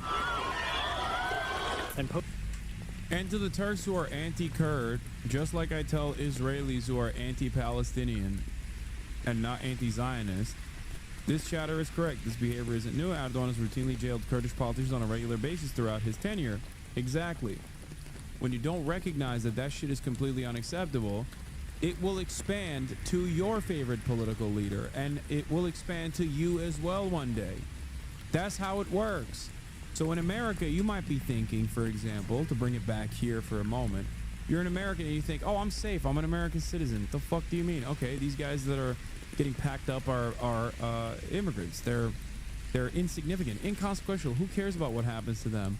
Guess what? Eventually it will fuck you over too. And if you don't actually immediately start protesting against that shit when it happens, you are going to be facing a challenge that you will not be able to overcome. You're misleading people on Erdoğan.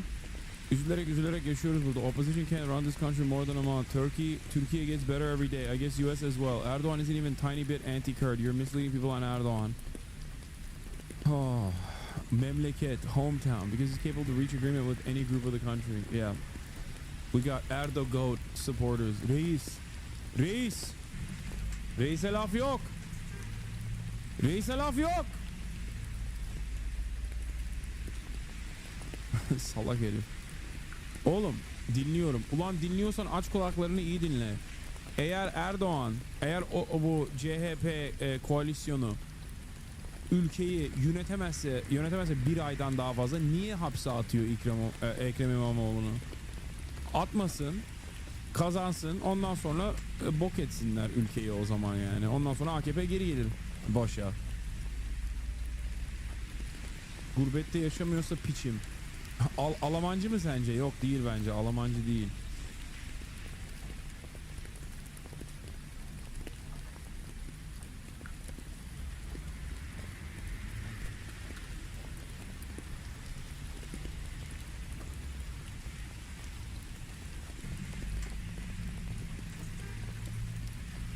Elazığ'dayım. Vay amına koyayım. Gurbetçi değilmiş. Antalya'da yaşıyorum. Kesin Almancı Türkçe bilen AKP'li mi olur? Is the opposition anti-Israel and aesthetic? No, Erdogan is anti-Israel and aesthetic. If there's one guy who actually has the power to shut off the entirety of the electricity grid of Israel, it's Recep Tayyip Erdogan. The very fact that it has not happened means that his opposition to Israel is purely aesthetic. Don't ever tell an Erdogan supporter that reality, by the way. They will get so mad. They'll be like, no, what are you saying? I remember when Erdogan himself was not so pro-Hamas as he is now, okay? Just remember that. And same goes for the fucking opposition too. And same goes for all the weird fascists who hate Arabs in Turkey because they think they're superior to Arabs in Turkey. They think like, no, you don't understand. The Western world will welcome us with open arms because we are different than the Arabs. We're a Western nation. Yeah, right, dude. Europeans don't even like Polish people, and those motherfuckers are Christian. What are you talking about?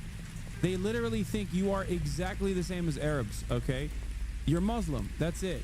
You can say you're an atheist all day, every day. No American will ever treat you, no Westerner will ever look at you as a true European person, okay? No matter how much you fucking chirp, no matter how much, you are no different than the Hindutva fascists here in the United States of America that are pro-Trump, that are gonna fucking inevitably be deported by our fascist government, okay?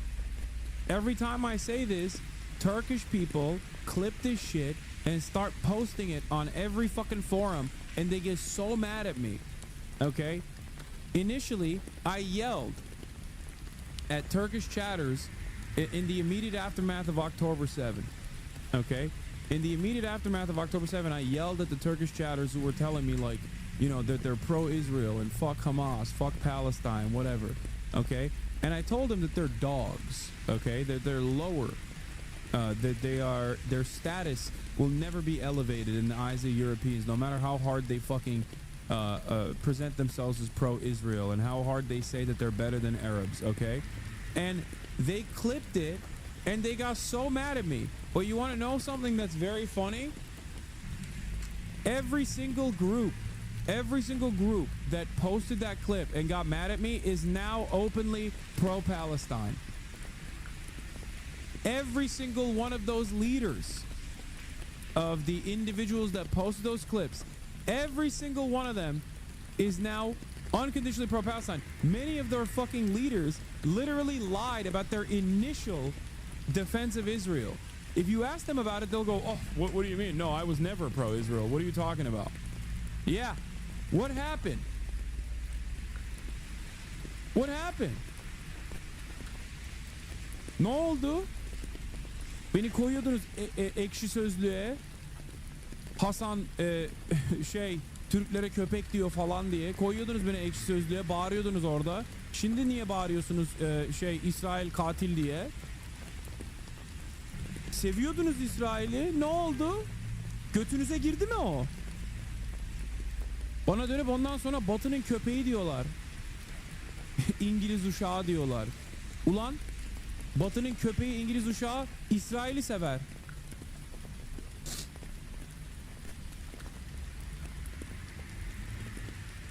Anyway. Posting on X that at least 37 social media users were also detained for sharing posts inciting public hatred. Daha çok babandan dolayı FETÖ'cü diyorlar. Evet, o da çok komik amına koyayım. Bana FETÖ'cü demeleri en komiği. Hem bir yandan diyorlar ki topum ben. Çünkü tırnaklarımı boyuyorum. Ondan sonra FETÖ'cü diyorlar amına koyayım. Komik tabii, çünkü bir yandan Amerika'da da aynen bu şekilde bana devamlı laf ediyorlar. Türkiye'de de laf ediyorlar bu şekilde. Abi sana demokratlar ajanı diyorlardı en son. Demokratların ajanı. Anyway.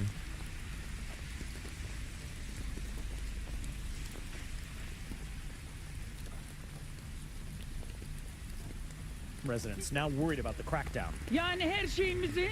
This woman saying anyone who raises their voice is thrown in jail. Matt Bradley, NBC News. Thanks for watching. Stay updated about breaking news. Yeah, I could be the Asmongold of Turkey and say that Reis is doing the best. I could simply be the Erdogan of Turkey and just be like, yeah, based. Reis. Anyway. Top Houthi official says, we are at war with America as the U.S. resumes strikes. Overnight, Houthi rebels fired another missile at Israel. Kebab gold. No, Osmanlı gold. Osmanlı. Osmanoğlu gold. Osmanoğlu.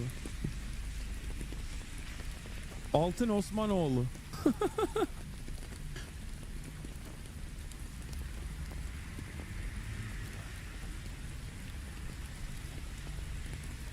Not reis, now he is sultan.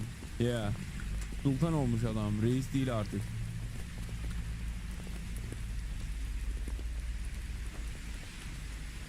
How can Turkey cut off power to Israel? More than 20% of the entire electricity grid from Israel comes by way of Turkey from Azerbaijan. If Turkey wanted to shut off Israel's power, they literally could. Or more than 20%. I'm getting the percentages wrong, I think.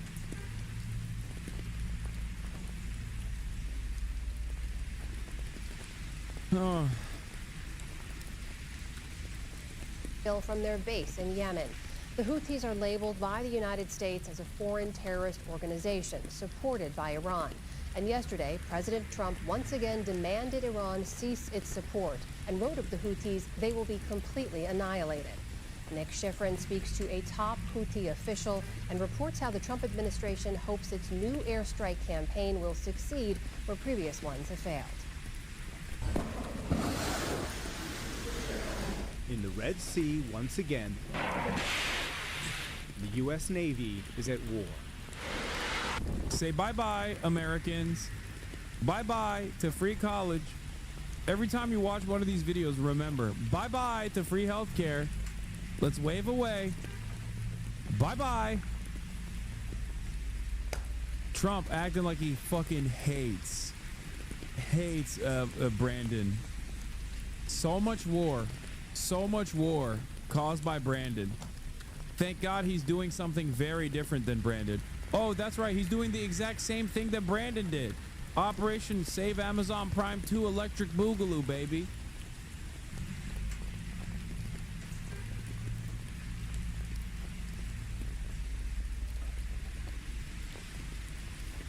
Donald Trump saved Gaza in one day, saved Ukraine in one day. The great peacekeeper. Bless him.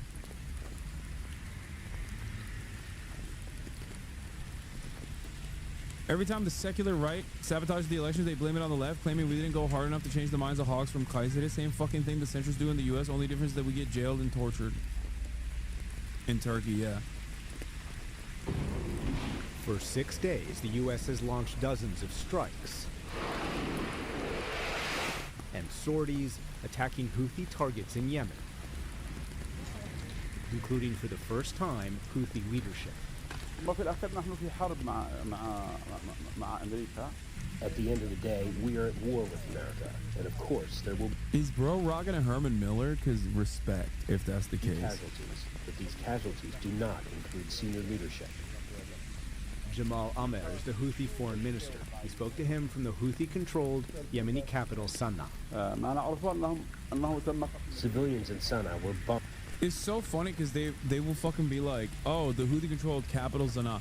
First of all, I can't believe PBS is platforming a terrorist, okay? I'm sure all of the liberal slop tubers who claim that they're apolitical centrists but also love American violence will turn around and get real mad about this shit. That's number one. Of course they won't. Number two, yeah, the snark slop tubers whose only understanding of worldviews is worldview global events is basically what does Hasan think? Okay, I'm against that. So the other thing I was gonna say is, like, when these guys say like a Houthi controlled Sana'a, that's a stupid way to approach this. Ansar Allah is the current administration in control of Yemen, okay? The civil war is done. There's no more outside elements that are even involved in trying to dismantle the current leadership. And virtually every single group that engaged in armed combat backed by the UAE or backed by Saudi Arabia or even Al-Qaeda itself has basically fucking dropped their arms and either directly support the Ansar Allah movement and its blockade and the implementation of the blockade as long as the genocide in Gaza continues, or they're just not saying anything.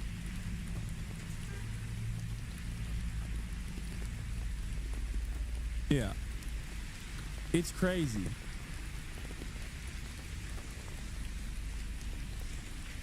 Oh my God.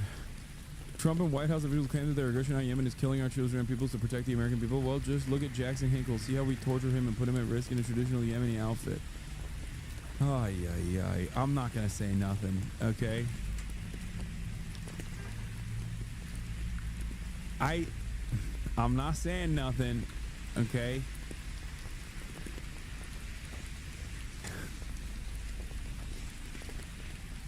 Jackson Hinkle literally is, one, pro-Trump, like openly, and two, is pro-Tulsi Gabbard openly. Like, what are you? Yeah, whatever. Hey, listen, I'm not saying nothing, all right?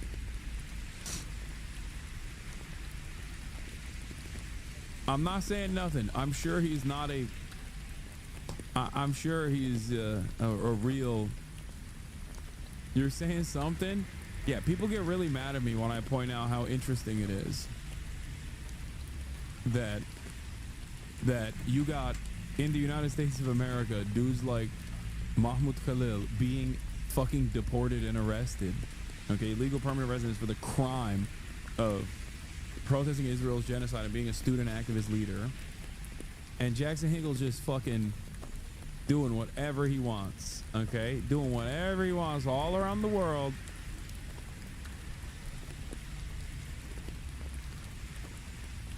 It's just odd that he's, you know, pro-Trump and openly a MAGA communist, and he's still, you know, he found a unique avenue where he's just both pro-Trump and also pro-Ansar Allah.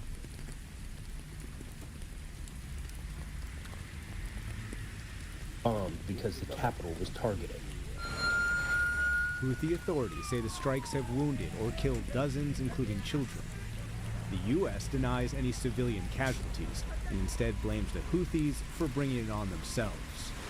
Beginning in November 2023, Houthi rebels targeted, seized commercial vessels, and kidnapped and killed foreign sailors.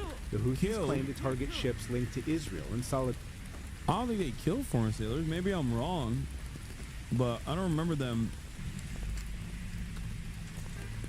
I don't remember them killing foreign sailors. Did they? Maybe they did. I don't know.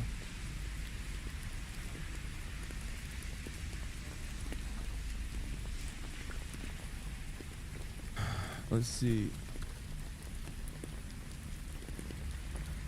Maybe they did.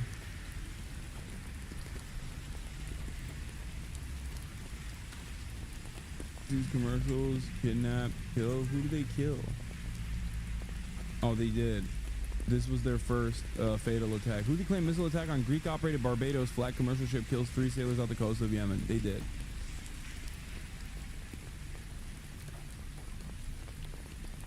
Correcting the record here.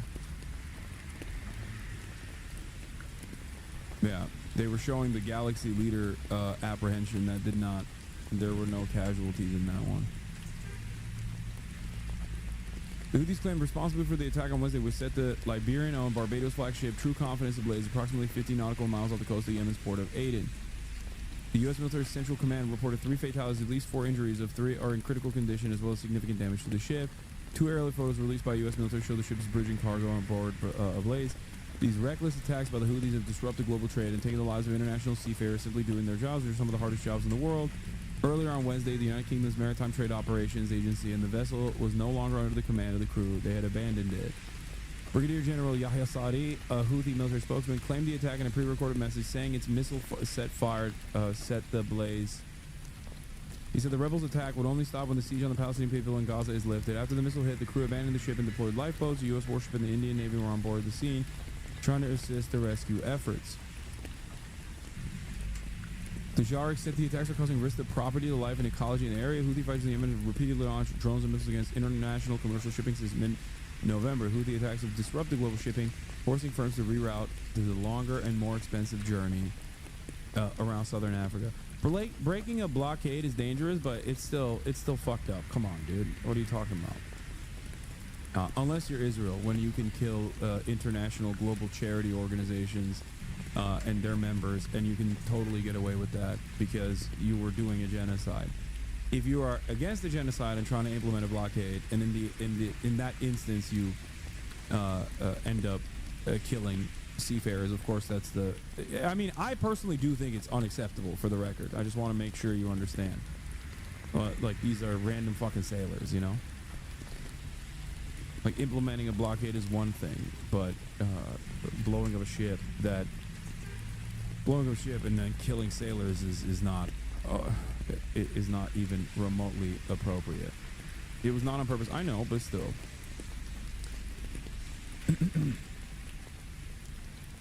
Despite more than a month and a half of U.S.-led air raids on the Houthis, the group has remained capable of launching significant attacks.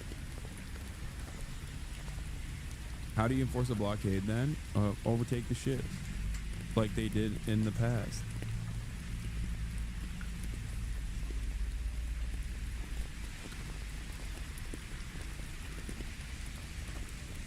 Were they armed? No, I don't think they were armed. No, I don't think these were. I don't think these were like.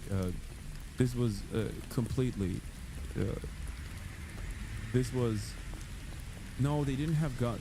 Chat. You don't have to fucking literally assume that every single action taken by the Ansar Allah movement is ultimately the correct action. There's no reason to, like. Yes, these are not armed boats. Okay, they're international. Commercial shipping vessels. They don't have any arms on them. It's illegal to have any arms on them.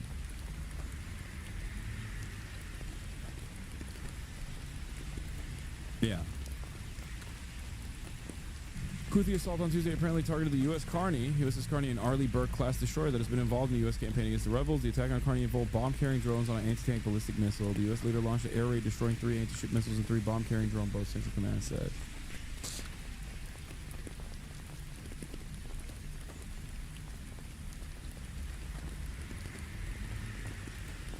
Hasanabi abi tutuklama kararı çıktı İmamoğlu'na.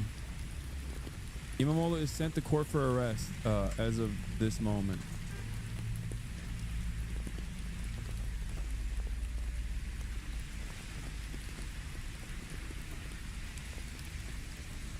They're sending him to the court. Solidarity with Gaza, but their targets were much wider. During the Gaza ceasefire, they paused their attacks on ships. But when Israel blocked humanitarian aid to Gaza, the Houthis vowed to respond. And last Saturday, President Trump ordered the new strikes that Secretary of Defense Pete Hegseth told Fox News will continue until the Houthis stop. This will continue until you say we're done shooting at ships, we're done shooting at assets. Will you stop your targeting of Navy ships and commercial ships? When the siege on Gaza ends, the tension in the Red Sea will end. Therefore, when Gaza receives aid and Israel implements the agreement, everything will end. Will you expand your attacks to U.S. bases in Djibouti and United Arab Emirates? Now that the USS Truman is targeting Yemen, Truman is being targeted back. But as the war expands, missiles and aircrafts launched against Yemen will be hit. The Houthis are an Iranian-backed rebel group that in 2014 seized Sana'a. Their enemy, the soldiers of the internationally recognized government of Yemen, supported by a Saudi-led coalition that failed to defeat the Houthis with 7 years of U.S.-backed airstrikes. We don't want a long, limited war in the Middle East. We don't care what happens in the Yemeni civil war. This is about stopping the shooting at assets in that critical waterway to reopen freedom of navigation, which is a core national interest of the United States. And Iran has been enabling the Houthis for far too long. They better back off. The U.S. and UN say Iran provides the Houthis parts for its advanced missiles, as well as funding, training, and intelligence, something the Houthis in Iran deny. Has Iran asked you to restrain your response to the U.S. strikes? Iran doesn't direct Yemen. Yemen is a sovereign state, and we do not accept directives from anyone. Iran has had its strategic air defense removed by Israel. Hezbollah has had its leaders killed and its political influence in Lebanon diminished. And Hamas itself has had its leaders killed and its military capacity severely diminished. Do you acknowledge that the so-called axis of resistance is at its weakest point in years? We are not entirely dependent on our allies. We merely help our allies. So this is a Yemeni decision, allies or not. The Houthis run a de facto government that oversees most of Yemen's population. Their critics say they govern not for the people, but for themselves, and collect taxes to wage war despite... Oh, that's crazy. Why don't you use OBS? What? I do use OBS. What are you talking about?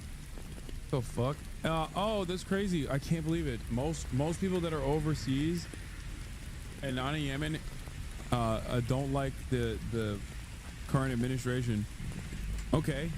It seems like the people in Yemen do, though. He said, why do you use OBS? Wait, what? Why do I use OBS as opposed to what? OBS is one of the greatest fucking inventions of all time. Everybody uses OBS. They just use reskin versions of OBS that people make money off of. Open source is one of the greatest things. XSplit? Is that the other thing? Okay, OBS is amazing. I love open source. I love open source software in general.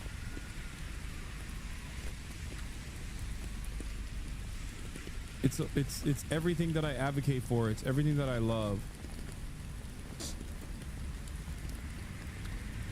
Despite claims they want peace. You bombed government ports. You've refused to recognize the UN-backed government. Until you take that step of recognition, how can anyone take serious? You refuse to recognize the UN-backed government? So your claim that you want peace. Like, how do you not feel embarrassed? How do you not fucking feel embarrassed to say that when the UN also is not backing the Israeli government's genocide? And these guys are literally the only fucking game in town outside of like Iran as an independent entity in the region, as a state, that's trying to do something to stop the genocide.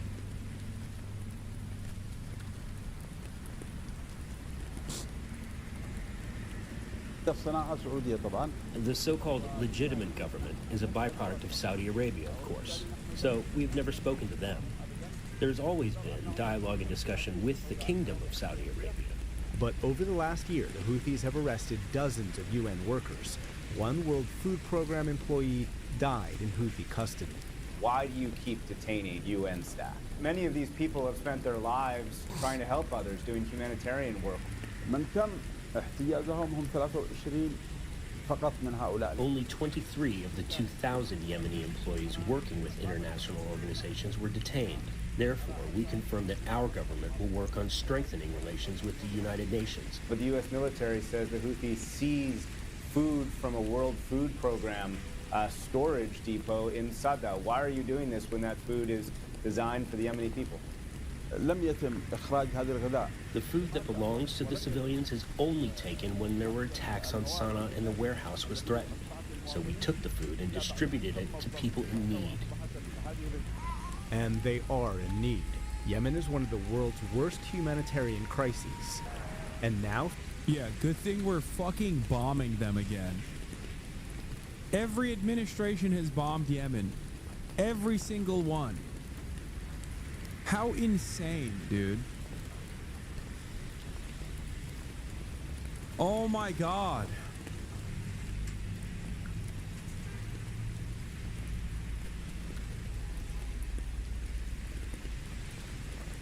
It is...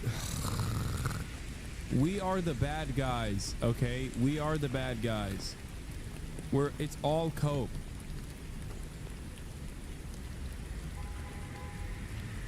It's wild that we bomb the fucking poorest country on the planet that was under a Western coalition force-backed genocide and full-blown blockade that caused a major famine in the country.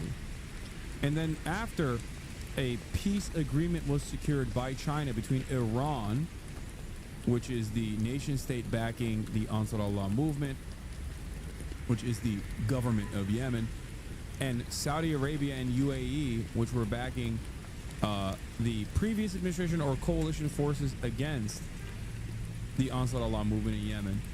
After that period of brief peace was implemented,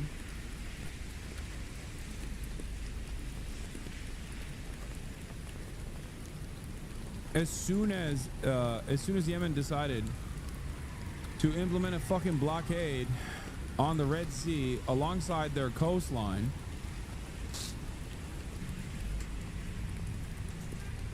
in an effort to create economic punishments for Israel for the crime of doing a genocide, all of a sudden it's, back to square one. Time to bomb them into oblivion again.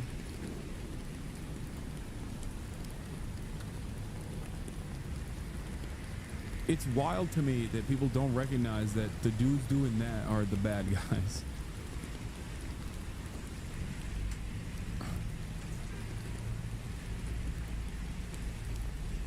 If the Houthis are targeting ships, is the U.S. supposed to do what?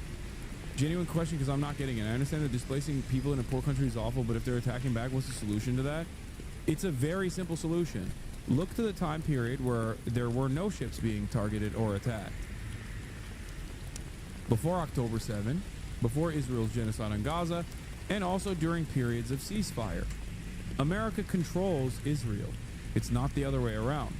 America could stop Israel doing a genocide in Gaza. America refuses to do so. So Yemen, being one of the few countries, is trying to use their geopolitical conditions or their place on the map and the limited amount of power that they have to do anything, to try to do something, anything, to make it more costly for Israel to conduct this genocide. I'm sorry. The solution is very simple. Americans, especially in mainstream media, desperately avoid that conversation. One must ask the question, why? He said it in the interview.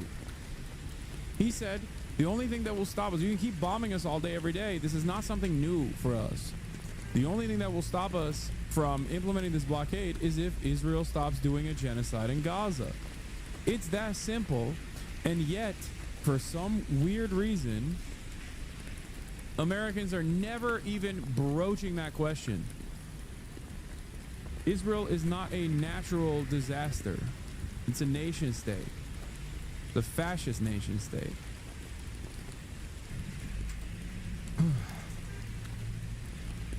It's that simple.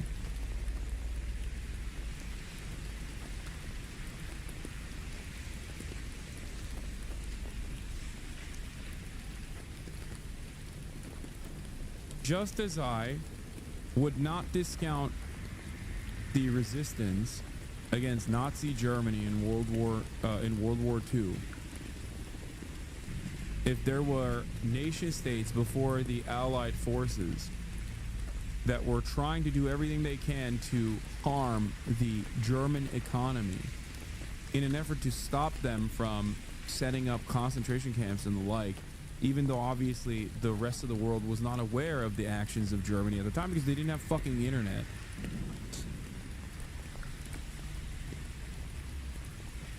What is this? Here you go. Show this former podcast goes. Show them that your community takes anti-Semitism seriously. What is this? USA is sold to Jews? Yeah, banned. Of course they're banned.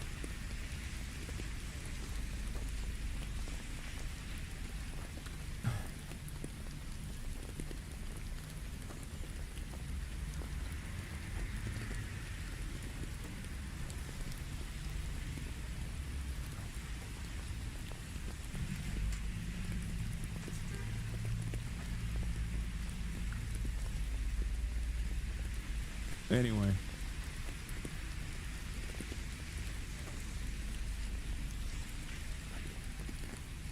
Virtue signaling accusations incoming. Yeah, those people are, anyone that says that this community doesn't take anti-Semitism seriously is a fucking delusional loser who is not paying attention or are clearly trying to lie to their audience.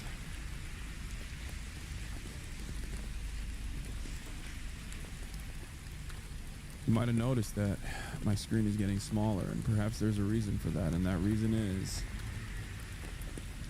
maybe it's time for Assassin's Creed Shadows once again.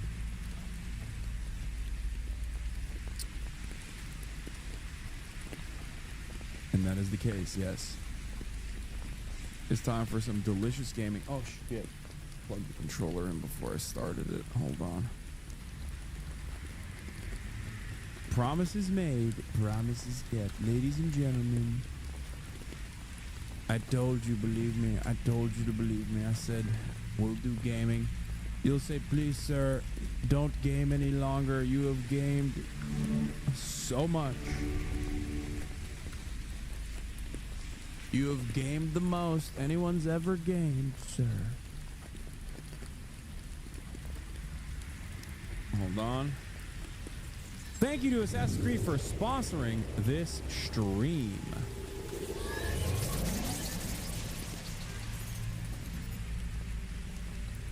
Here, I'm gonna send this real quick. Hold on. Why isn't this working? Uh-oh.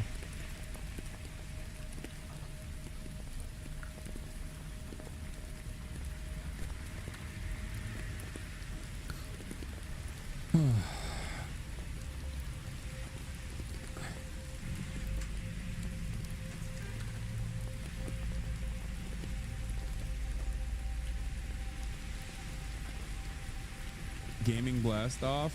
Yes.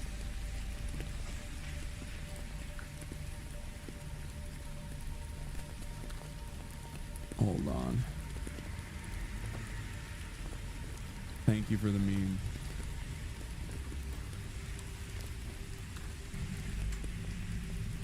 Hold on, hold on.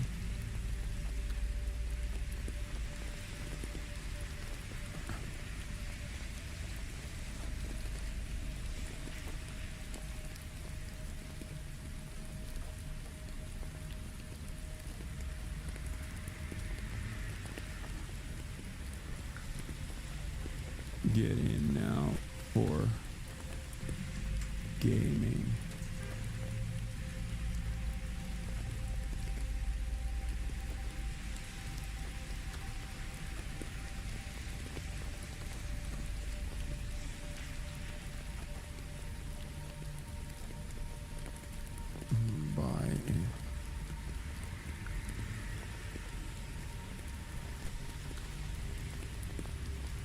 Hold on. Boom.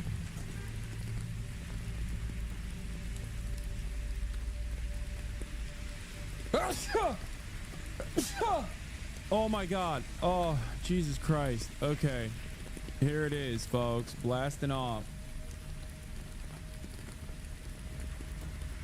The older I get, the more severe my sneezes become, I feel. You see that?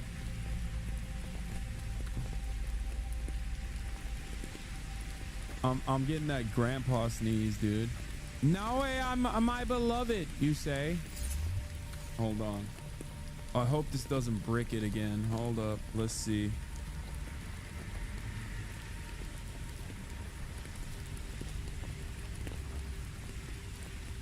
Okay, it's plugged and it's not bricked. Let's go. Everything's working. One day you'll throw your bag out sneezing. I wouldn't wish that on my worst enemy. How dare you?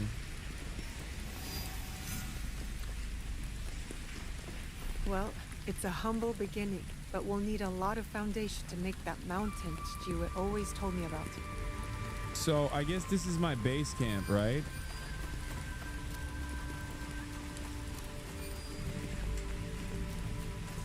Chue.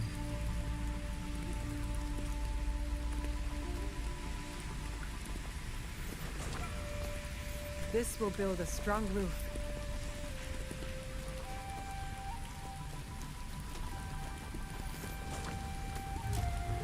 I'm not really a big base builder guy, but how do you do drops? You just watch. That's it. That's all you need to do. I think you need to connect your Ubisoft account to your Twitch account though. You can also subscribe by connecting your Amazon Prime account to your Twitch account, where you get one free Prime subscription a month. Use it on your favorite broadcaster, the #1 gamer on the platform, That's Hasan enough stone. Hasanabi Piker. Time to build, I guess. Thank you, Ubisoft, for sponsoring the stream. We're playing Assassin's Creed Shadow. Build the Kakurega.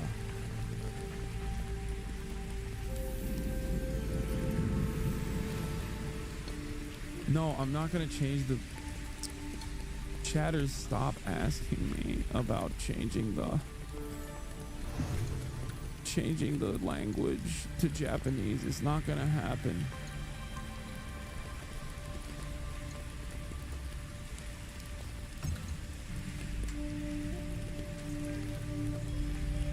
Wait, what?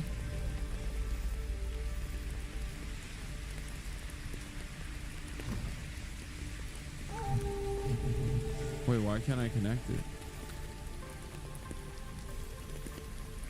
Am I doing it right? Am I not doing it right?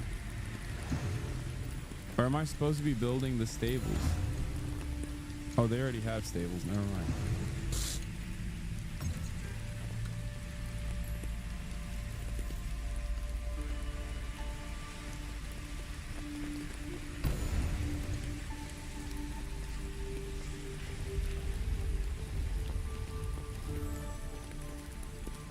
Rustic roof. Available scouts can bring back Mon at season end. Build. You can connect it, you just messed up.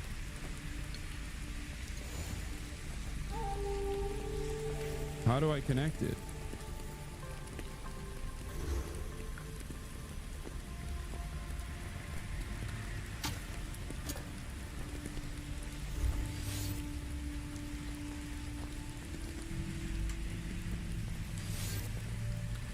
Worst ending? Wait, why are you guys saying that? Stop. Don't say that. Why is it not building?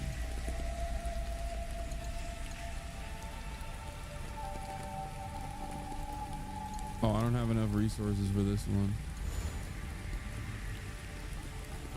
It has more square footage than your house, yet no one cancels now over it. Yeah.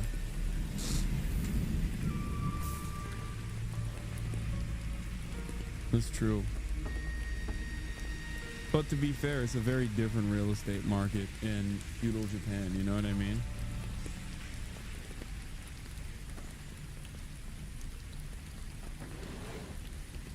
Junjiro, Sorin. What the hell? These guys saw that I had a house, immediately show up.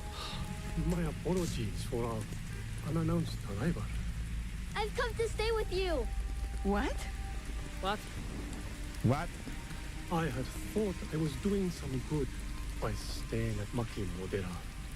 But your fiery spirit showed me that, in truth, I was hiding, sinking my roots too deep in the mountain soil.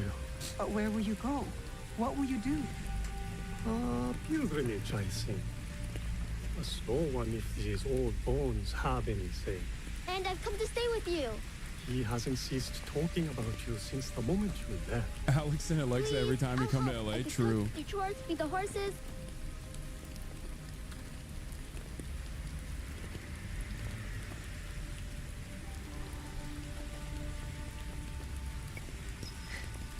My home. I'm not gonna say this is no place for a child because I want Junjiro. I want Junjiro to stay with me. Really? This tubby faced iPad faced kid. He's gonna have to die for the story to advance. You know what I mean? Now, Ollie. You were the one who said we needed allies. Think of Junjiro as our first recruit. Don't touch that. Thank you, Ubisoft, for sponsoring the stream. Will you be all right? You don't believe me capable. I guess you've proven me wrong before. Do take care of me. You two are more alike than you know. Please do the lesbian route. 100%, don't worry. What is this? Here. This mark. That one was wounded. My father sliced off his ear in the melee. There's a man in Sakai rumored to have lost an ear some months ago. I Damn, hear his word men gets have around clashed fast. with Kyonyo and his monks at the temple, somewhere in southeast Setse. Monks? Survivors from Honganji, the Ikoiki. Kyonyo is their leader now. Maybe he could give you information. Anything else? The Teppo. What are those etchings? Gold, I think. Even in the moonlight alone, I could still see them. Never knew a Teppo could shine like that. Then you've never been to the markets of Sakai. The craftsmen there are like none other. Someone in Sakai will lead you to this gun. Follow your instincts. Sakai is a big city now, full of danger, yes, but also allies. Eyes open for those who might help our cause. Right. And if you're near the blacksmith shops, find Heiji. Looks like a bear. Forges. Is this like a Disco master. Elysium that you talk about a lot? He Yeah. owes me a favor. Disco Elysium. I will track down who we're looking for. What?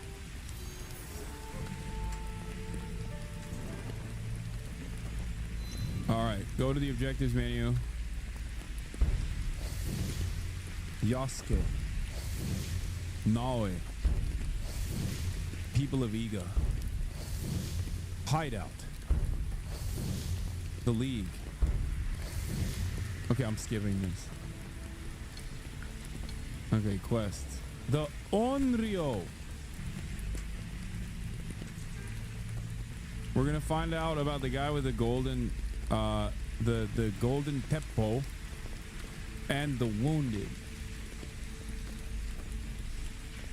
Okay, those are my two quests for now. Ido Yoshihiro is dead.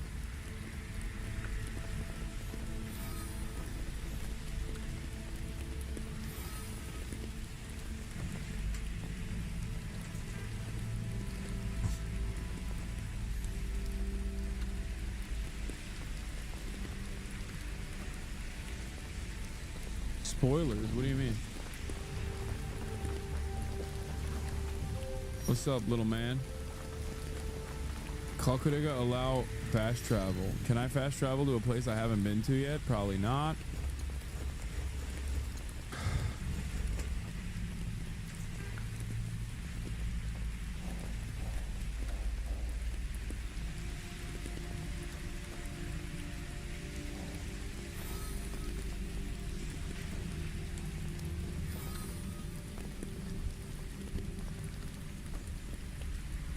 Hover over the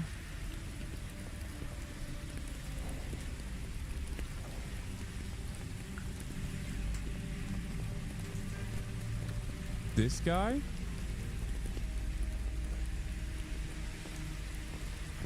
Where's the? Oh, the Onryo like this? No.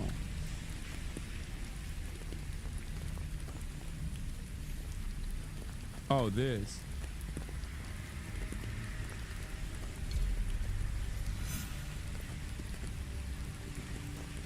No, this. That's the one I want to track. Talk to the gunsmiths. Do the Nao Kitty quest first. Wait. This one?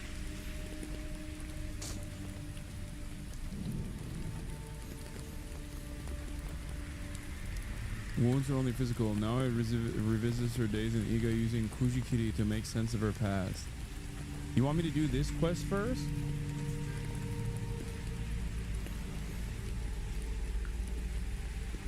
I'm confused. Why are you so indecisive? Just pick one and do it. Okay, I'm gonna do this one.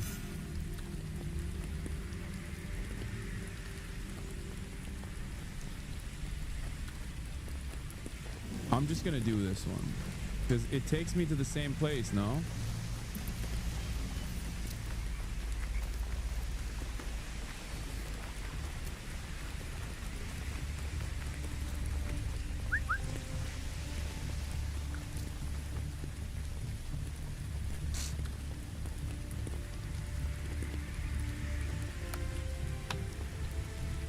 Wish I could do the...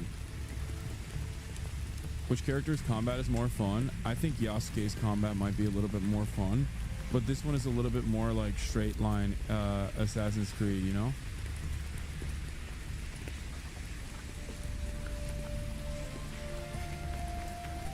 What the hell is this?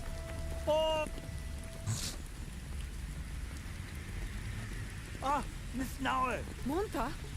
We survived the fall of Iga. Now home is a shadow. Come inside. Only if you let us. We want to. Then let us be on the lookout. You are all. Damn, I'm already goated at.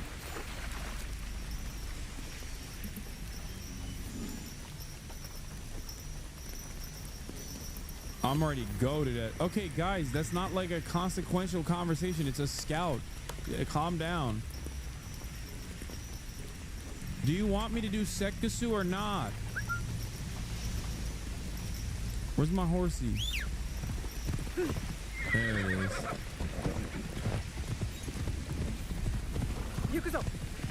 Ikuzo! It was my favorite convo in the game. Yeah, dude. If I don't skip through some of the not as important dialogue, I will never be able to get to the juicy combat that I want to get to. I need to move out of the Katana foothills, dude. I need to go and find the fatherless monk and talk to Kyonyo. He is south of Sakai. He's west of the Izumi coast at the Gansenji Temple.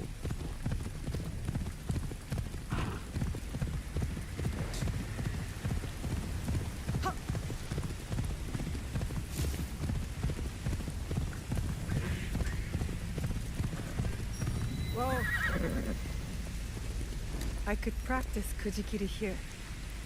Look, wait. Okay, I'll do the flashback quest first. You are not Japanese? I am Japanese. My name is Naue.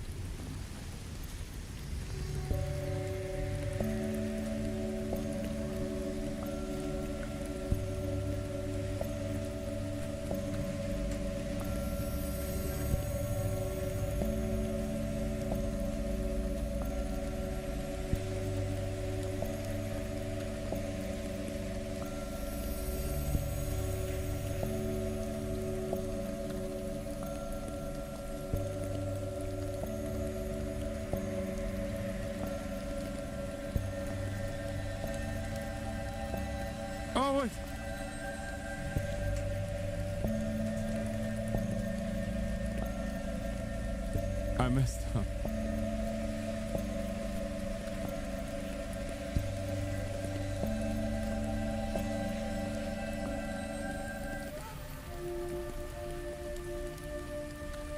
I ruined the Prey QTE. Where are we going? Into the forest to find something I have not seen in many years. Now? I thought we were going to fight. Trust me, my Naoe. Now is the perfect They time. say the Oda clan has the teeth of bears and the same craving for flesh. His appetite is never satisfied. Bro, she's... That Oda Nobunaga. She's gonna take me to the forest to eat again, dude. Prey, no What doubt. does he want? We've done nothing to them. What they all say they want. Peace. But I would guess the real answer is we could be tiny mice in a hole, but within his walls, Oda Nobunaga will not stop his knife until we have stopped scratching. Then What? we have to stop him first. What? This With guy's your just father running. and Momochi Sandayu, we stand a great chance. Momochi Sandayu will fight with us? Oda Nobukatsu will be finished by sunrise tomorrow. By nightfall.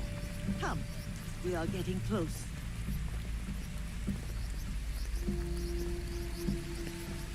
Guy was running, freaking out, and we didn't even... We just casually let him pass This us. is the one. Take a closer look at that shrine. There.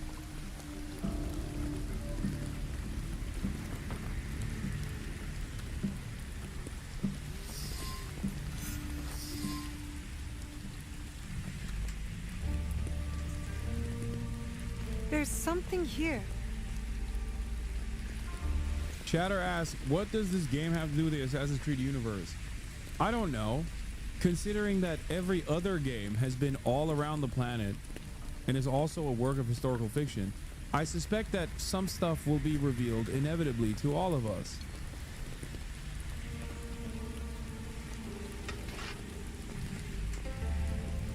Is this your katana? I hid it when I thought Damn. Iga would Okay, see peace Matsu. for good. How Matsu wrong making I more was. than Katsu, if you know what I'm saying. But now, It's Chop City. Mine? Naoe, you are all Nagato has. It is why he protects you so. But when destiny comes to your door, you must answer. Blade first at times. Thank you, Auntie Matsu. Obaba, it is not safe. You are Nagato and Tsu's daughter. Yes, my name is Naoe. The resemblance is striking. Can you fight like your father? Yes, sir, I can. He has taught me. I lied. Today will be your greatest test. When you're ready, get to the edge of Nagano Pass. Stay low. Do not attack. I just straight up lied to that guy. I just straight up lied to Momochi. Will you be all right? Can you get back home? Like you said, Auntie I said can let that fend chopper for sing? myself. Yes. Fly forward like a dragonfly. I believe that. I am Igan too. Goodbye, Auntie. I will be strong.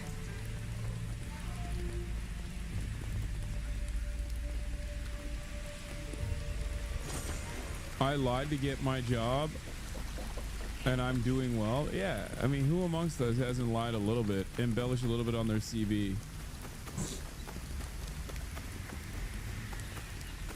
Oda Nobunaga's men could be anywhere.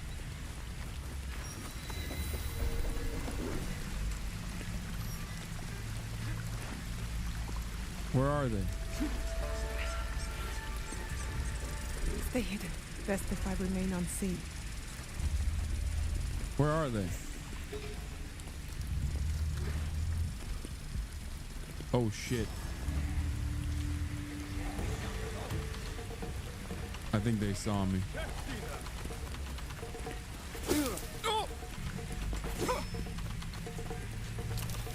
No, it's fine. I'll dip. I'll dip. I'll get out of their way. Hey, my bad, bro. My bad, bro. Hey, yo, chill, chill, chill. Oh, cutscene save. Oh my god, I'm ass. Kiss me, you fool.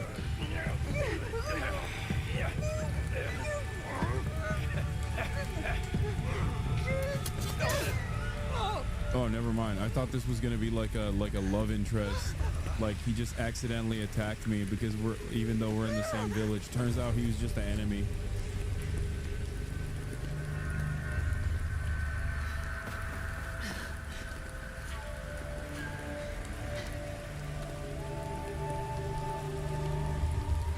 Unk, this is what Japan is like? Yeah, this is my first kill, dude.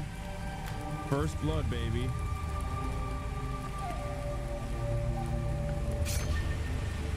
I need Naoi to kill me like that. What?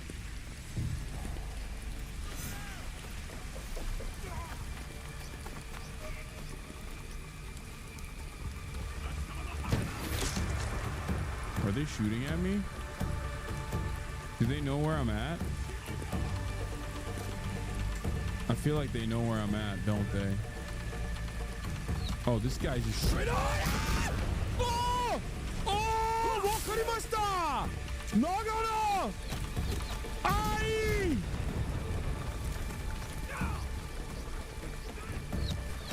Bro, I had one job was to lay low and I fucked it up. Well, this is what happens. This is what honestly, this is what happens when you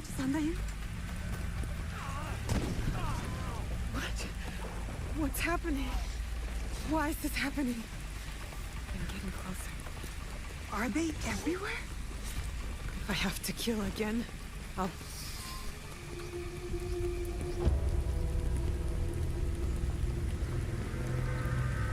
Yes, I said I understand it now. Wakarimashita.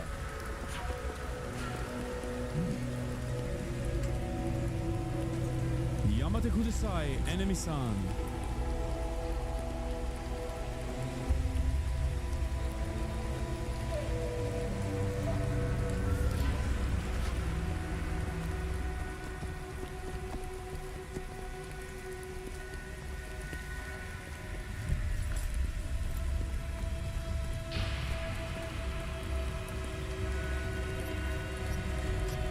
Nice stealth, by the way. You're welcome.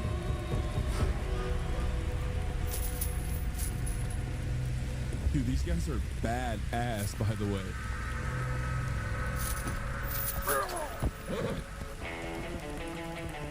Okay, the music goes crazy.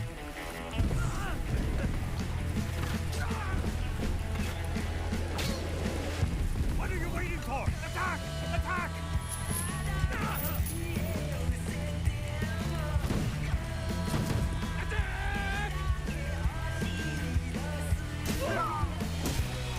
Shadows be like, I want the dubbed version. Meanwhile, I'm speaking fluent Japanese, you know what I mean? Oh my god. It is the coolest period. Okay, it's over. It just straight up, nothing comes close, dude. Regroup! Regroup! Katana sword fighting is objectively the coolest period.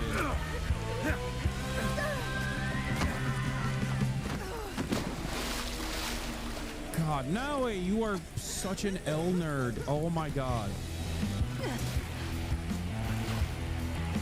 Lost, are you? Iga should have surrendered. Iga does not know surrender. I forgot the controls.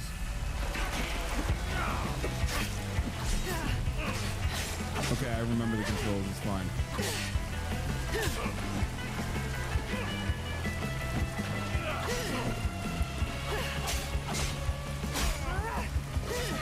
Oh, dude, I break your back, bitch.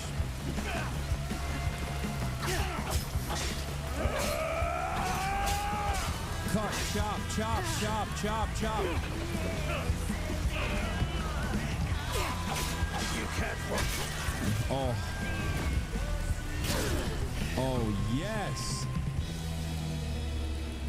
Why is there rock in medieval Japan? You know we have a sword fighting culture at home, right? Yeah, but it's nowhere near as cool as the katanas and the samurai armor.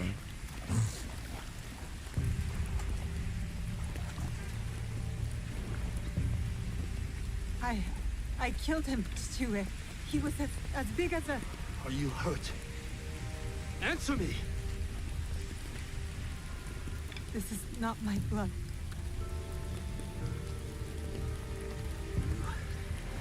Disobeyed me. She obeyed my orders. I asked her to defend Iga. Yeah, it's Momochi. She is my daughter! Is she not vegan? Was Iga not attacked? We had defense enough. Now I did not do as she was told. You tell me to stay with Matsu, I stay with Matsu. Momochi-san, you tells me to defend Iga, I defend Iga. Now, I do what I am told. I have never done anything less.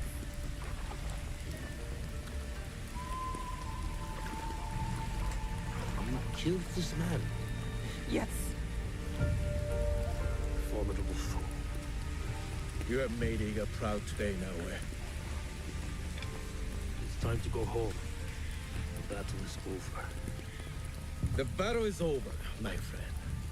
But the war has just begun.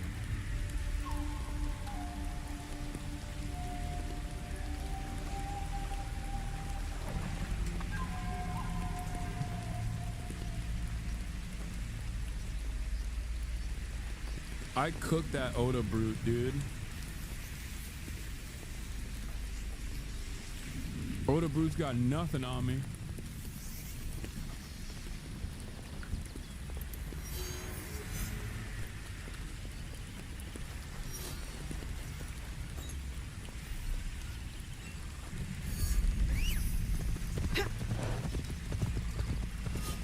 Do we have tone indicators because this autistic ass community? Yes. Wait, why is the Pathfinder off? What is happening? Oh, there it is. Shinobi's over samurai. I don't know if I agree with that. I do love me some samurai action.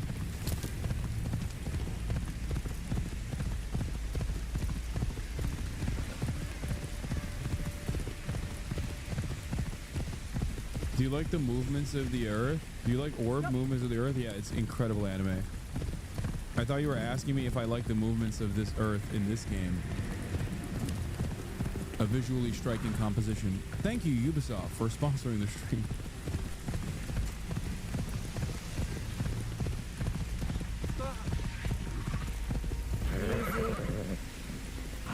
Is this it? Japanese maple. Am I going the right way? Show me again. Oh, I'm going the wrong way. Good ad king? Yeah, you already know, baby. I got the best ads.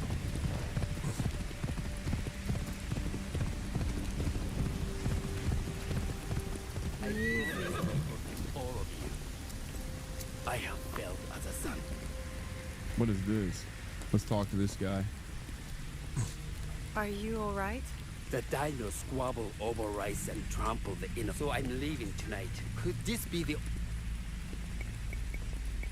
I am sick of the war too. This place is full of people. If that is your course, then... Damn, that was the easiest recruitment of my life, dude. I don't mind being paid.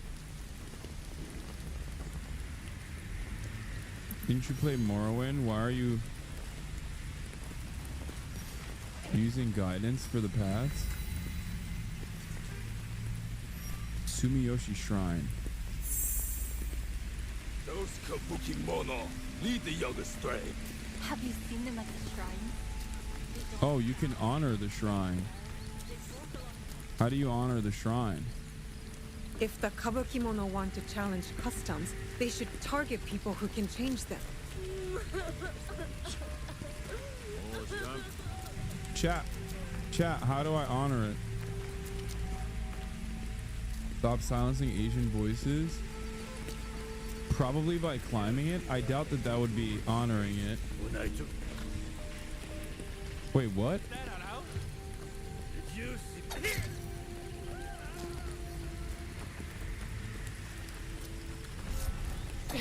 She'll fall like the rest. Uh-oh.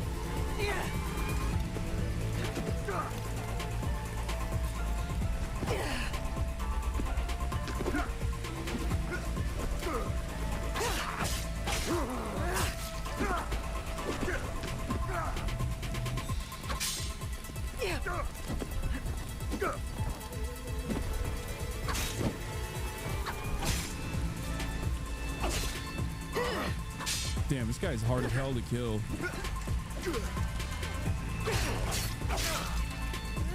Break. Oh, shit. Whoa. Shit. Wait. He one-tapped me? How did that happen, bro? He's gonna kill. Oh, Skull means he's gonna kill you one hit. Okay. Okay, now I gotta cook him. Now I gotta cook him. Now I gotta cook him. Now I gotta cook him. Now I gotta cook him and book him. You know what I mean? I will honor the sword by cooking and booking him.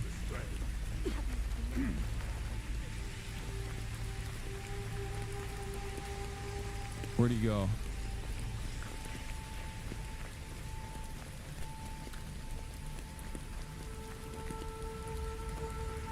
You don't have to fight him. Duty's way above your level. Okay, we'll try one more time. When I took a piss in the street.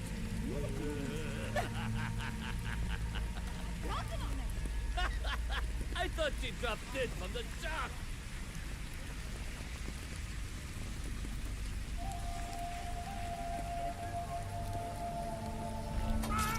Shadow.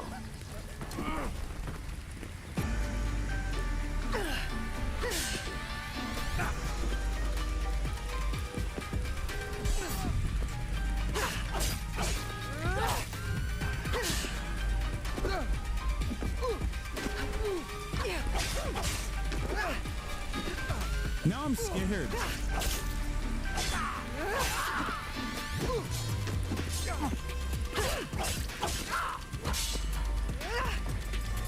Imagine he kicks me and kills me. That'd be funny.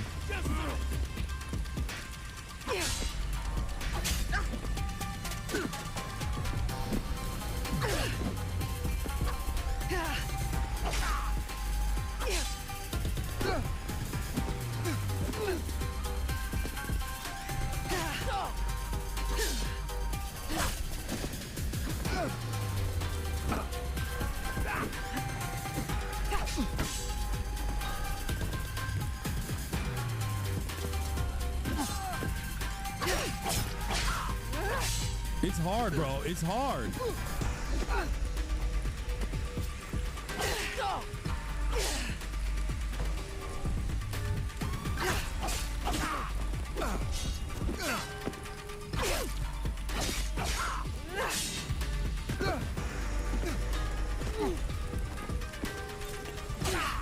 Do we shock you?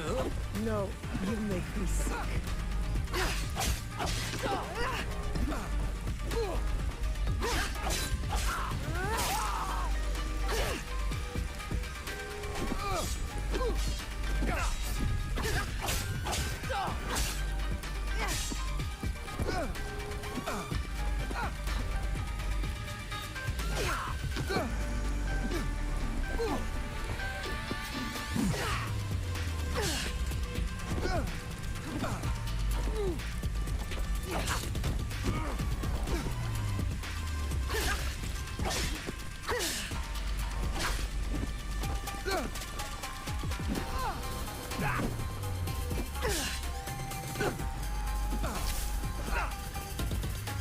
Yeah.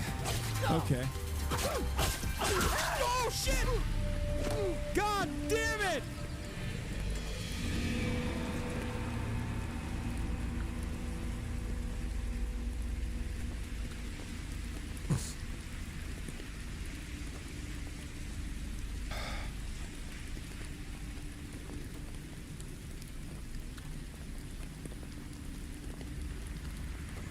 One more time? No, it takes too long. I want to move in the direct. I want to go do the freaking.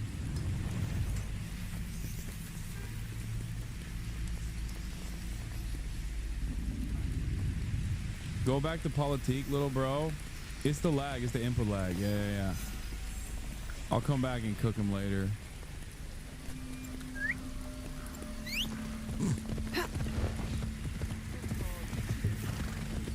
Whoa.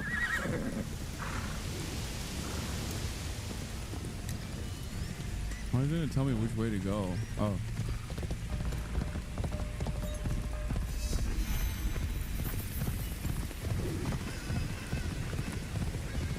There it is. Yep. Easy. Tomiko said I might find Heiji the blacksmith here, near the shops.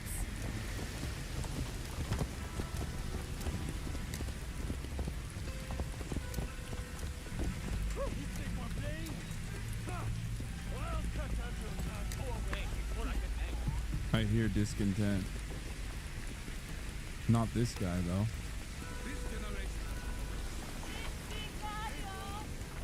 Wait.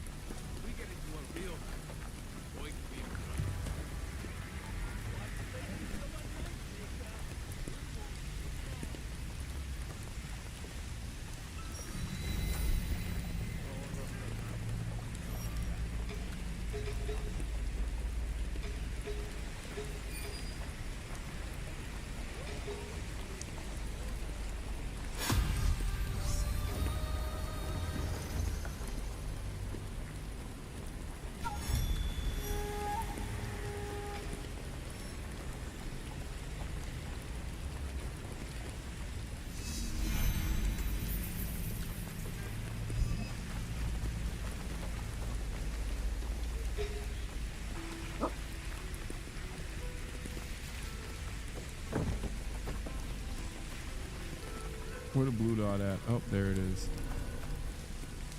That could be Heiji, and it looks like he's in trouble.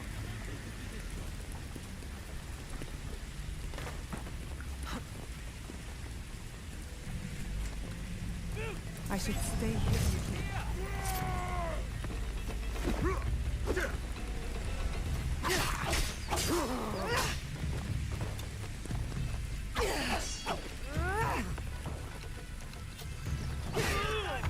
Oh, one tapped his ass.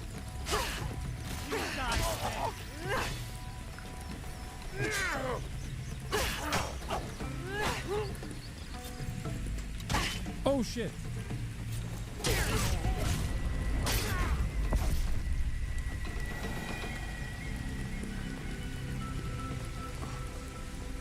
Heiji, you did not fight back. I do not spill blood. I make tools. They could have killed you. Yes, perhaps. I hope I am as brave when death comes for me. I am not brave. I am broken. Broken? My parents built this forge to make tobacco knives. They were the best in Sakai, and very valuable. And my parents were killed. I do not make their knives anymore. I'm sorry for your loss, Heiji. I'm a friend of Tomiko. She sent me to you. Tomiko? I am in her debt. We could use your help, Tomiko and I. Come to Setsu. Whatever debt you owe will be repaid. We might even find a way to fix what has been broken. There is nothing for me here now. I will pack what is left and come. Good. We will be waiting.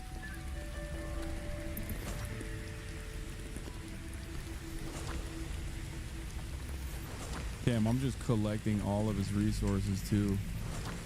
You know, I guess it's valid. I did save his ass.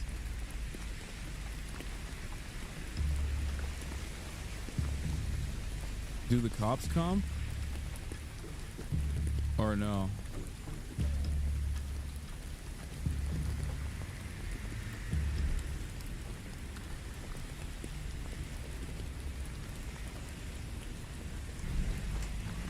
You killed the cops, bro? These guys aren't cops.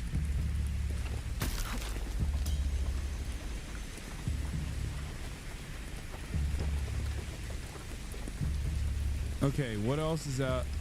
I still gotta talk to Kyonyo.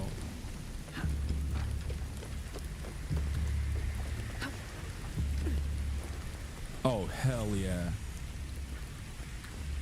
Hello. You don't smell too bad. That's what I'm talking about, dude.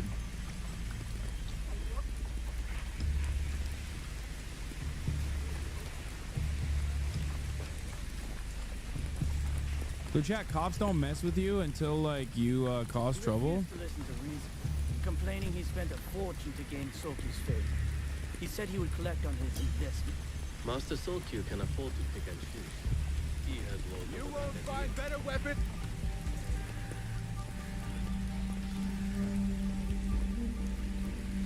I'm looking for a teppo with gold ornaments. Why settle for gold? I have some of the purest Tamba silver. I know an artisan who can pound some on. For a small fee. No, it has to be gold. No, no gold. Silver. I'm wasting my time here.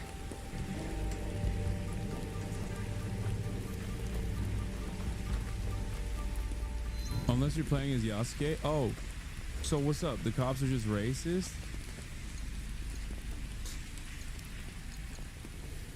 Katana, knowledge rank.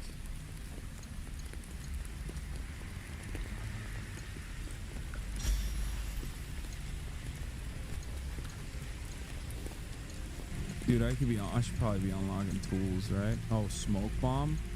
I have kunai. I don't have quick point.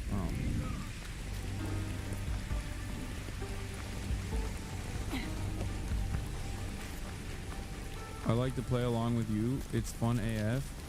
Yes, chat. If you'd like to play along with me, then all you need to do is purchase the game using the link in the chat. Thank you, Ubisoft, for sponsoring the stream and letting me pet these dogs.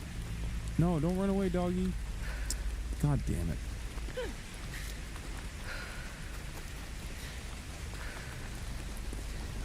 It is so windy. Is it this windy in Japan all the time? What the hell?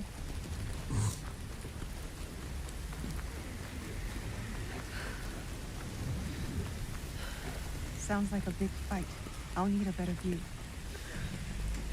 Oh, shit.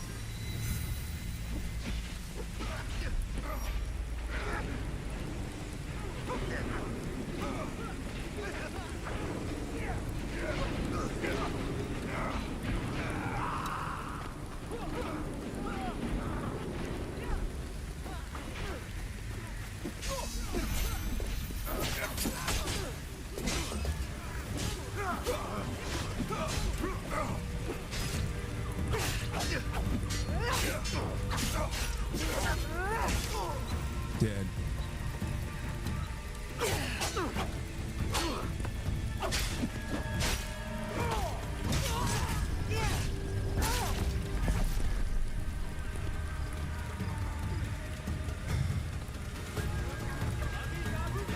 Wait, let's look first, obviously.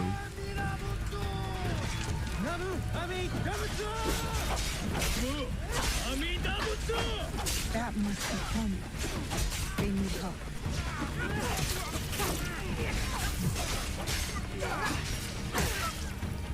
Easy.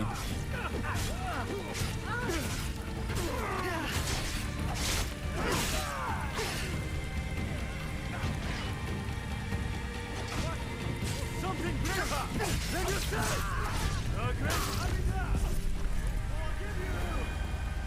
Loot, loot, loot, loot, loot, loot.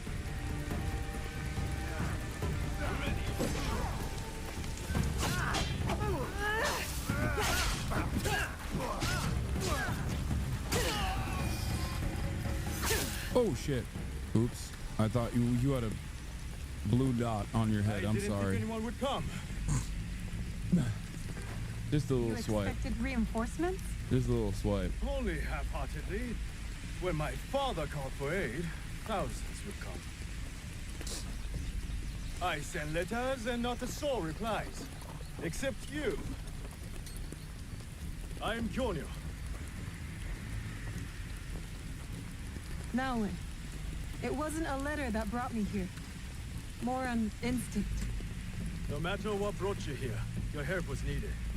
Our home, Honganji, has been reduced to ashes. Can we fuck this guy? 10 years, we struggled against Oda Nobunaga.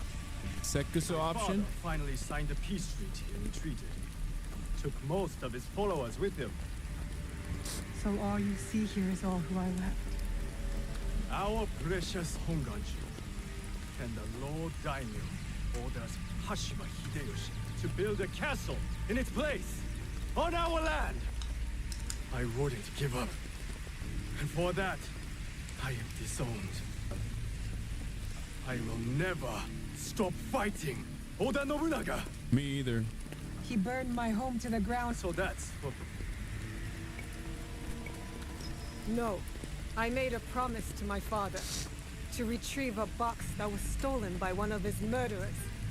A father's wish is a powerful thing. Disobeying mine cost me everything. Hasan, we'll be trying to fuck the monk. Listen, people say I'm a bald fetishist, and maybe those people are right. Near Sakai, so I found you. One ear, eh? When Oda Nobunaga took over, he put one of his most savage dogs in charge. Wada Koretake. Many call him the one-ear demon.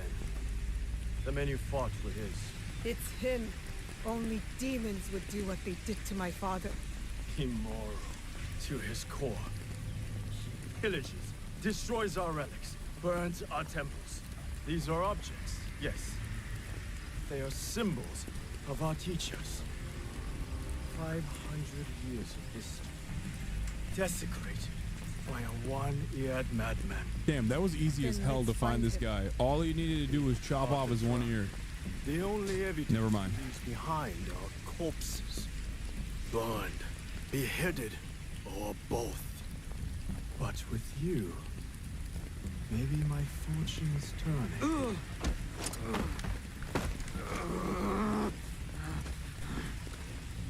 I caught this one running back to his master. Why does she have a German accent? I caught this one running back to his master. Wait, why'd you kill him? Interrogate! We could have used him. What? Koretake's worms would rather die than talk. Why is the sword your first response? Now, this is Yaya. Fought for my father in the war. Abandoned me like he did. Not true. You called for help. I came back. I want to join you two to find Wada Koretake. Not another corrupted for Kyonyo's hopeless cause. This is Koretake's doing, not Kyonyo's. Besides, my father always said that as long as we are breathing, there is... It's hilarious hearing Oda's famous retainers as being seen as evil. I think it's actually cool that we're technically fighting against Oda Nobunaga, at least in this part of the game. I just played Neo and Neo 2 where you play Oda's side and he's a good, chill guy. I like that we're playing against him from the perspective of like a villager. See? Someone believes in me. You both seem steadfast on your path of destruction. I heard one of Koretake's men speak of the chief executioner in Nanatsumatsu. He may know where to find Koretake. But I know the place. No one visits any turns the same. Especially not a lone guard. You didn't see her fight. Dude, someone said Kaya's eye, the sun shining on Kaya makes it look like there's laser beams coming out of her eyes. It's so funny. Why is she laying in the one spot where there's sun directly in her eyes? I don't know. But it literally looks like she's still trying to white knuckle through the process and still sleep, regardless of the fact that the sun is only hitting her eyes. It's so funny. She'll be fine. Still, we'll need allies. Find Mitsumune at Munobiki Falls. I will go to them. There's a farmhouse near the river. Meet me there. Is there more loot in here? Fatherless monk. That's kind of an own, dude.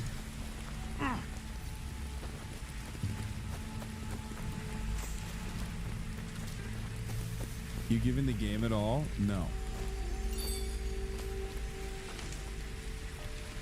You can, however, purchase the game if you'd like by clicking the link in the chat. Can you hit this bell? Please say yes. Come on. God damn it. Fatherless behavior monk. Oh, these guys. Oh, okay. So when they're loot bandits, it's fine. But when I loot, everyone's like, "Oh, Hasan, why are you looting? You're a loot. You love looting." 50 copies in the car right now. That's what I'm talking about, chat. Let's go. Buy it for your friends, for your family, for yourself. Buy 2. You know what I mean? Fuck it. YOLO.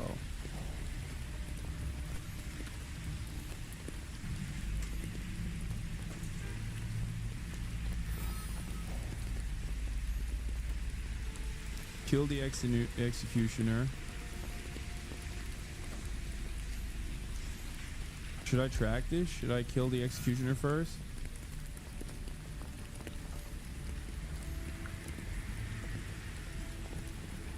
Or should I find Mitsumune?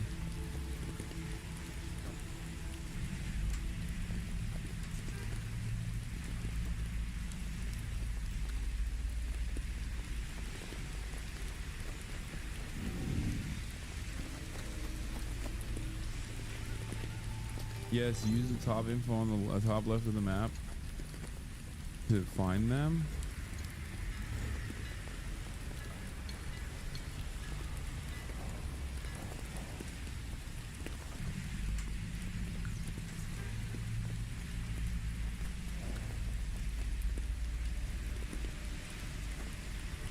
Oh, this is just another person. Thrown to the dogs.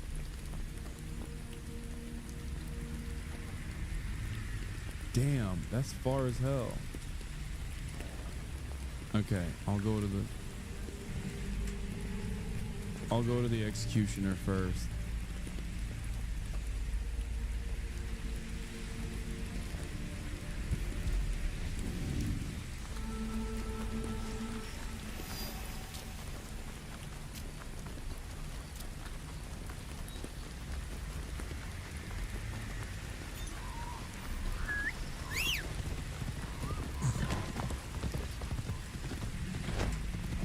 Out of the way, you heathens. A real shinobi is riding.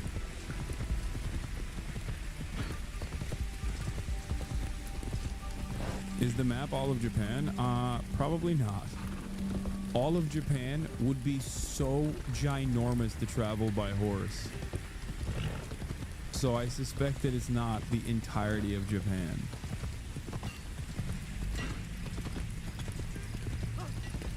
Is this how Japan feels like in real life? Yes. As someone who's been to Japan, I can confirm this is exactly what Japan feels like. And it is exactly what Japan looks like. This is literally Japan. It's a one-to-one copy.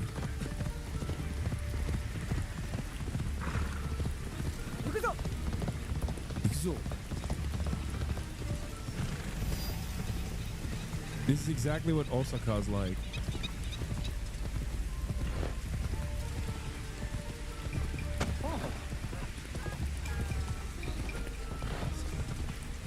Out of the way. Map seems to be 20-25% of central Honshu. Is this what you meant by walkable cities? Yes. It's still a kilometer away. God damn.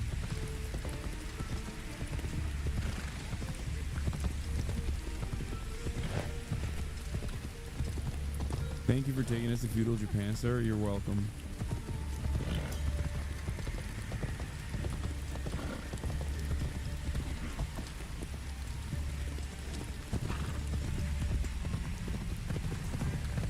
Osaka is 20 times better than Tokyo.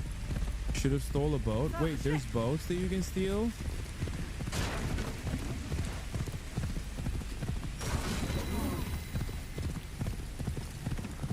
Yeah, run away, dude. It's kind of funny how bitch-made the soldiers are, because they basically run away from... Wait. Am I here? No, they're still 700 meters away, almost a kilometer away. Wait, what? Why is it leading me to the water?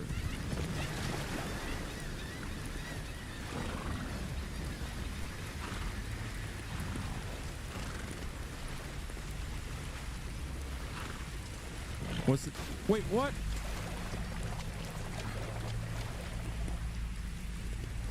Is my horsey stuck?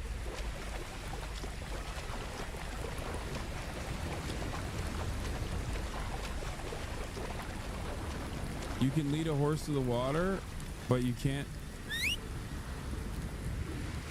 Up, there it is. Sir, your boat is malfunctioning. Amagasaki. You can lead a horse to the water, but you can't let him swim, is what they say. Turns. Oh shit! Ow! I am beating the crap out of this horse.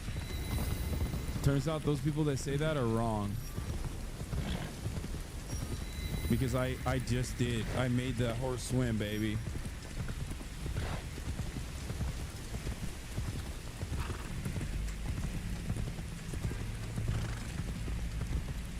Oh wow, already at Amagasaki. Japan is tiny, bro. Yeah, this is real life Japan.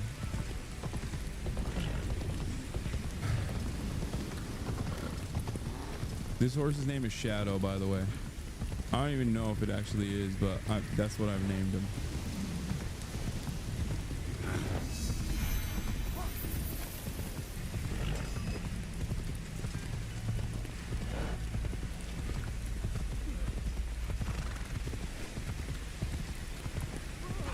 Wait, let me go over here.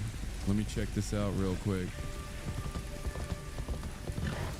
I assume this is another... A place to meditate. A place to remember what happened in Iga.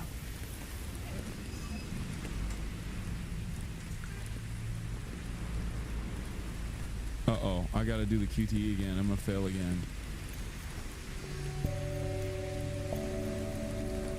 Okay, this is getting more difficult now.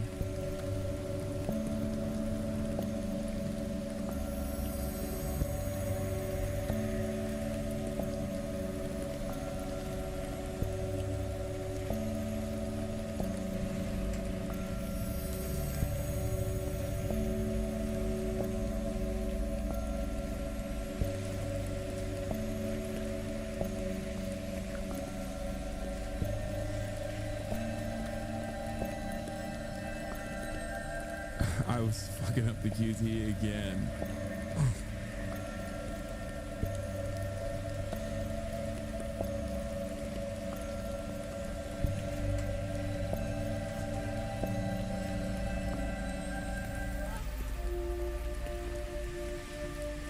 Stop saying worst ending incoming.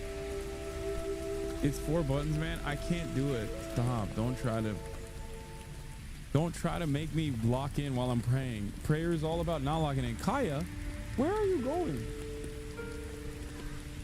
Kaya, place.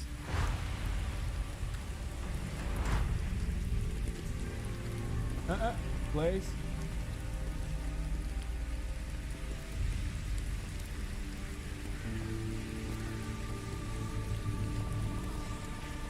As soon as Marat comes in, Kaya immediately gets up. She's like, oh, it's game. Okay, well, no, Kaya. I'm playing Assassin's Creed. Good morning, Stuart. It's good. You did not sleep well. Yeah, I'm doing an ad.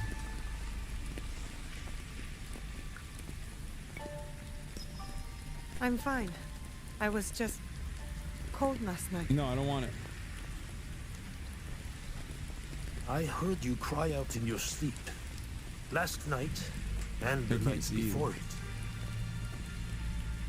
The horrors of war come for everyone equally.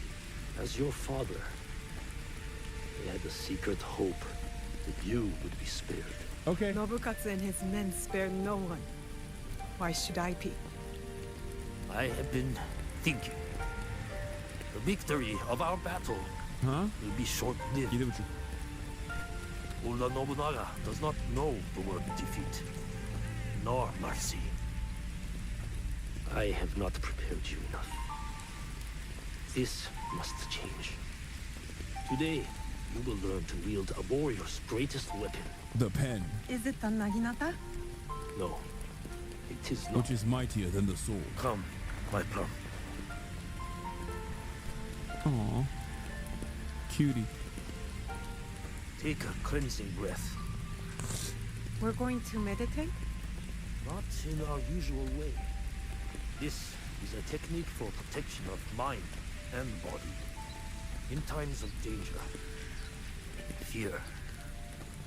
Kujikiri. Yes. I will teach you, Kujikiri, to let go of your guilt and regret.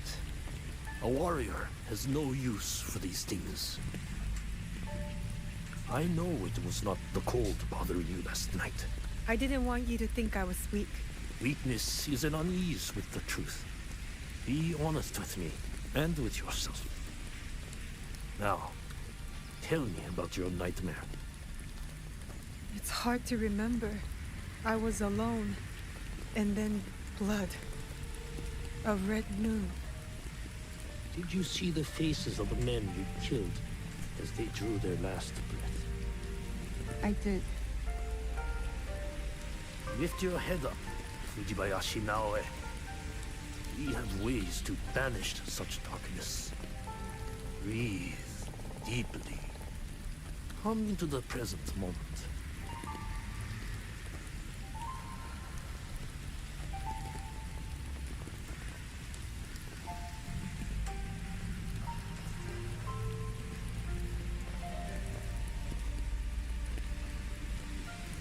Now, begin. Bro's teaching me how to... Natural and relaxed. I know how to do this. That's how I unlock this cutscene, Dad. Empty your mind. Now, Chimichurri. good.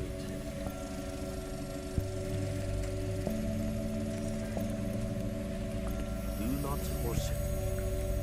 Lucy, be here. Now.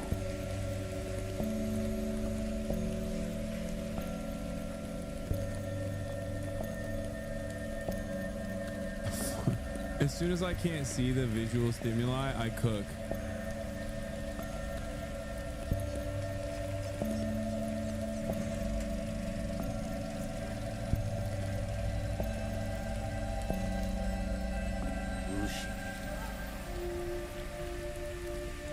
Stop reading chat, focus. How do you feel? Calmer. Lighter. That happens when you empty your head. You need that analyze, honestly. I can't do it. I have no rhythm. Shut up. For what it is now. Your mind is refocused. And next, we will redirect it.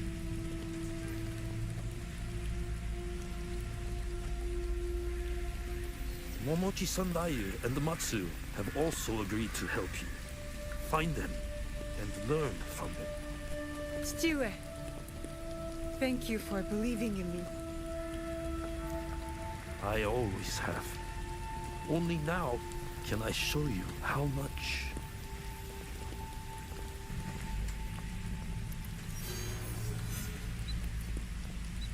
Oh, here we go. Matsu again. Matsu had to whip it up. Make us a fucking nice little soba noodle. Bum, bum, bum, bum, bum, bum, bum, bum.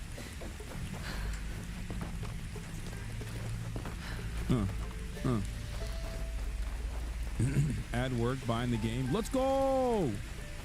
Bite off the link. Now, Bing bong. where have you been, child? Just busy, Auntie Matsu. Yes, I know what you have overcome these past weeks. Your first battle. How brave you must have been to survive it. I wasn't sure I would. But Momochi-sanda, you said I fought well. As I knew you would too. Have pride in yourself. Now we push past survival. With my family scroll written in my ancestors' hand. All shinobi families have secrets, you know? Thank you. The scroll... Hasan, did you see Kyrie watching your stream earlier? Who? Kyrie Irving? Those lessons will be very useful to you. But more useful when you retrieve it. I gave it away for safekeeping. My floorboards are already full of other secrets. I'll find it. Where? With the priests at the shrine. Go. Learn from those who came before us. It's been a harsh winter. Tougher than any I can remember. Guess I need toughening up too. Her scars are completely gone because she let go of the past? No, because this is the past, chatter.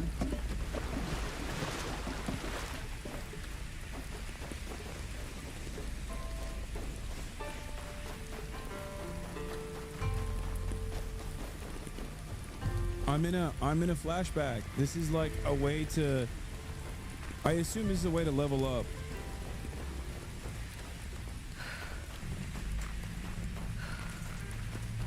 I wonder what I'll learn from the ancestor scrolls. I just want to be good. Shui's dead. Real shinobi.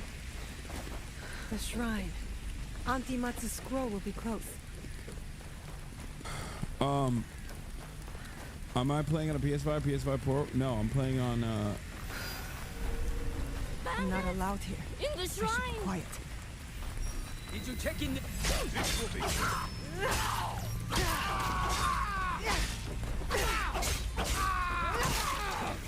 I know I'm supposed to be quiet, but it's hard, you know? Especially when I see bandits misbehaving.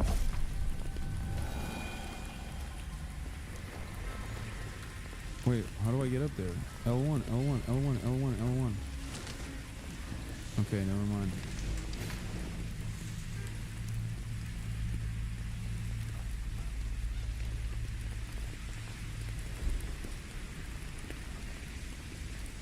Oh, I think I killed everyone. Never mind.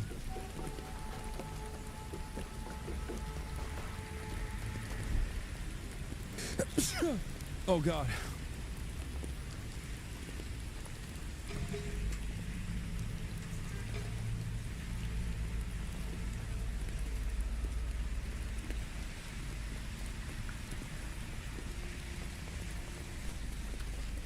How do I get out of the fucking eagle eye? Oh, there it is. I should take your eye.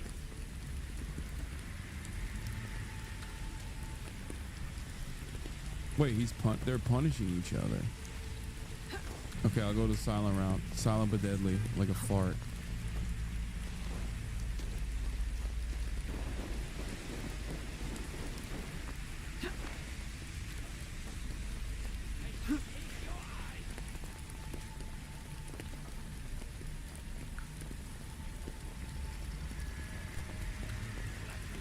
Oh, I don't have a kunai yet. Oh, I can't assassinate because I don't have a kunai. What were you Never mind, sorry, chatters. I can't assassinate because I don't have the... Damn, these bandits got nothing. I took his soul, bro. Take your eyes. How about your soul is gone? You can't assassinate with this, though? Make your move.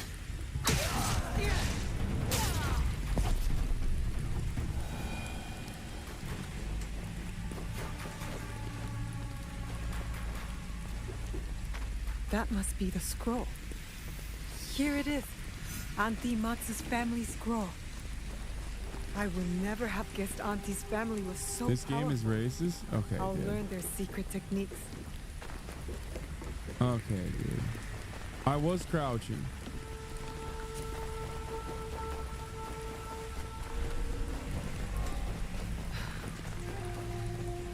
Don't worry. You can go back to the shrine now, milady. This is a flashback. That's why I can't do it. Always gotta be the one guy in the chat? Yeah. I stay getting one guide. This game appropriates gamer culture. Nobody showers. Oh, okay. That's why. You telling me there's ass in this creed?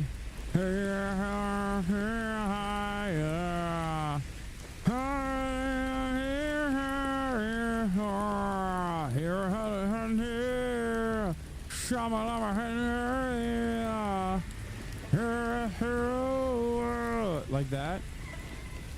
Butt rock. That's the ass. Put in the ass in Creed. since 1997. Can you take me higher? Are those bandits? They look like banditos. I'm racially profiling these guys. Never mind. I'm sorry. You weren't bandits. No way. Are you finished your training? For today. But there's so much more to learn, isn't there? It is only the beginning. We have years worth to catch you up on. Are you ready for that? I'm ready.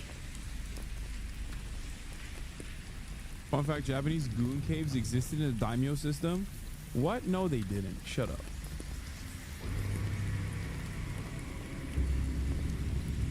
Can you take me higher?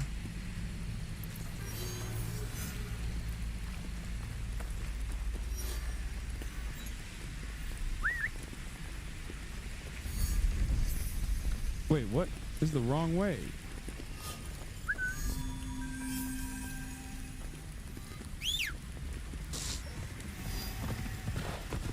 There was a samurai who traveled to Mexico. VOD is gonna get VOD is gonna get muted for copyright music. Yeah. Can you turn on guaranteed kills for assassination so stealth is actually more fun and it's just like the old games? No, because I feel like if you turn on guaranteed kills, then you eliminate an entire area. Oh, dude. You'll all be reborn to hell! Shut up! The guards see me, they'll kill them.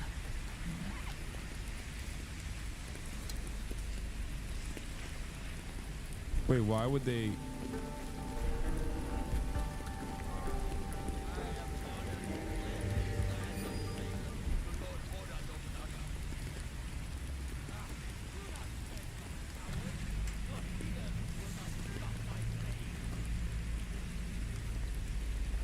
How can they see me? How do I get up there?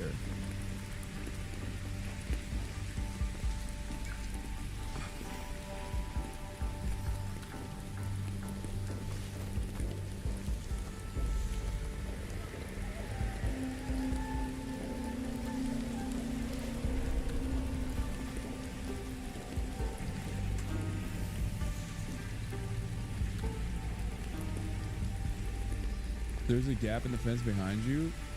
I feel like I need the elevation. Yeah, RIP to these people, I think.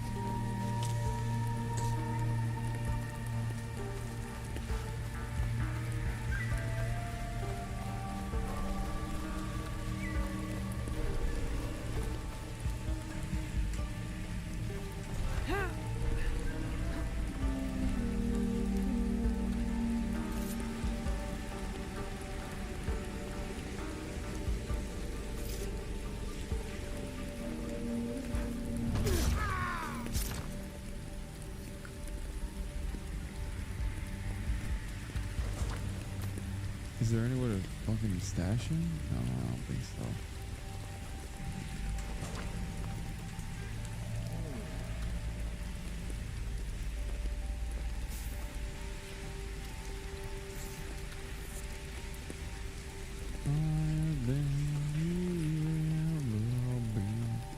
Okay. Yes, press triangle to carry.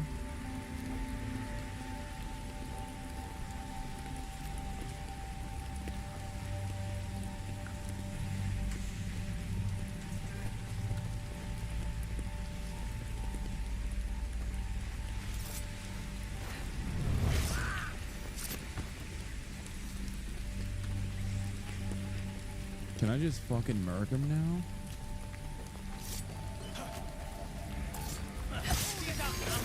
Okay, there we go.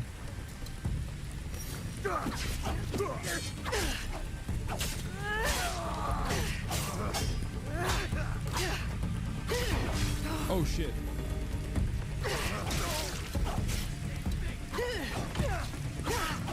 Yeah, kill me, not anybody else.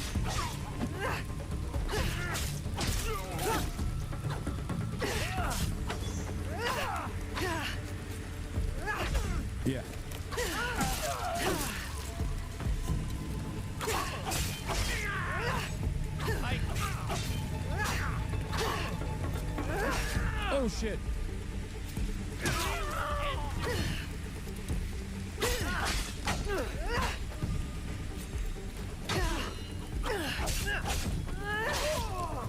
Now for the monks at Minoviki Falls. Thank you. I never said I would free you. Wait. Yeah, free. Thank you for freeing us. You saved me! Oh my god, let's go. I'm gonna get hella... Is this guy dead? It seems like it. Sorry, King. God damn, look at all the heads. Oh shit, I almost sliced her too.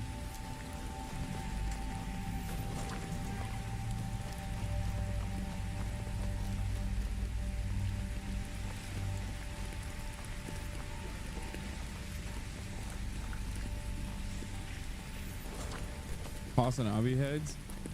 No. Can you take me higher?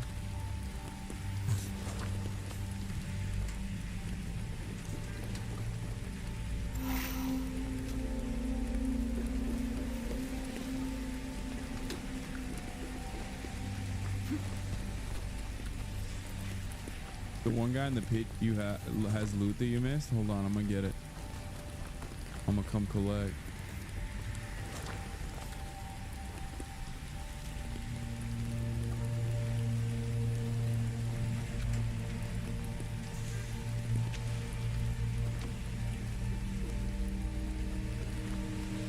Okay, that's it. We cleaned house.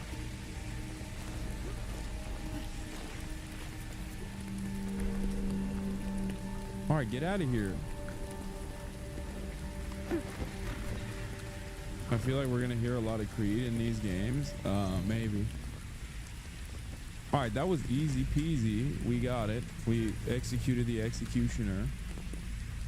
Despite the fact that it made it seem like it was a lot harder to... All right, let's find Mitsumune now.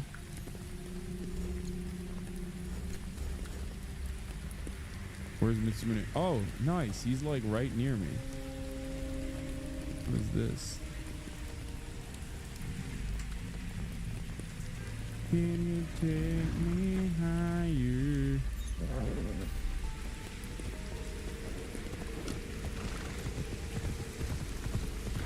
You just have incredible assassin skills? I agree. It's crazy because I just murked their entire encampment and killed the killed Oda's executioner. Unlock eagle access for fast travel. I think you can fast travel without it, right? In this game?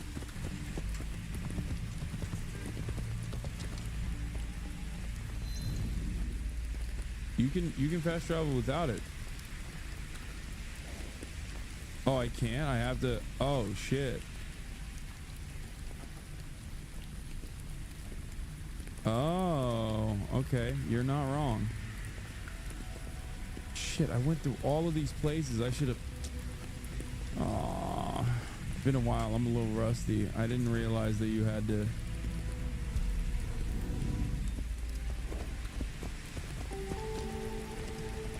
You know what? I'll do that later. Only certain towns you have to have a safe house or an eagle point.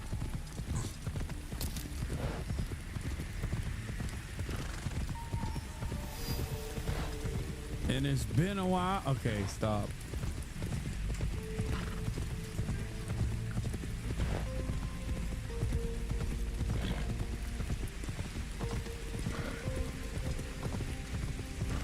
The waterfall. This must be the place.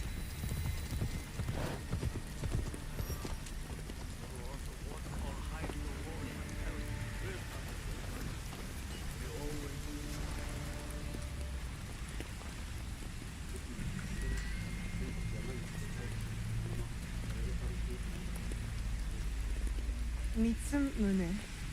If you come to steal, we have nothing. I come on behalf of Kyonyo. We're going after Wada Koretake, and we need your numbers.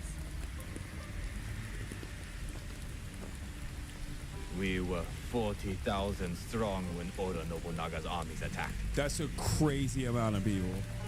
Damn, he murked y'all. He murked y'all hard. Sure to make us zero. No, we stand a chance. A reliable source tells me he's vulnerable at Amagasaki Castle. You have courage. Bro, you got nothing. Would not want me if he just whooped you up and down with 40,000, I'm backing out. Kyonyo You know? entrusted me with one of our oldest statues of Shinran. Shinran granted us access to the pure land in the afterlife, offered the way of Buddha to the common folk. I am common folk. I've never heard of him. Better for you. Even uttering Shinran's name these days can get you killed. But it was stolen. Taken by bandits in a bloody fight.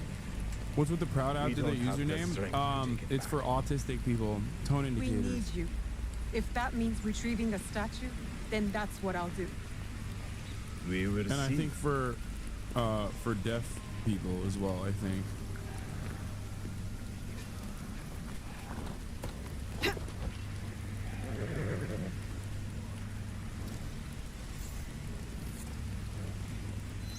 Can you take me higher?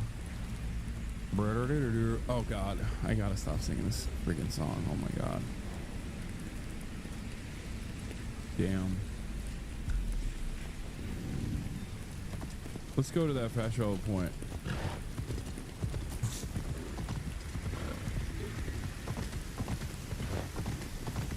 How do I get up there? I probably gotta walk there, I assume.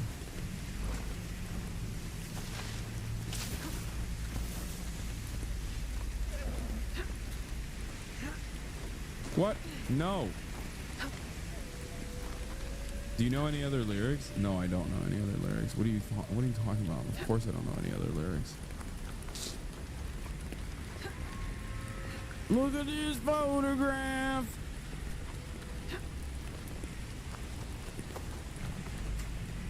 That's what you want, right, chatters?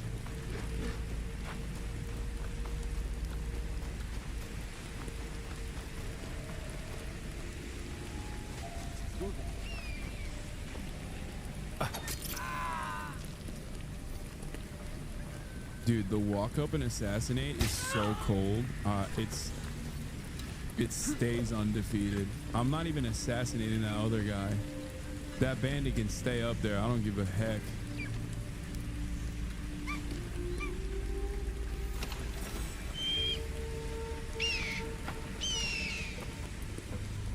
All right, how do I eagle eye this?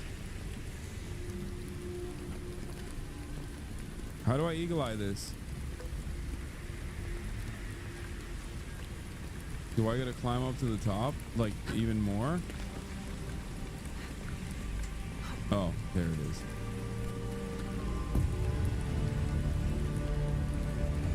The lands are lit up in the night sky with lanterns for eyes, for all eyes to see. The beauties of Japan, the beauties of Nippon.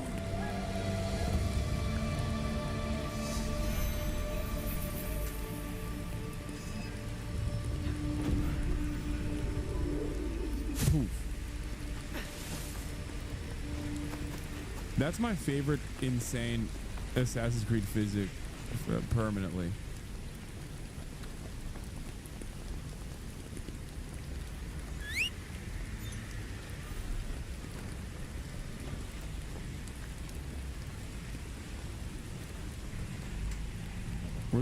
Where's my dog? Oh, there you are. Man, I missed the hell out of Shogun. Season 2 will never be a thing.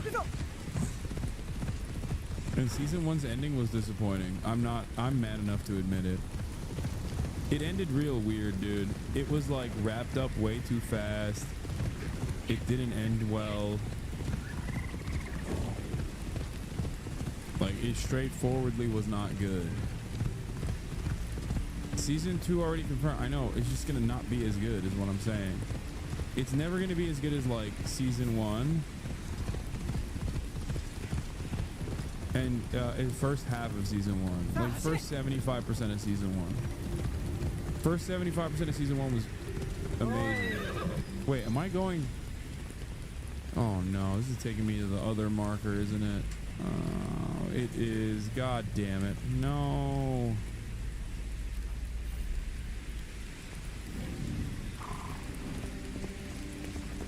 No. Wait. Oh, I still have to go this way. Okay. Because season 1 is the entirety of the book. Season 2, they're just making it up.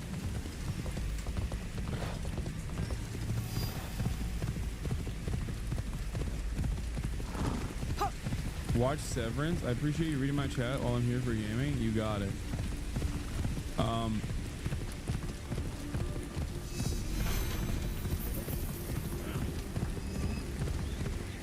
Yeah, see, hideout management.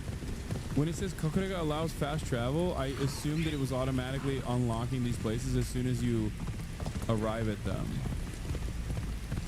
I will be watching Severance eventually. I just haven't had time to watch Severance yet. Why are you saying Severance overrated? I don't think Severance is overrated.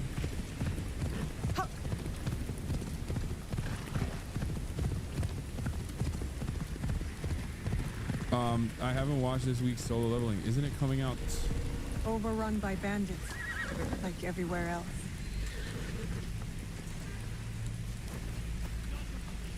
Wait, let's see if I can hit one. This place is hostile.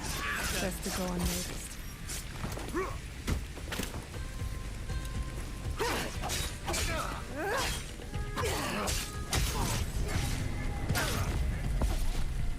Get at me.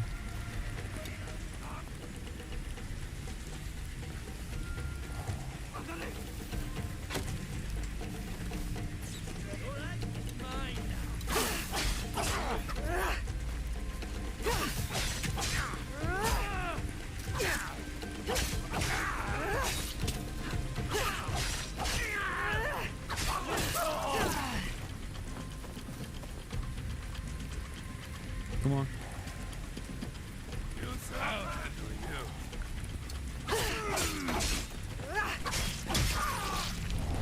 What are you gonna do about it? That's what I thought. The ghost of the last time someone saw you? No, I got that part. It's cool. I like it. Where are they?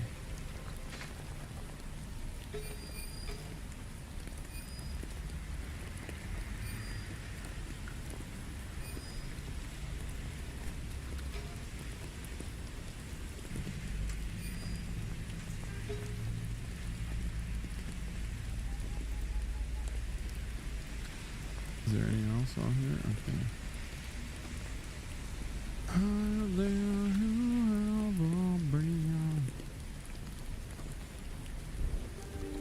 I don't know if this is an unpopular comment, but I love your gaming content. It's not unpopular. It's a very popular comment, especially in this community right now.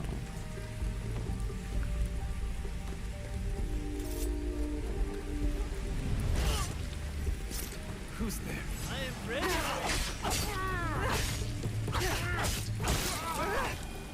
Bye-bye.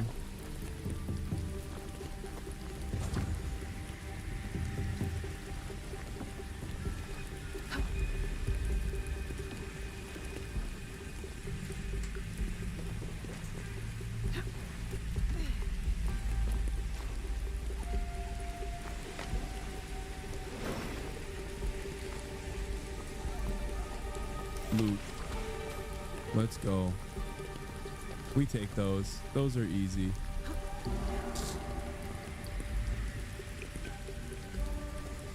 Oh, there's a guy right there. Wait, is that a... Wait, I don't understand. Why didn't I see it? Wait, that's a lady. Equal opportunity bandits. Let's go. Yeah, I'll slit your throat. I don't even care. It's not a big deal.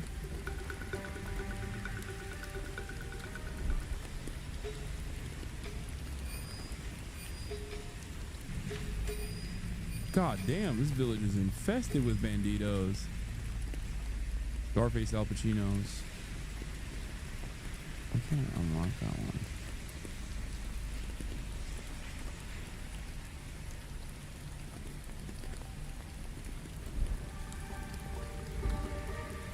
One bandit king to rule them all, huh? This guy.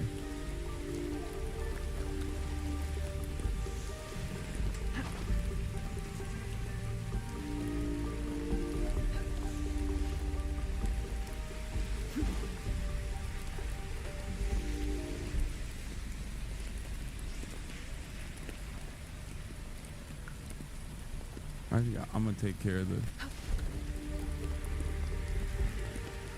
Okay, DI equals die by the blade.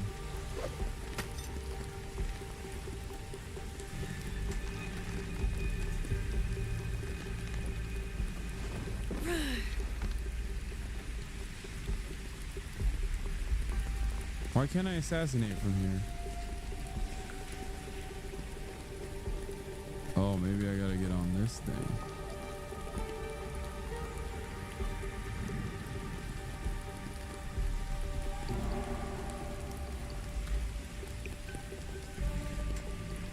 Come on, big boy. Delete my ass. Give me the loot.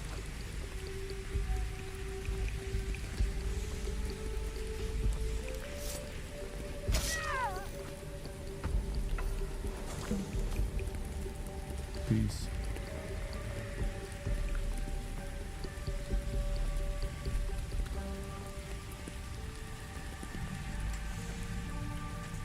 I wonder if there's a way from above, you know?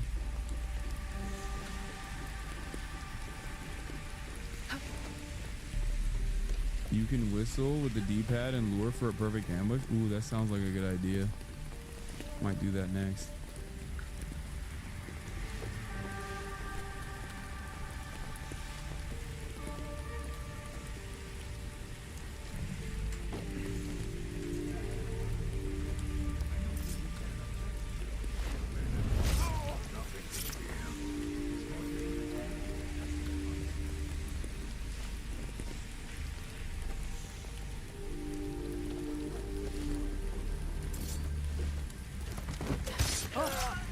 Suspicious. Is it? Sorry.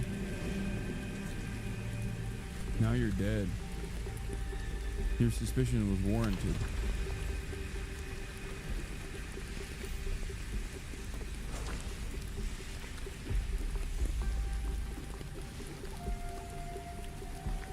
Your suspicions were warranted. Your death will not be in vain. I will loot your body. Oh shit, there's a homie right here. Oh fuck, he's a big boy. I can't kill him.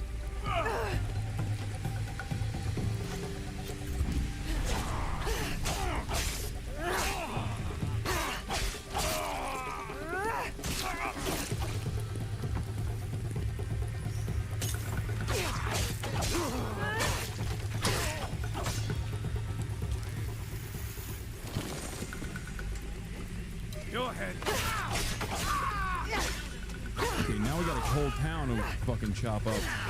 You didn't. I didn't want to do this to you, banditos, but y'all would have let me be sneaky silent. You forced this upon me, and now you must suffer. Shindang, you've caused a lot of trouble.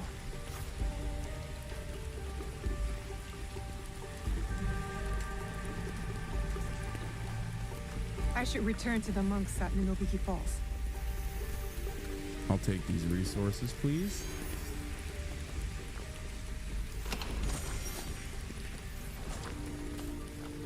Thank you.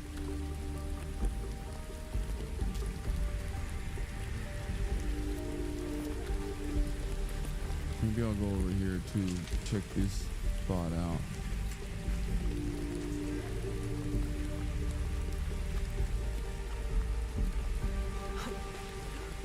Why are you acting like a cop? I thought you liked crimes. What do you mean?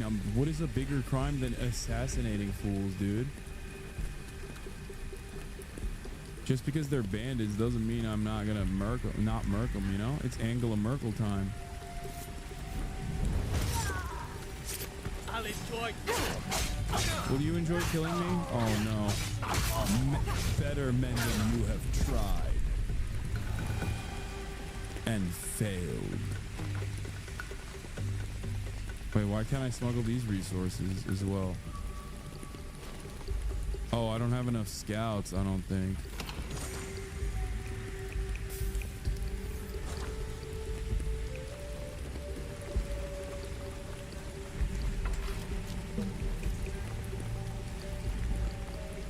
One line is getting better, Hasi. Thank you. I think I'm trying my best. I'm glad you noticed, though.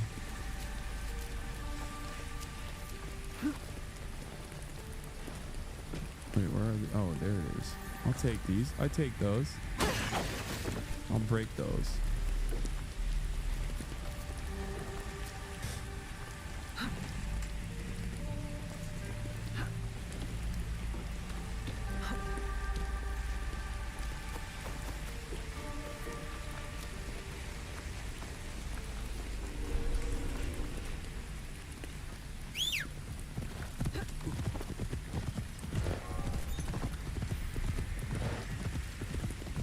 Whoa.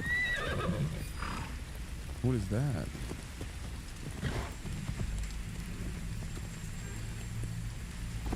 What the hell is this thing? Oh. Looks visually stunning. It's beautiful. Actually.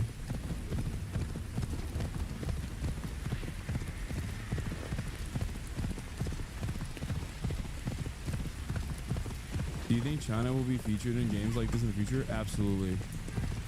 But I think Western devs might not do it, but they might, because the Chinese market is massive. But obviously with games like Wukong and stuff, expect there to be more Chinese-focused games coming from Chinese developers.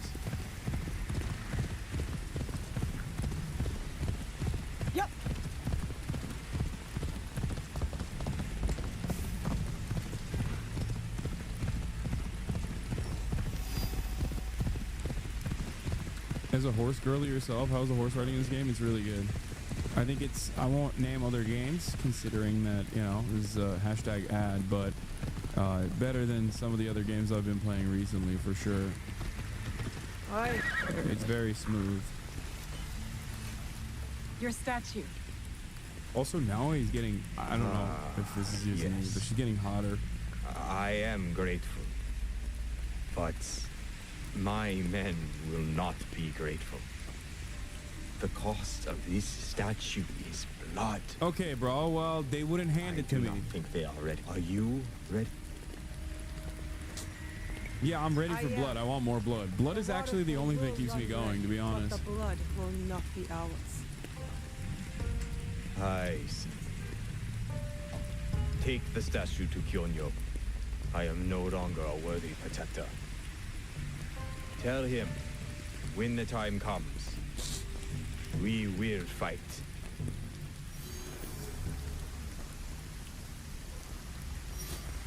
Kyonyo will be pleased to hear Koretake's location is exposed. We'll need those reinforcements.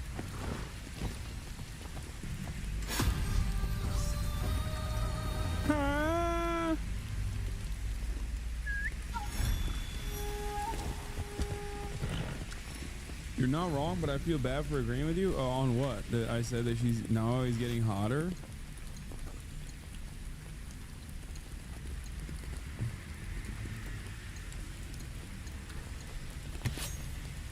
Okay, let's change that.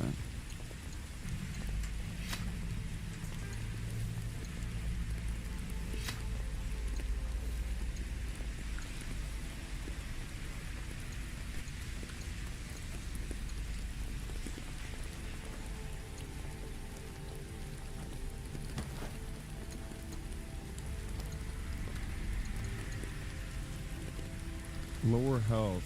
Warrior Onamusha Kosode.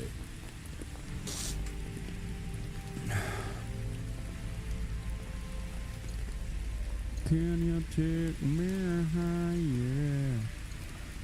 Oh, wait, do I got a new hat? Oh, Shrouded Shinobi Hood. Let's freaking go, fam. +1 health segment removed on assassinations at night.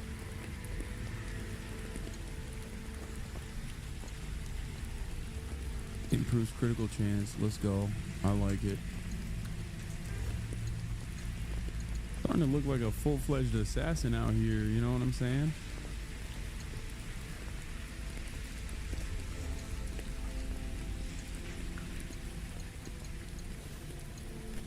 Shinobi.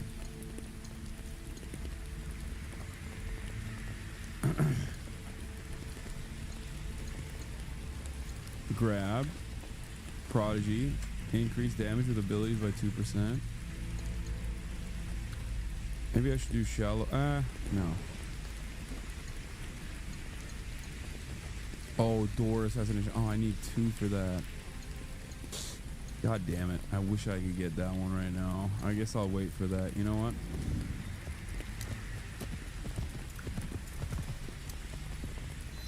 Where the black dude? He's in another castle. So I can't go here, right? Like I can't fast travel here. Because I haven't unlock this viewpoint.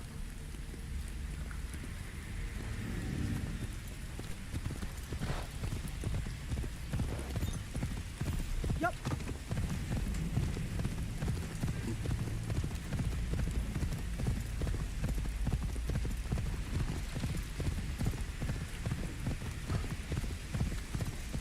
You can if you unlock the hood icon. I don't have enough money, do I? I don't think I can buy a safe house. Yeah, I don't have no... Bro, I got no bitches and no cash, okay?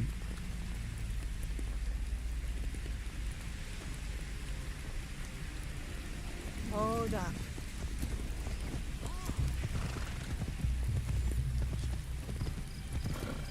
I don't even have 800 gold yen style coins to my name. I'm a brokey. I'm a socialist, chat. I'm literally an anarchist commune enjoyer. Like, what do you mean? Oh no, I'm gonna have to fight my way through here, don't I? Move on.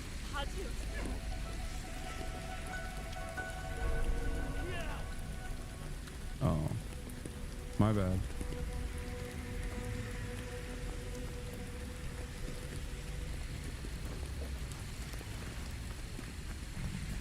My bad, bro. My bad, fam. Hey, don't look at what I'm doing here, okay?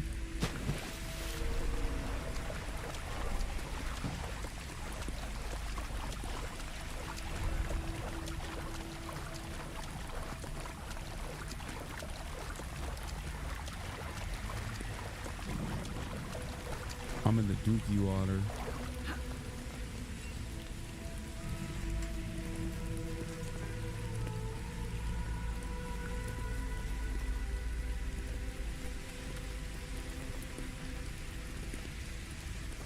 Oh, there's a big boy up there. Oh no, dude, this is gonna be difficult as hell.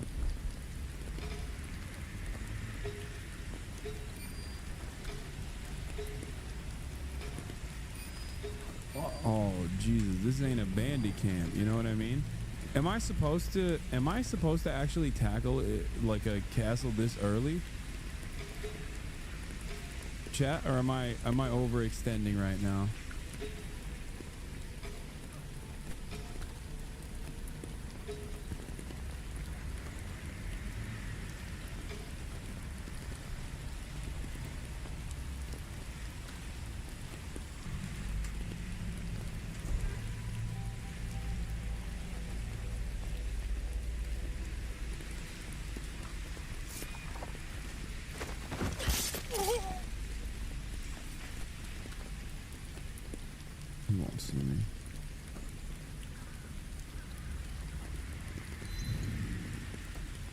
If you fail skill issue, yes, you gotta be sneaky.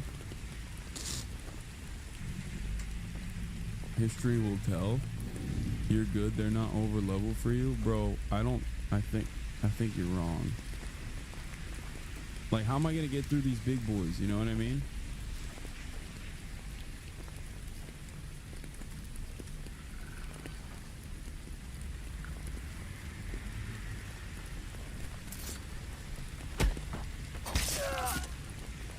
Bro is unaware, oblivious, dude. Uh-oh.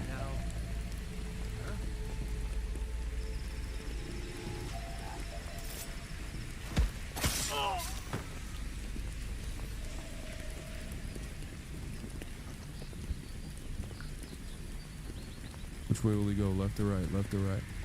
He's gonna go right. They're gone. Oh shit, you can't assassinate this guy? God damn it.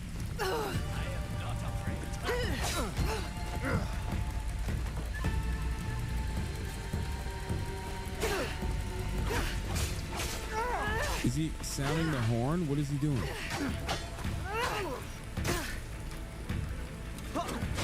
Oh crap.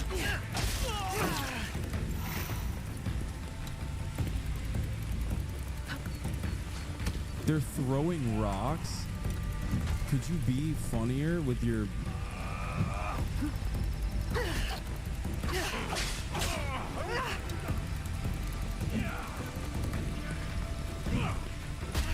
Oh, what the fuck? Yo, that rock had hands, dude.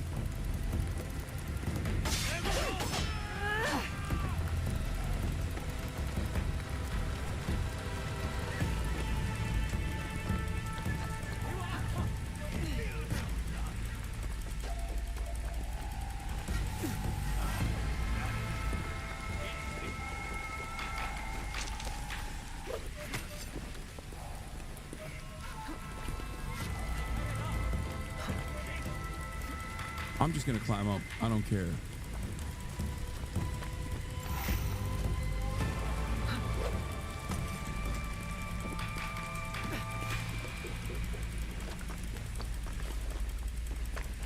This is it, right? Please tell me this is it.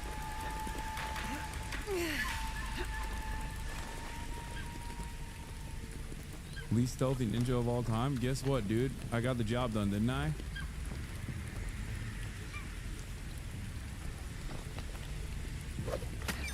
Why are you talking shit?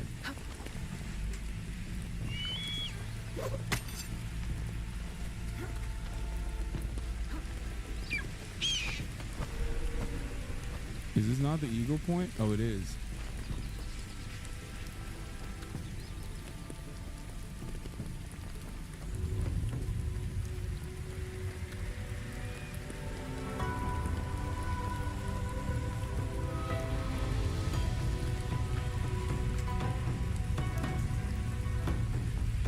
Cinema.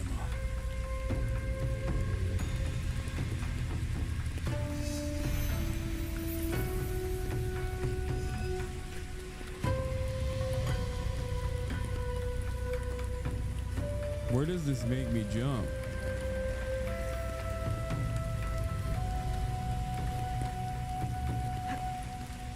Uh-oh.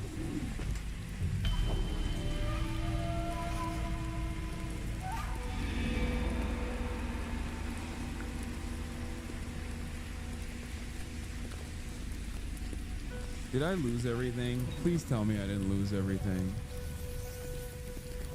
Please tell me it puts me at the top of that point where I got the sync.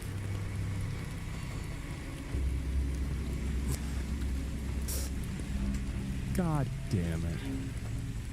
You are not real, bro. How was I supposed to assume that that was not going to be the top of that? Please, please, please, please, please, after the... Oh, thank God. Okay. Better to keep out of sight.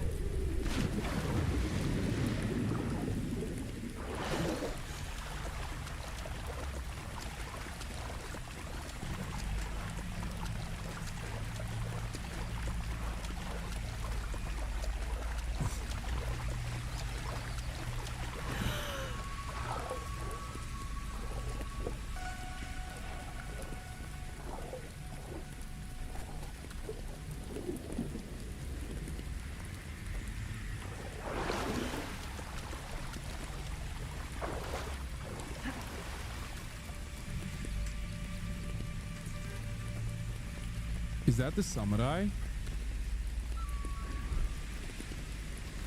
Oh my god, it is.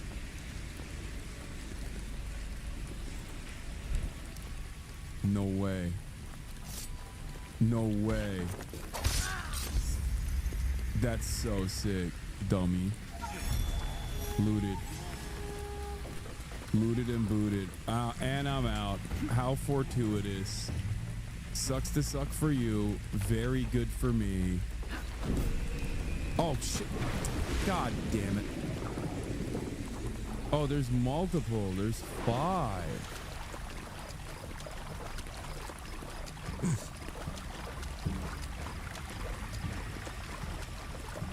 Now I'm back in the poop like I didn't just assassinate a samurai daimyo. You know what I mean? I'm back in the dookie water.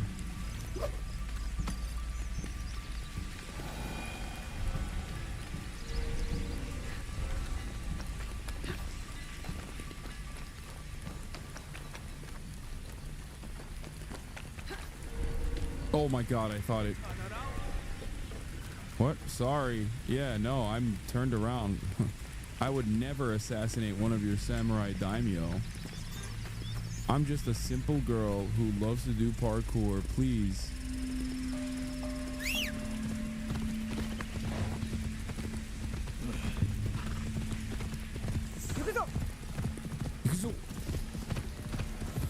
What the...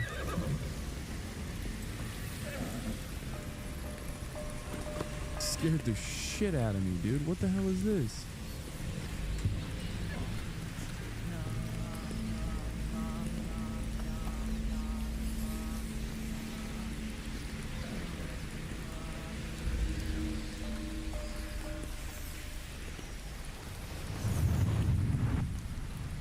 What is happening? Bro, you never been to Japan? Oh, this is normal? We'd meet again. You've been through a lot. Your time in Anna's ego was meant to weaken you. A drip feed of memories to subdue you and to invade your senses. The others before you called it a bleeding effect.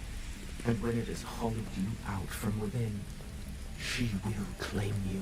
But you're learning how to counteract it. He's saying don't believe the women. Faint glimmers on the darkened path before you. Nawe and Yasuke are long gone from this world. But in these memories, their will to fight burns as a flame. I must go. Find me again. Damn, your ego's ass is fat. Yeah, I'm caked up. Nawe. Also, spoiler alert, they die.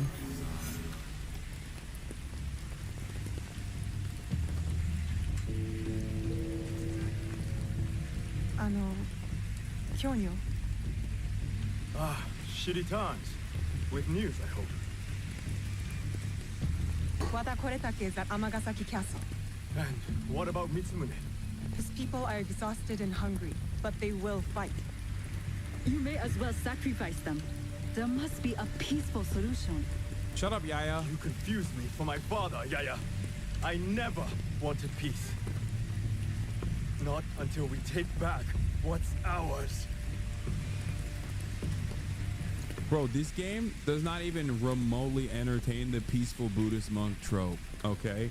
This game is like Buddhist monks, they're bald and they're angry, okay? And they got hella weapons and they're ready to pounce. Not until Wada Koretake is dead. Like this guy, meditate more, I think. To finish what we started. I am ready. Wada Koretake must die. I will not go to war for you. I will go to make sure you don't get... This lady's accent was first German and now is like kind of Nigerian. She's like, I will not go to war for you. And I killed. She's doing every accent imaginable. First she was German. What is happening? His stronghold will be less defended. Lady your brave. Send what to Nunobiki Forge? We march to Amagasaki Castle.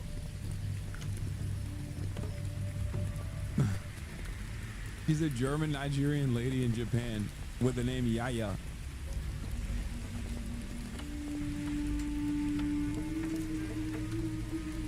Never do that accent again. Okay, calm down. It was good. Everybody knows if you do an accent good, it's not racist. I hope Mitsumune came to his senses. Maybe not. Say in Nigerian. I did not expect you. She retired for a time to the forest to commune with the birds. I came to show Kyonyo which end of his Naginata is the pointy one. Nigerian here, it wasn't good. I haven't considered giving up. But I have not been around my Nigerian buddies in a minute. So my Nigerian accent is washed right now. Because I'm not racist and I don't do a Nigerian accent unless I'm around my Nigerian friends. Promise me, Plum. No, Mike doesn't count. Mike does not have a Nigerian accent. No. Let them suffer. Let them die in pain. No, we fight. My brave Sohei, Oda Nobunaga has brought us to the edge of extinction. Belinda, I have a Nigerian friend, a black friend card. No, it's an entirely different concept. Push us over.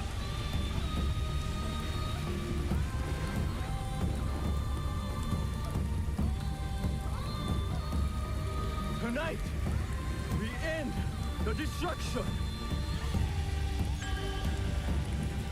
If Cutie's not coming back to LA, I would urge the remainder of the Fear End podcast to reconsider moving to Salt Lake. Is an insane statement. Yeah, let's just move. Austin won't even move out of fucking Portland to LA, but instead we should all move. My family that lives here now, you know what I mean? I'll move my family here. We should all just move to Salt Lake. Hey, fighting!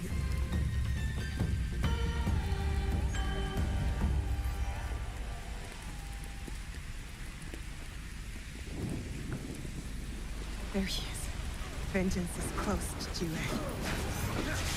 Hippo, I must stop the shooters, or Kyonyo's monks will die. Bro, my monks are getting cooked right now.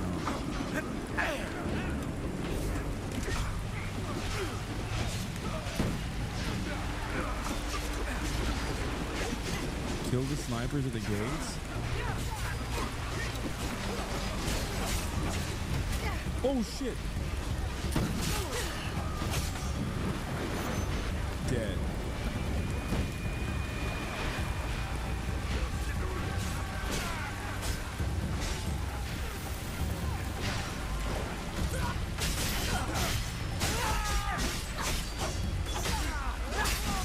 What are you sniping, bro? What are you sniping, huh? Yeah, nothing. That's what I thought. Oh shit! He sniped my ass. Now to stop the shooters on the other side.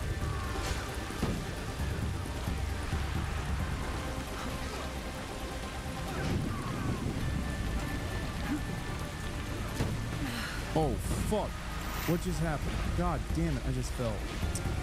God damn it! Where's the L1? Where is it?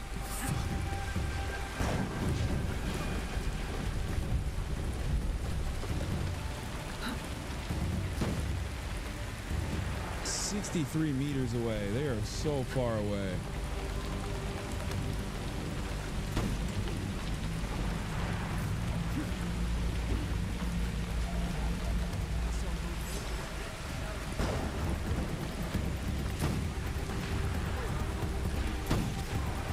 Shit.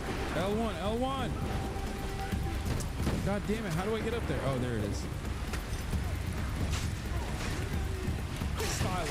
Styling. Styling and profiling. Oh yeah.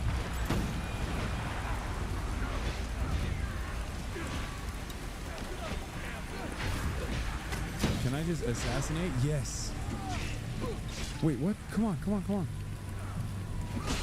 Yeah, there it is. Boom, boom, boom. It's the boom, boom room, baby.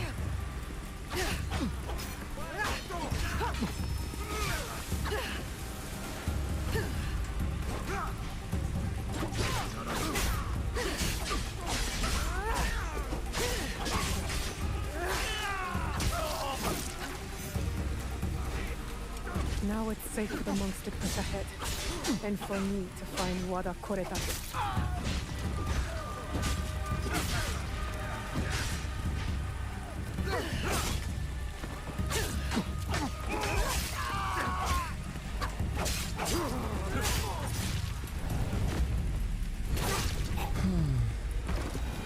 What you know about some boom boom room? What? Oh, it's what's his face? He's that TikTok guy. He's very funny.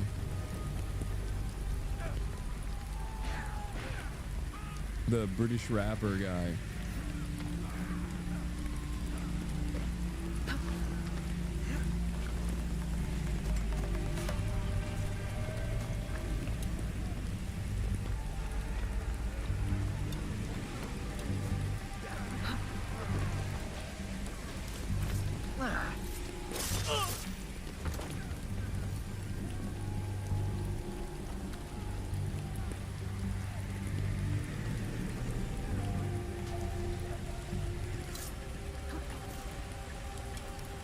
Can I clap him from afar?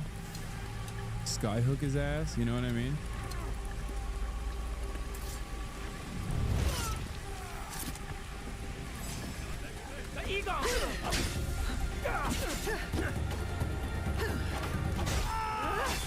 Oh my god, does he have a Curious on? What is this?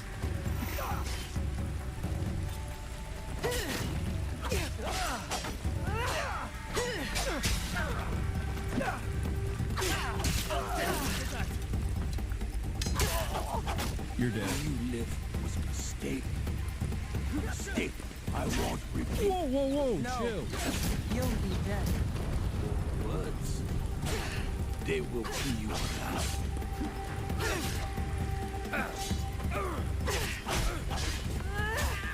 Take your hat off. Let your nuts hang. Oh crap, I'm surrounded. Probably not the best.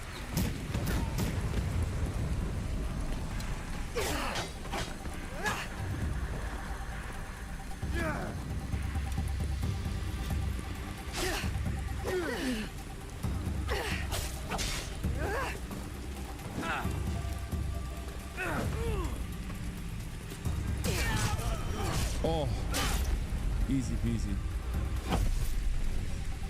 All right, I'll use my R2 ability on this fool. Oh wait, never mind. We do a better position. Only a coward flees. A real shinobi gets the job done.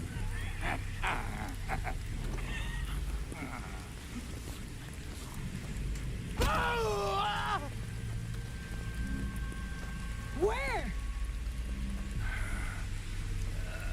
You cut open my father. You left him to suffer, to die. Ask what's in the box. pain.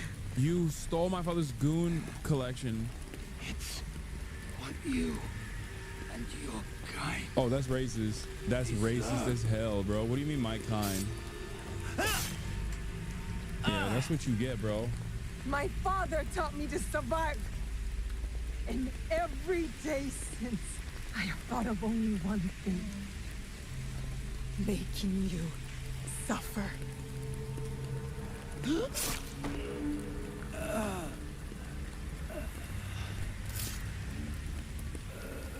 The sakura leaves will hide your shame, but the blood puddle you leave behind is the only thing you will be remembered by. One-eared rat.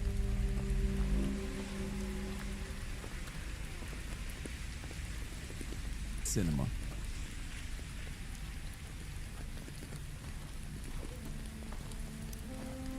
Wait! Stop!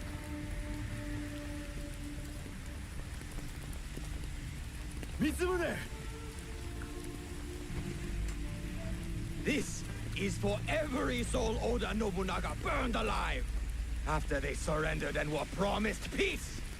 No! This is Oda Nobunaga's way, not ours! Yeah. Not ours. You give us blades. You tell us to defend the temple with our lives. Then you sign peace treaties with demons. Abandon us to slaughter. And right when I am on the edge of despair, you send her. Tell them these men don't deserve to live. This will impact Yaya. The fight is over, Mitsumure. Killing these men accomplishes nothing. She is right. These men deserve forgiveness, as we all do. Okay, come on. She didn't. She said these men deserve forgiveness. Like that's. Come on. You too, Naoe.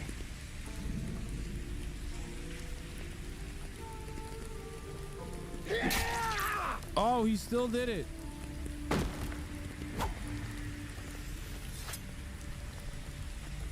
This is your doing.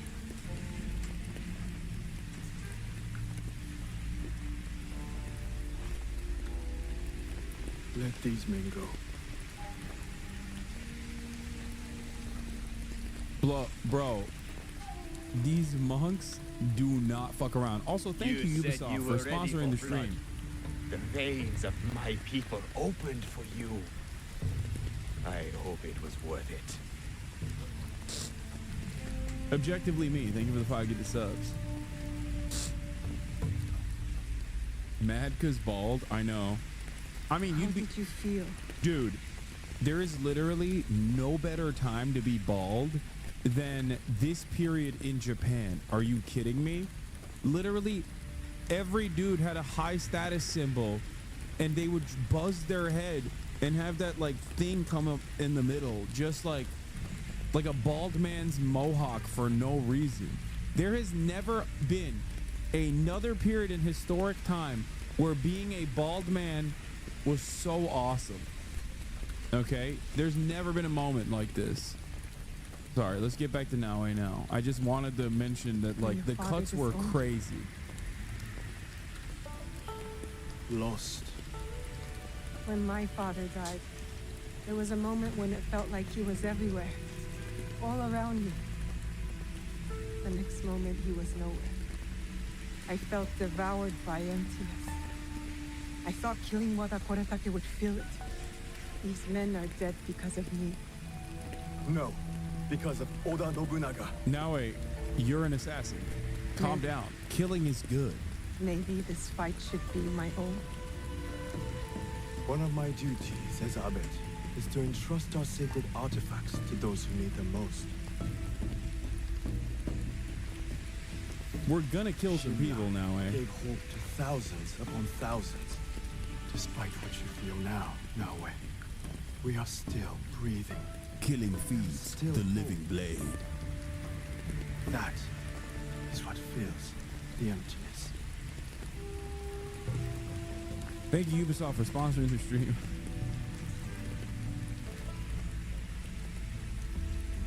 Thank you.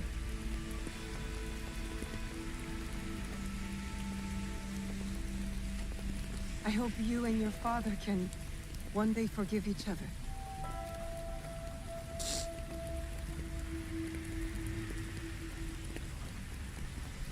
Wow, Hasanabi, I must say I was not considering purchasing Assassin's Creed Shadows, but after your stream and endorsement, I'm strongly considering purchasing a copy. Thank you for your recommendation. You're welcome, chatter. And oh my god, look at this beauty. Oh my god. You're a friendly thing.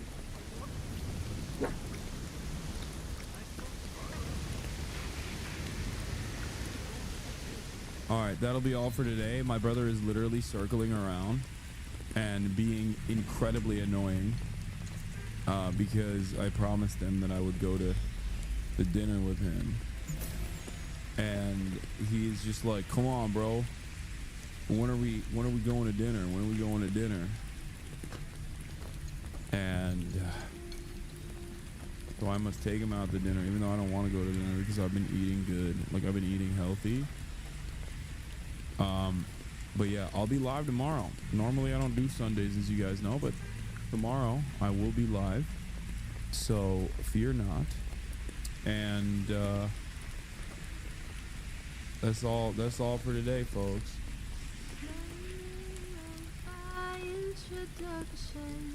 Yeah, I'm really stoked on the Phineas thing. I'm gonna see if he's down to do a collab on stream as well, because he had like, I mean, he was great. He's a true Hasanabi head through and through. Maybe not to the same degree as many of you guys, but like he's very good. He's very cool. I was kind of shocked. Anyway, love you all. Peace, and I'll see you tomorrow. Bye-bye.